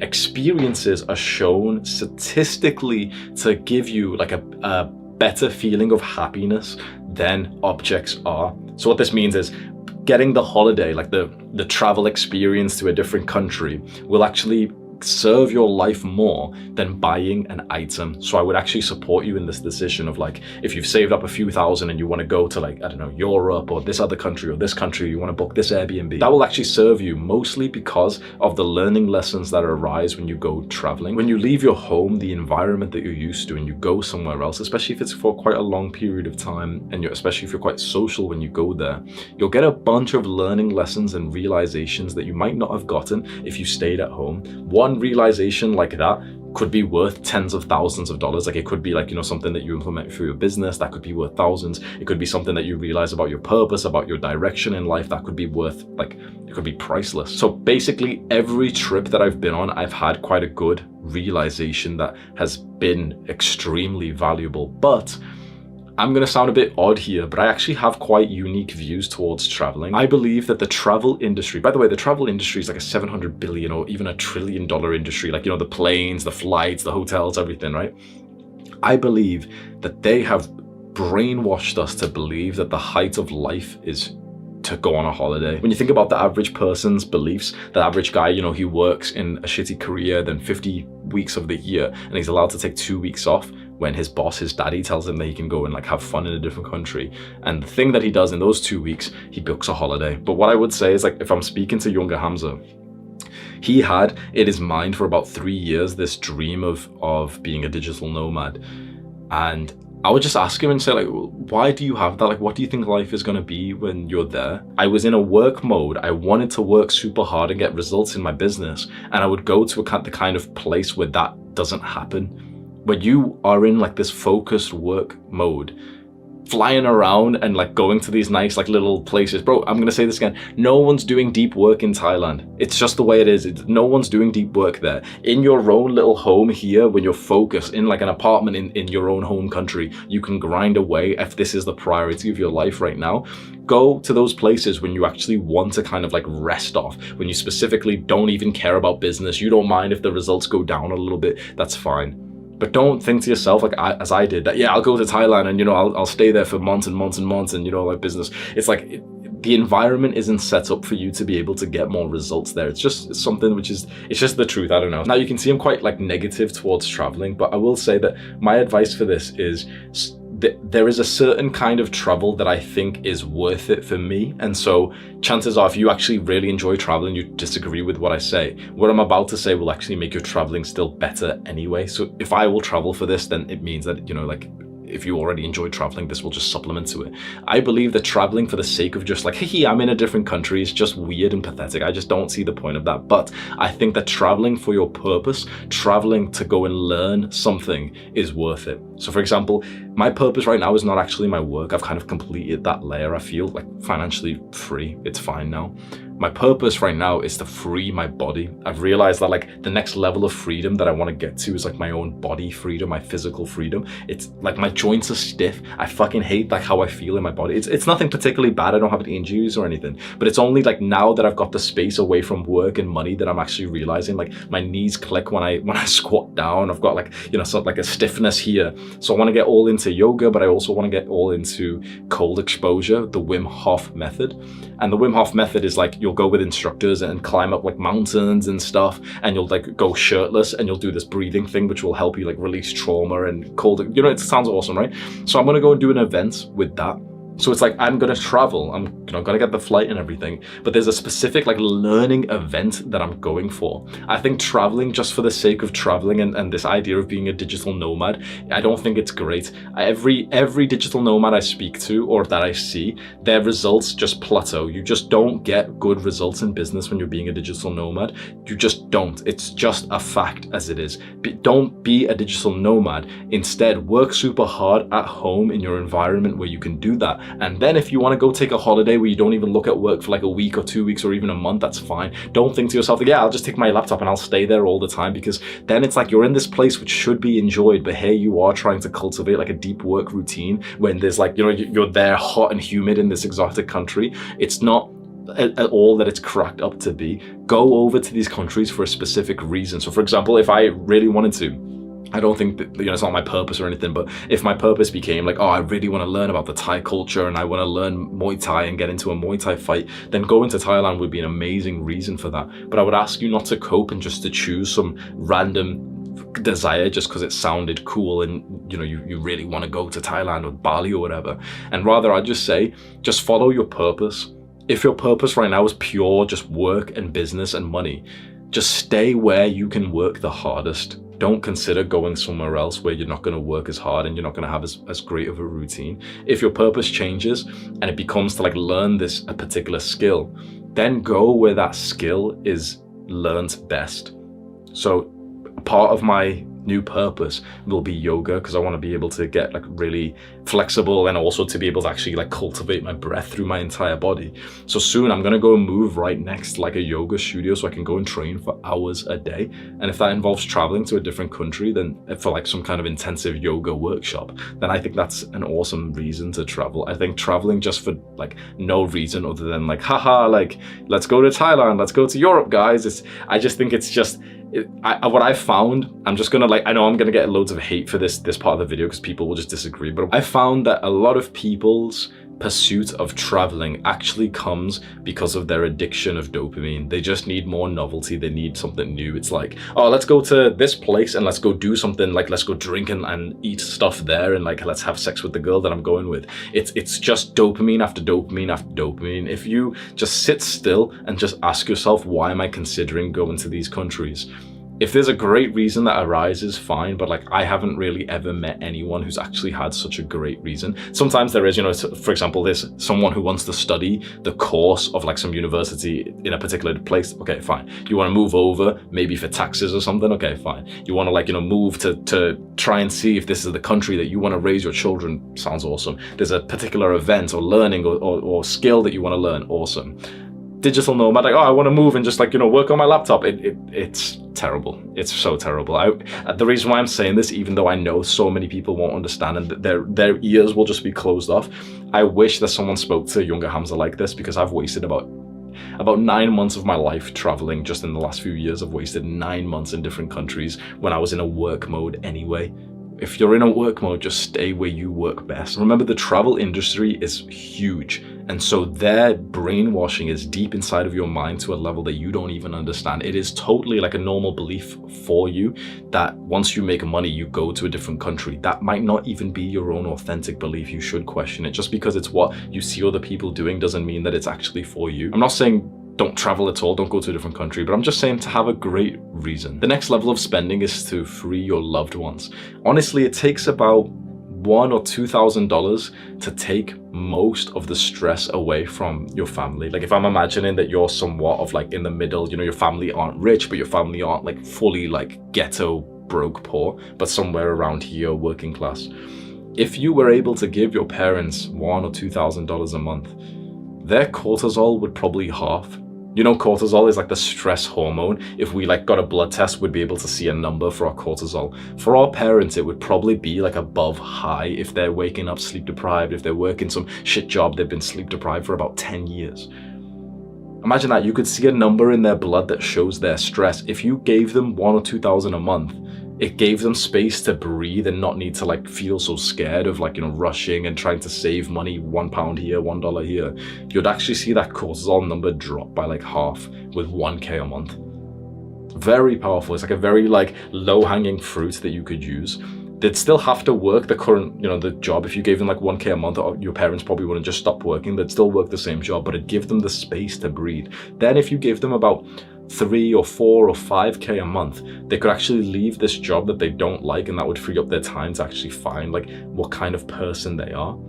And this is a very interesting experience, especially for our parents. Like for us, we've kind of come into adulthood with another understanding of money than our parents have, haven't we? We kind of understand a lot more about entrepreneurship. We understand that a little girl on TikTok can make more money than a doctor. Our parents don't know that. And so our parents have lived this life where they've worked like 40, 50, 60-hour weeks for the last few decades. They've got to a point where they don't even know themselves. They don't even know what they desire. Your dad doesn't even know his purpose. He hasn't felt his purpose in decades. So it's very easy to improve their life and to give them, not even improve their life, but to give them life. Their life has been kind of like a mule, like a donkey, just like a slave to you. And you really see like how your father and your mother have lived. For most young men, it's kind of like they've worked as slaves for you. And when you're able to free them, they're able to become like human beings again.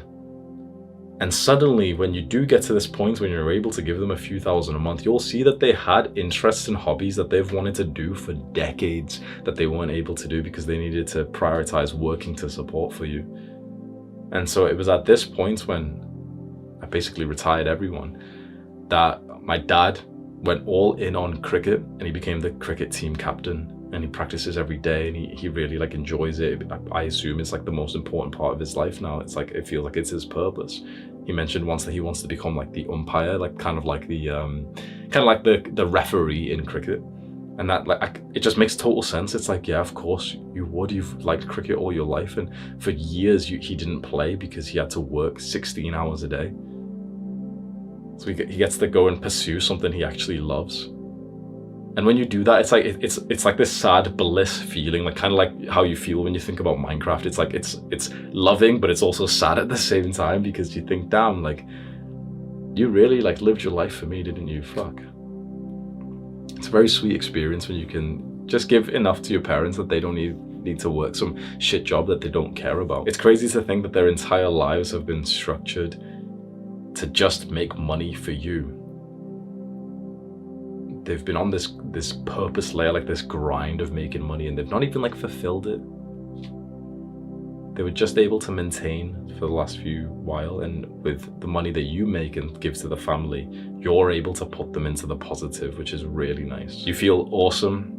You instantly get respect from everyone in your family. You'll notice that at this point, the family arguments cut down by about 90%, especially with you. Like no one ever really argues with you, and you're the one like essentially paying for everything, paying for every family member.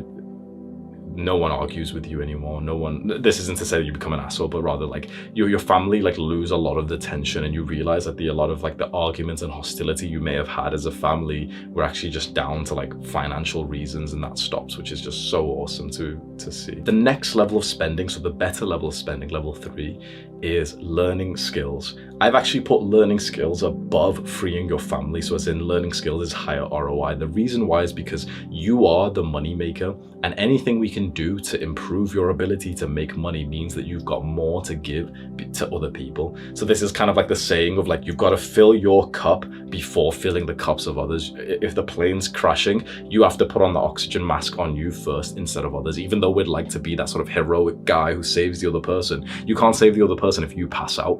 So it's like, you can't keep providing for your family if you don't continuously level up your skills. Otherwise, you know, the nature of business is that everyone's getting better, everyone's growing because of how lethal entrepreneurs are becoming. If you don't invest in your skills, someone else will overtake you, and the money you can give to your family goes down. So the priority isn't actually to give money to your family. The priority is to use money to actually help you develop more. It doesn't sound as cool, but it is actually more of a long-term play. There's a really interesting concept I want to walk you through. The first 10 to 20 hours of learning a skill, you will literally get to the point where you've about 80% mastered it.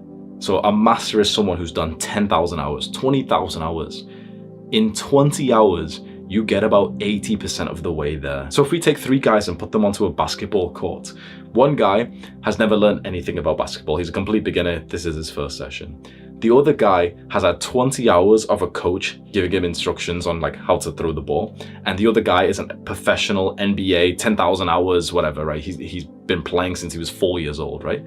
And we ask him, okay, take this ball, throw it into the hoop 100 times. The professional will get it in, what do you think? Maybe about 99, 98, 94, something like that, right? High 90s, right? The complete beginner who's never had any practice would probably get it in maybe about like 20 times. But you know, the guy who's had 20 hours of practice, he would get it in about 80, 85 times. He got like not that far, like about 10%, 15% less than the actual master who's played for literally 100 times or 1,000 times more hours. You can imagine that the difference, like that's fucking huge, right? You can literally get to like 80 out of 100 of like this free throw in only 20 hours.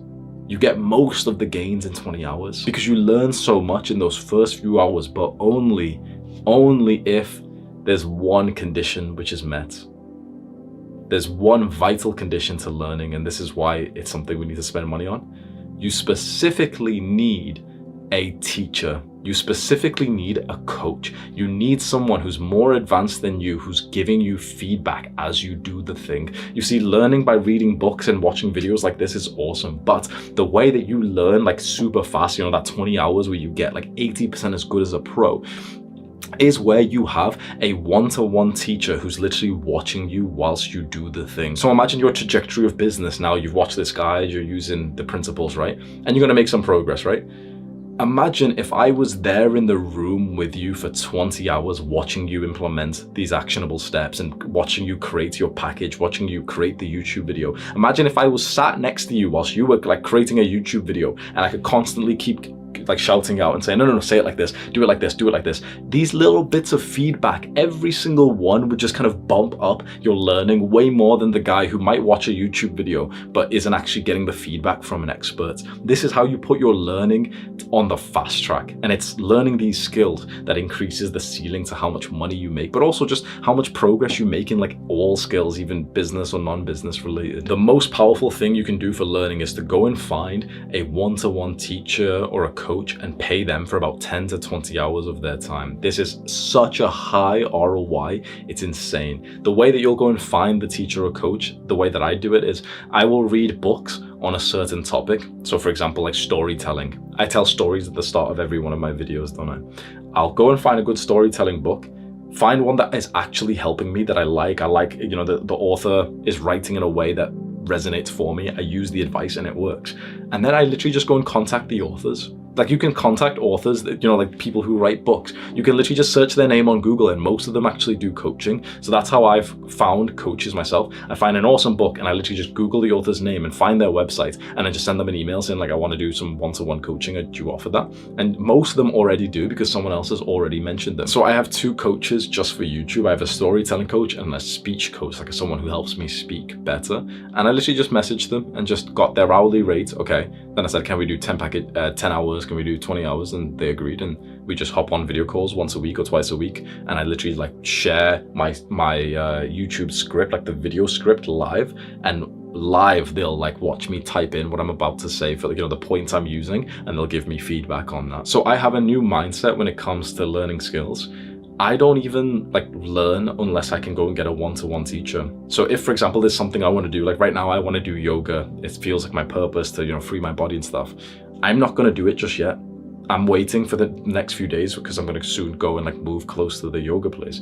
I'm not even going to go and practice it by myself just yet. This is like a very like privileged little stubborn place to be. But in my perception, it's like, it's almost a waste of time to learn a new skill if you can afford to just go and get a teacher. So there's like 3 levels. One would be, for example, you read or you watch a YouTube video, let's say on yoga, right? So you're watching the stretch routine and you practice it yourself. The next thing would be when you go physically to like a class, or you go to a yoga class, and there's you and like 5 or 10 students and the yoga teacher. And for the entire lesson, maybe he comes up to you once and tells you like one bit of feedback. Okay, do this thing.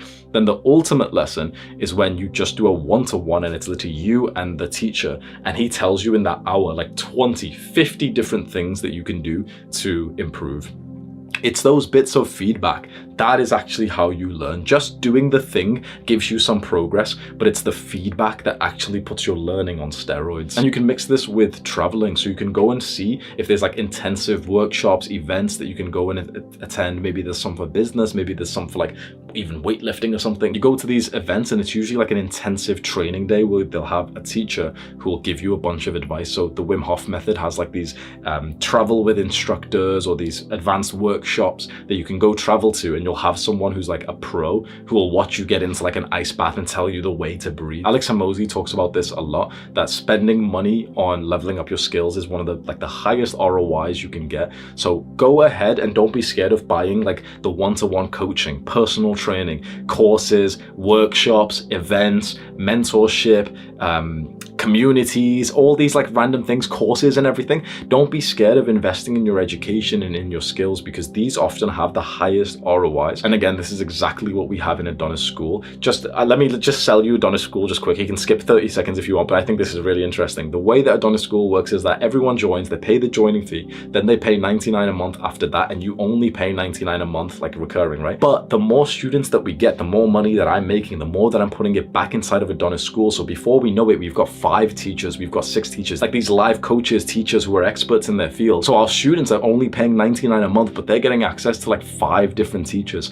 And my goal is to get that to more like 10 teachers, so that with your same $99 a month membership, you've got access to so many different teachers and like 3 calls a day, which usually you'd be paying like hundreds per call. And because of the way the business model works, if you can wrap your mind around that, the business model is really positive, because all the money that these students are paying goes to me. I'm able to hire these teachers for a few grand a month to give, 1 or 2 calls a week, for example. But the students are only paying $99 a month. For me, for my coaches, it's like $250 per hour that I pay. And yet the students are getting access to like 5 teachers for $99 a month. So it's a very positive feedback loop if you're interested in that. And that we've got teachers for business, for sleeping, for masculinity, for finding your purpose, spirituality.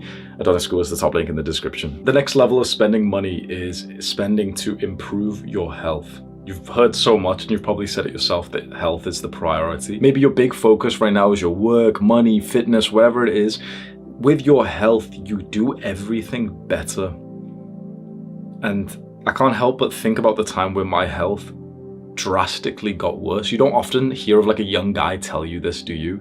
But there's been like 2 moments of my life where I'll tell you about both of them, okay? In 2020, early 2020, January, February, I had been living like a degenerate for the last like 9 months. I had been smoking weed every single day. I had been like in this relationship with this girl that I was living with, who I didn't even trust or like or want to be with, but I was so afraid of breaking up with her, and we lived together. I was eating junk food every single day, and then when COVID started and the lockdown happened, then I stopped exercising completely, and literally all I was doing was just indulging, watching content, watching movies, smoking weed, playing video games and everything. And I remember my mental health getting like really, really bad, that I couldn't help but get negative thoughts all the time. Like I'd wake up and I'd smoke first thing in the morning. I'd be fapping. I'd go and like sit on the toilet and literally just like scroll and look at like Instagram girls and fap, like literally within the first hour, like as part of my morning routine. Playing video games for hours. Like my girlfriend this girl I was living with, she was like a gamer girl, like alongside me, so we both used to play.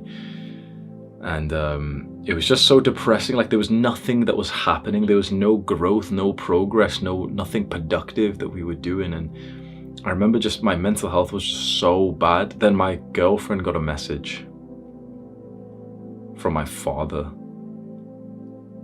He wanted to message me, but I had him and the rest of my family blocked for the last year.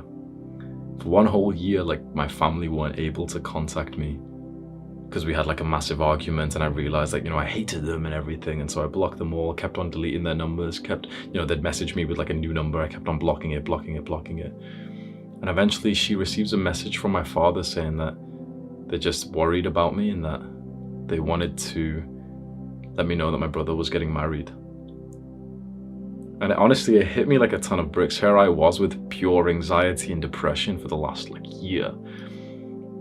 But life moves on. I felt so horrible, and I was like stressed and anxious and so sad and depressed. And not to mention that then when COVID did happen, it was like the most stressful period of my life because I was working in a homeless accommodation shelter. And I was like helping one of the guys there to like not be like on the street homeless, and that was like super stressful for me. I remember I would literally like wake up in the middle of the night drenched, like wet in sweat. Like literally imagine you got a water bottle and poured it. There was fully like the bed would be soaked because of how stressed I was. So it's sleepless nights, and I don't blame her for this, but like she used to get pissed off at me because I'd be so like wet and uncomfortable at nighttime and everything. And so she'd be like pushing me away, and it was a very like lonely time. And I never contemplated suicide, but I don't think I would have been like that far from the point of like where those thoughts would have come into my mind. And self-improvement really saved me there. And the next time where my health was really bad, it was in late 2022, this year just gone. I had moved from like the countryside of the UK, and we moved directly to London, and it was like really overwhelming for me. I've never lived in like the big city before. I'm quite like a natural, simple guy, so I live in like a town next to families and schools and everything. But I thought, oh yeah, business is booming, I'm making lots of money and stuff, let's go get an apartment in London because that's what you're supposed to do when you move out and stuff. And it was just instantly like just very overwhelming, like dizzying. It's not for me. And then from that point I decided to move to Dubai, and that's when things got so much worse. Before I know it, I was waking up every single day with a headache, every single day with like nosebleeds. I track my my health. I'm not wearing it right now, but I usually have like a Whoop strap on or an Oura ring. And you literally saw all my health stats just go like that in those months that I moved over to Dubai. Super stressful time, business isn't doing so well, relationship with my girlfriend's falling apart. It was like a horrible time. When your health isn't ideal, you can't even do anything else, even if work is your priority. With poor health, it takes you away from work. When you have a woman that you love with poor health, you turn into an asshole towards her. You can't be productive, you can't be focused, your brain doesn't work as well. And so any money that you can spend to improve your health is really high ROI. So I want to tell you specifically some products. I'm not going to like link affiliate links or anything, I'm just going to mention them to you, products that have really helped me. The 8 Sleep is a very expensive product. It's like $2,000. It's like a mattress topper that regulates your temperature. And it just means that like you'll sleep better because your mattress normally will be like too warm. With this, it's like an AI system that like, tracks your body heat and then perfectly aligns your temperature to it. It's $2,000, so it's unaffordable for most people. But as you begin to make more money, if you want to invest in your sleep, this will improve your sleep by like 10-20%. Every night that you sleep on it. Maybe a higher quality mattress, like the 8 Sleep is like a mattress topper, but an actual higher quality mattress. I went to one of those local, like the big stores, Dream or whatever it was. I went there and they like literally like, you just go into like, I'm looking for a new mattress. This is the size that I want. And with a lot of these like big mattress companies, they'll make you go into like some scanner thing where you just like pretend to sleep and they'll find out which one's perfect for you.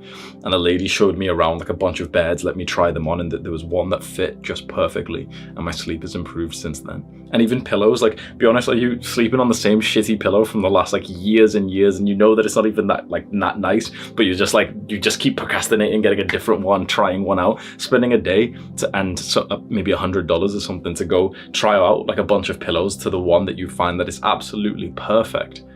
Your sleep's going to improve by like 5% straight after that. And then I have a bunch of supplements. I have this subscription supplement which is called Bionic, and they do a blood test, and then they find out which like nutrients you need, and then they just send it to you every month. So I've got like a bunch of bottles over there. I've got some premium fish oil as well, probiotics, also higher quality food. I get all of my food delivered. I don't like go to the grocery store or anything. I don't even buy from grocery stores because that's like, no offense, it's like normal mediocre people food when you go to like a normal grocery store. So I buy my stuff directly from the farms. I only eat like single ingredients.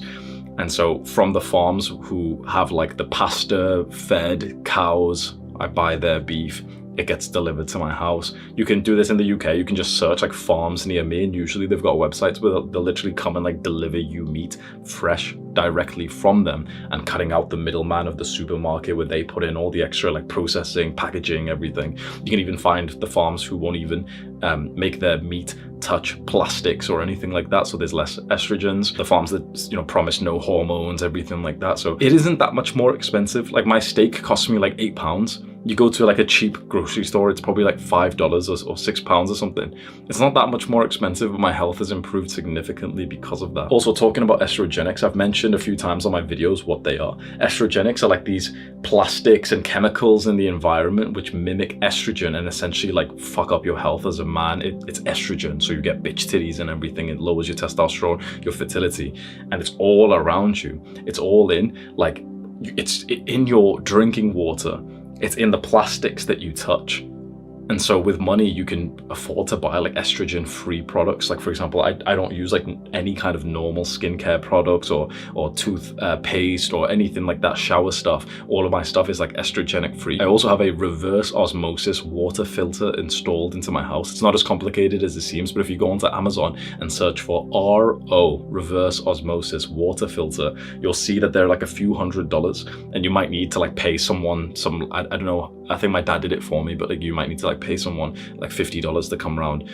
That again is like, that's going to filter out the water, so you're not drinking water that's got estrogenics in, so like your testosterone's not being affected, because tap water is not even like safe to drink. How fucked is that? People don't even know this. And for $500 you can save yourself. When you live with your woman and you want to get pregnant with and have a child with her, she's drinking like poisoned birth control water. Think about how mad this is.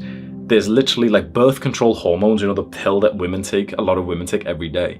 That's not filtered out from the water system. And so when you drink tap water, that's literally like, it's not filtered out. So you're drinking fucking birth control, which is fucking up your health. When your woman drinks it when she's pregnant with your child, she's drinking birth control while she's pregnant. Your child is in her stomach and she's drinking the diluted version of the pill that women take to not be able to have children. $500 to potentially save a fucking miscarriage? That's a high ROI.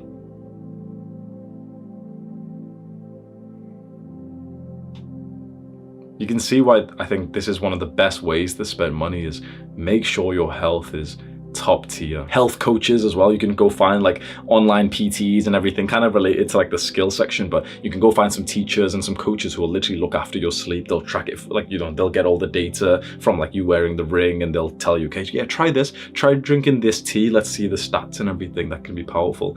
And even private healthcare. In the UK, we have the NHS, but it's not very good. And so I only go private. I had a surgery recently for varicocele. Like, I had this thing, which you might even have, which is like the veins in your testicles are like too big, and it causes like too much heat, which lowers testosterone and fertility. And to get an appointment with the NHS would have taken like 6 months. You pay private, pay £4,000. The surgery's next week. Very powerful. And level 5, the best use of money possible, in my opinion. Saving time. Spending money to save your time is the highest ROI thing, because with your time, then you can do everything else. So all of the other levels here are unlocked when you've got the free time to pursue them. So this is literally the priority. Any money you can spend to save your time is very powerful. And I realized this as I was becoming an entrepreneur. In 2019, when I was playing with this idea of becoming an entrepreneur, I realized what I was going to do. I was going to save up some money and invest that, but not in real estate, not in like, you know, the stocks or crypto or any bullshit like that, but rather just keep it in my bank account and essentially view it as an investment for the next like 3 months of runway, so I didn't need to work a job. Mark my words when I say this. This is going to sound weird, but because no one else has said this before, but mark my words. The greatest investment that you could possibly make is saving up a couple of months of expenses and then being able to quit your job and give yourself some runway so that you can go and start a business. The greatest investment is one in your time. This doesn't sound as cool of like an investment as real estate, but if you save up like £2,000 and you don't need to work for the next like 6 months because you live at home with family, so you've got like no expenses, you've just given yourself 6 months of life. Can you comprehend that? You've just given yourself 6 months of life, of like 40 hours or 50 hours a week, including commutes, just gone. You don't need to work that anymore. For any guys out there who are working full-time at a job that they hate, this is the greatest move they could pull, is save up a few £1,000s. Just move back to your parents if you need to. Save up like 6 months worth of your bills and literally just go all in on your business. Don't work a normal shitty job. Just go all in on your business for like 6 months. To save your time, you can also get services like meal prep. So I had one where they would deliver it to me like every week, and there'd be like 20 meals. I'd have like 3 a day or something. And that means that you don't need to go shopping for groceries because it gets delivered to you and you just, you know, choose the one that you want on the website. It means that you don't even need to cook because you just put it in the oven for like 15 minutes instead of you needing to like chop things or prepare things. It's literally just ready to go in the oven. And it even means you don't even need to clean up because the little cardboardy like thing, that like the bowl of it, you just throw it away afterwards. There's no cleaning up with the washing up liquid or anything like that. It will literally save you about 500 hours a year. That's fucking huge. Hiring people to do things so that you don't need to do them will also save you time. The best hire that I can think of for you, it's gonna sound super odd, it's to hire a sibling, specifically a sibling or a family member who lives in your home. Because if you, like, the conventional advice people will say is like, oh yeah, hire a personal assistant. But there's a lot of friction to that. You don't even know how it works. It's a bit complicated. Do you want to give them your card details? But if you hire your sibling and you literally say to your sibling, like, save me time and I'll give you a few £100s a month, they'd probably do it. Or maybe your father would probably do it, right? And it means that they could do all your chores for you.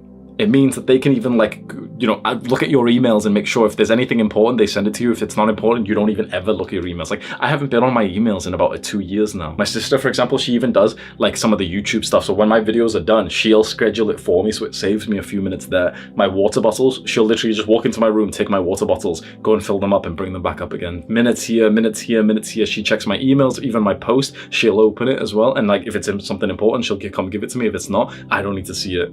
It sounds odd, but it's like paying your siblings or one of your family members, maybe even your mother or something, and just telling them, like, I just want to focus on my business as much as possible. If you can save me 10, 20, 30 minutes a few different times in the day, if you can just make the food and literally bring it up to me, if when I want like a cup of tea or coffee, you would just make it and it wouldn't feel kind of weird between us for you being my servant or anything, but you would be like happy to do it to kind of support me.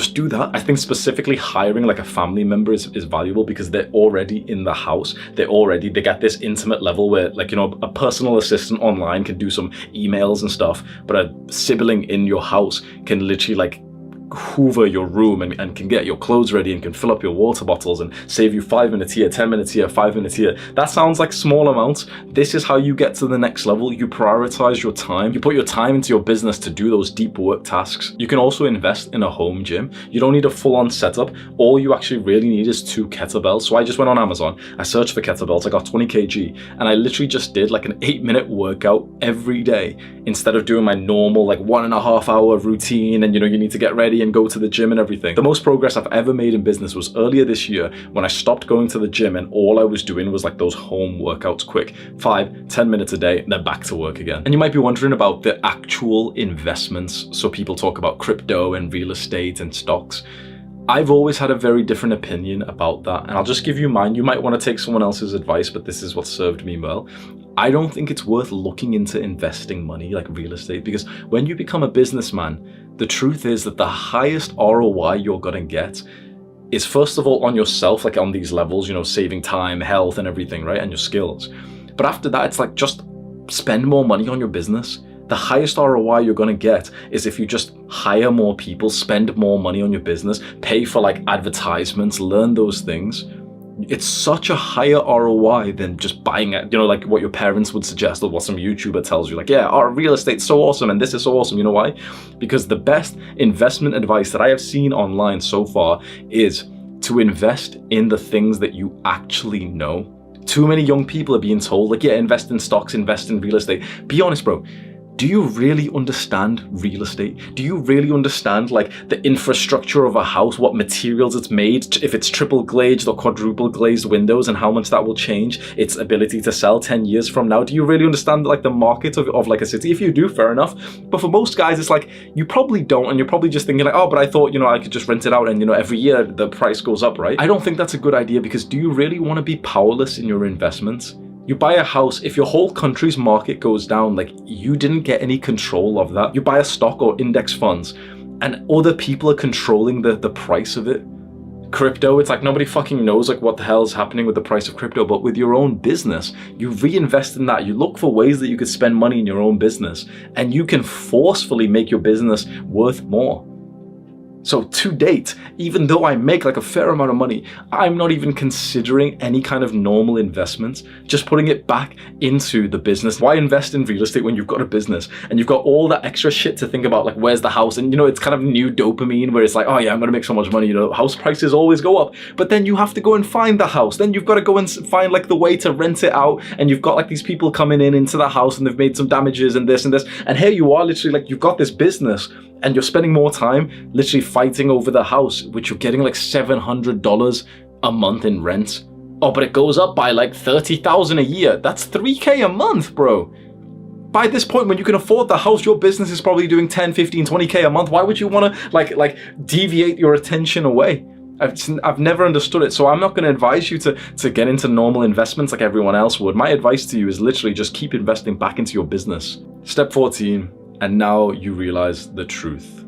Perhaps it might take you a few years to get to this point. I hope that it doesn't take you much longer than that. But you will realize at a certain point, if you allow yourself to, if you take a step back from your work and sometimes you go out into the mountains and you broaden your horizon, like your visual spatial field, you'll start to get the thoughts that like working so hard and making more money isn't actually as productive as you think it is. What I'm saying right now will scare you and cause fear inside of you, maybe some kind of sadness or agitation. I don't expect you to listen to this right now, but if you just heed these words, hopefully this will come back up again for you in a few years. Most men waste their lives working for money. You absolutely need money and you should make an awesome amount of it, but to waste your life doing it is a mistake. To prioritize making money over prioritizing your purpose, your masculine purpose, is a mistake. I believe that money should be used for your purpose. I don't think that the pursuit of money, like, you know, overly working, should be used as a procrastination from your purpose. And I'm guilty of this all the time. It's so comforting and so nice to work. It's almost like a game where you want to see the score go up. But if you're pushing off your purpose for that, it's actually procrastination. You call it a game, well, it's very much like a video game. It's just, it becomes a bad habit. You should absolutely have work that you love, that feels like positive contribution to the world. Making a bunch of money at the same time is really awesome. You get to enjoy, like, you know, some of the finer things in life that are a little bit pricey. But try not to sacrifice your purpose for it. For many men, their purpose isn't actually to make money. For most men, honestly, I don't believe that there's a man out there whose purpose is genuinely just make money. I don't, like, you know, your purpose is like your soul's, your body's reason for existing. Your body and your soul was not put here to just make money. Perhaps to create an impact or to contribute to the people that you care about. Perhaps maybe it was for fatherhood. Who knows what it is. But just be careful not to spend all your life, all your hours grinding away before you realize that you've just wasted a lot of it, that the extra numbers in your bank account didn't actually make a difference, and that if you spent those years pursuing your purpose, that would have actually changed your life and improved your life even further. Whether you make $2,000 a month or $200,000 a month, the real quality of life comes from the spiritual path. It comes from those immeasurable things like mindfulness, gratitude, love, community. Again, this isn't me saying, yeah, don't make money and money's so evil. No. Money's fun to make. It's awesome to work and to contribute and to provide value to others. Business is awesome. But do so whilst you prioritize your purpose. If your calendar doesn't reflect this, if every day you grind at your work whilst calling yourself a purposeful man, but realizing that your purpose is maybe fatherhood, and you're spending almost no time developing that and all your time in front of your computer screen, it's procrastination. This is just a message to my younger self that this is how I've lived for the past couple of months when I should have been pursuing my purpose more. I hope that you're able to free yourself from the need, the disease of like needing as much money as possible. Because too many men waste their lives like that when there's bigger, more ambitious things that we can aim for. Hope that this guide serves you well and helps you complete this layer of your obsession, of your desire, much faster than most other people do. When you're speaking to someone who would need this advice, whether it's in person or online, please mention it to them. Just, hey, you should watch Hamza's full guide on making money. If you write that in some comments around the internet, if you send the link over to some people, if you mention it to a friend, that would spread this wisdom to them so that they can achieve financial freedom alongside you. If you have got this far in this huge full guide and you really love to learn and you want to level up and become like an even better man of character, and you want to start getting into like the way of the superior man, and you want to start training like a Spartan, and you want to think like a Stoic, Adonis School is literally the perfect place for you. That's the top link in the description. I really think you should go check it out. With the work that I'm doing here, my hope is that we as a generation of young men can really get to the next level and become like these higher tier men of character. Not just, you know, men with real world success like everyone else seems to be talking about, but like I want to walk past a man who isn't just entirely focused on like muscles and money, but rather is focused on his character, his values, his virtues. I want to walk past men who are literally reading books on stoicism. I want to walk past a guy who's been practicing meditation, because these are such important things that are so overlooked these days. That's why I do the work that I do, and I hope that you've benefited from that. If there's just one thing that you could do, please spread positive word of mouth about this video. When it comes into conversation, when you think that someone might need to hear about flow state and focus, mention this video to them. Just tell them like, oh, you should go watch Hamza's focus video. You should go watch Hamza's focus guide. You should go watch Hamza's full guide on flow states. Just by you spreading positive word of mouth about this video, naturally more men in the world will actually learn this lesson, and that just means like the guy next to you is going to be more focused when he speaks to you. Soon you're going to have a business partner and he's actually present with you. Maybe a bunch of women will end up watching this video. 3% of my audience are women, and the more women who find content like this, the more present and focused they can be when they're with us, and we can actually start to form like the kind of life we should be living. You also need to watch my full guide on discipline. Go click that video right now. Do the hard work, especially when you don't feel like it. Mwah!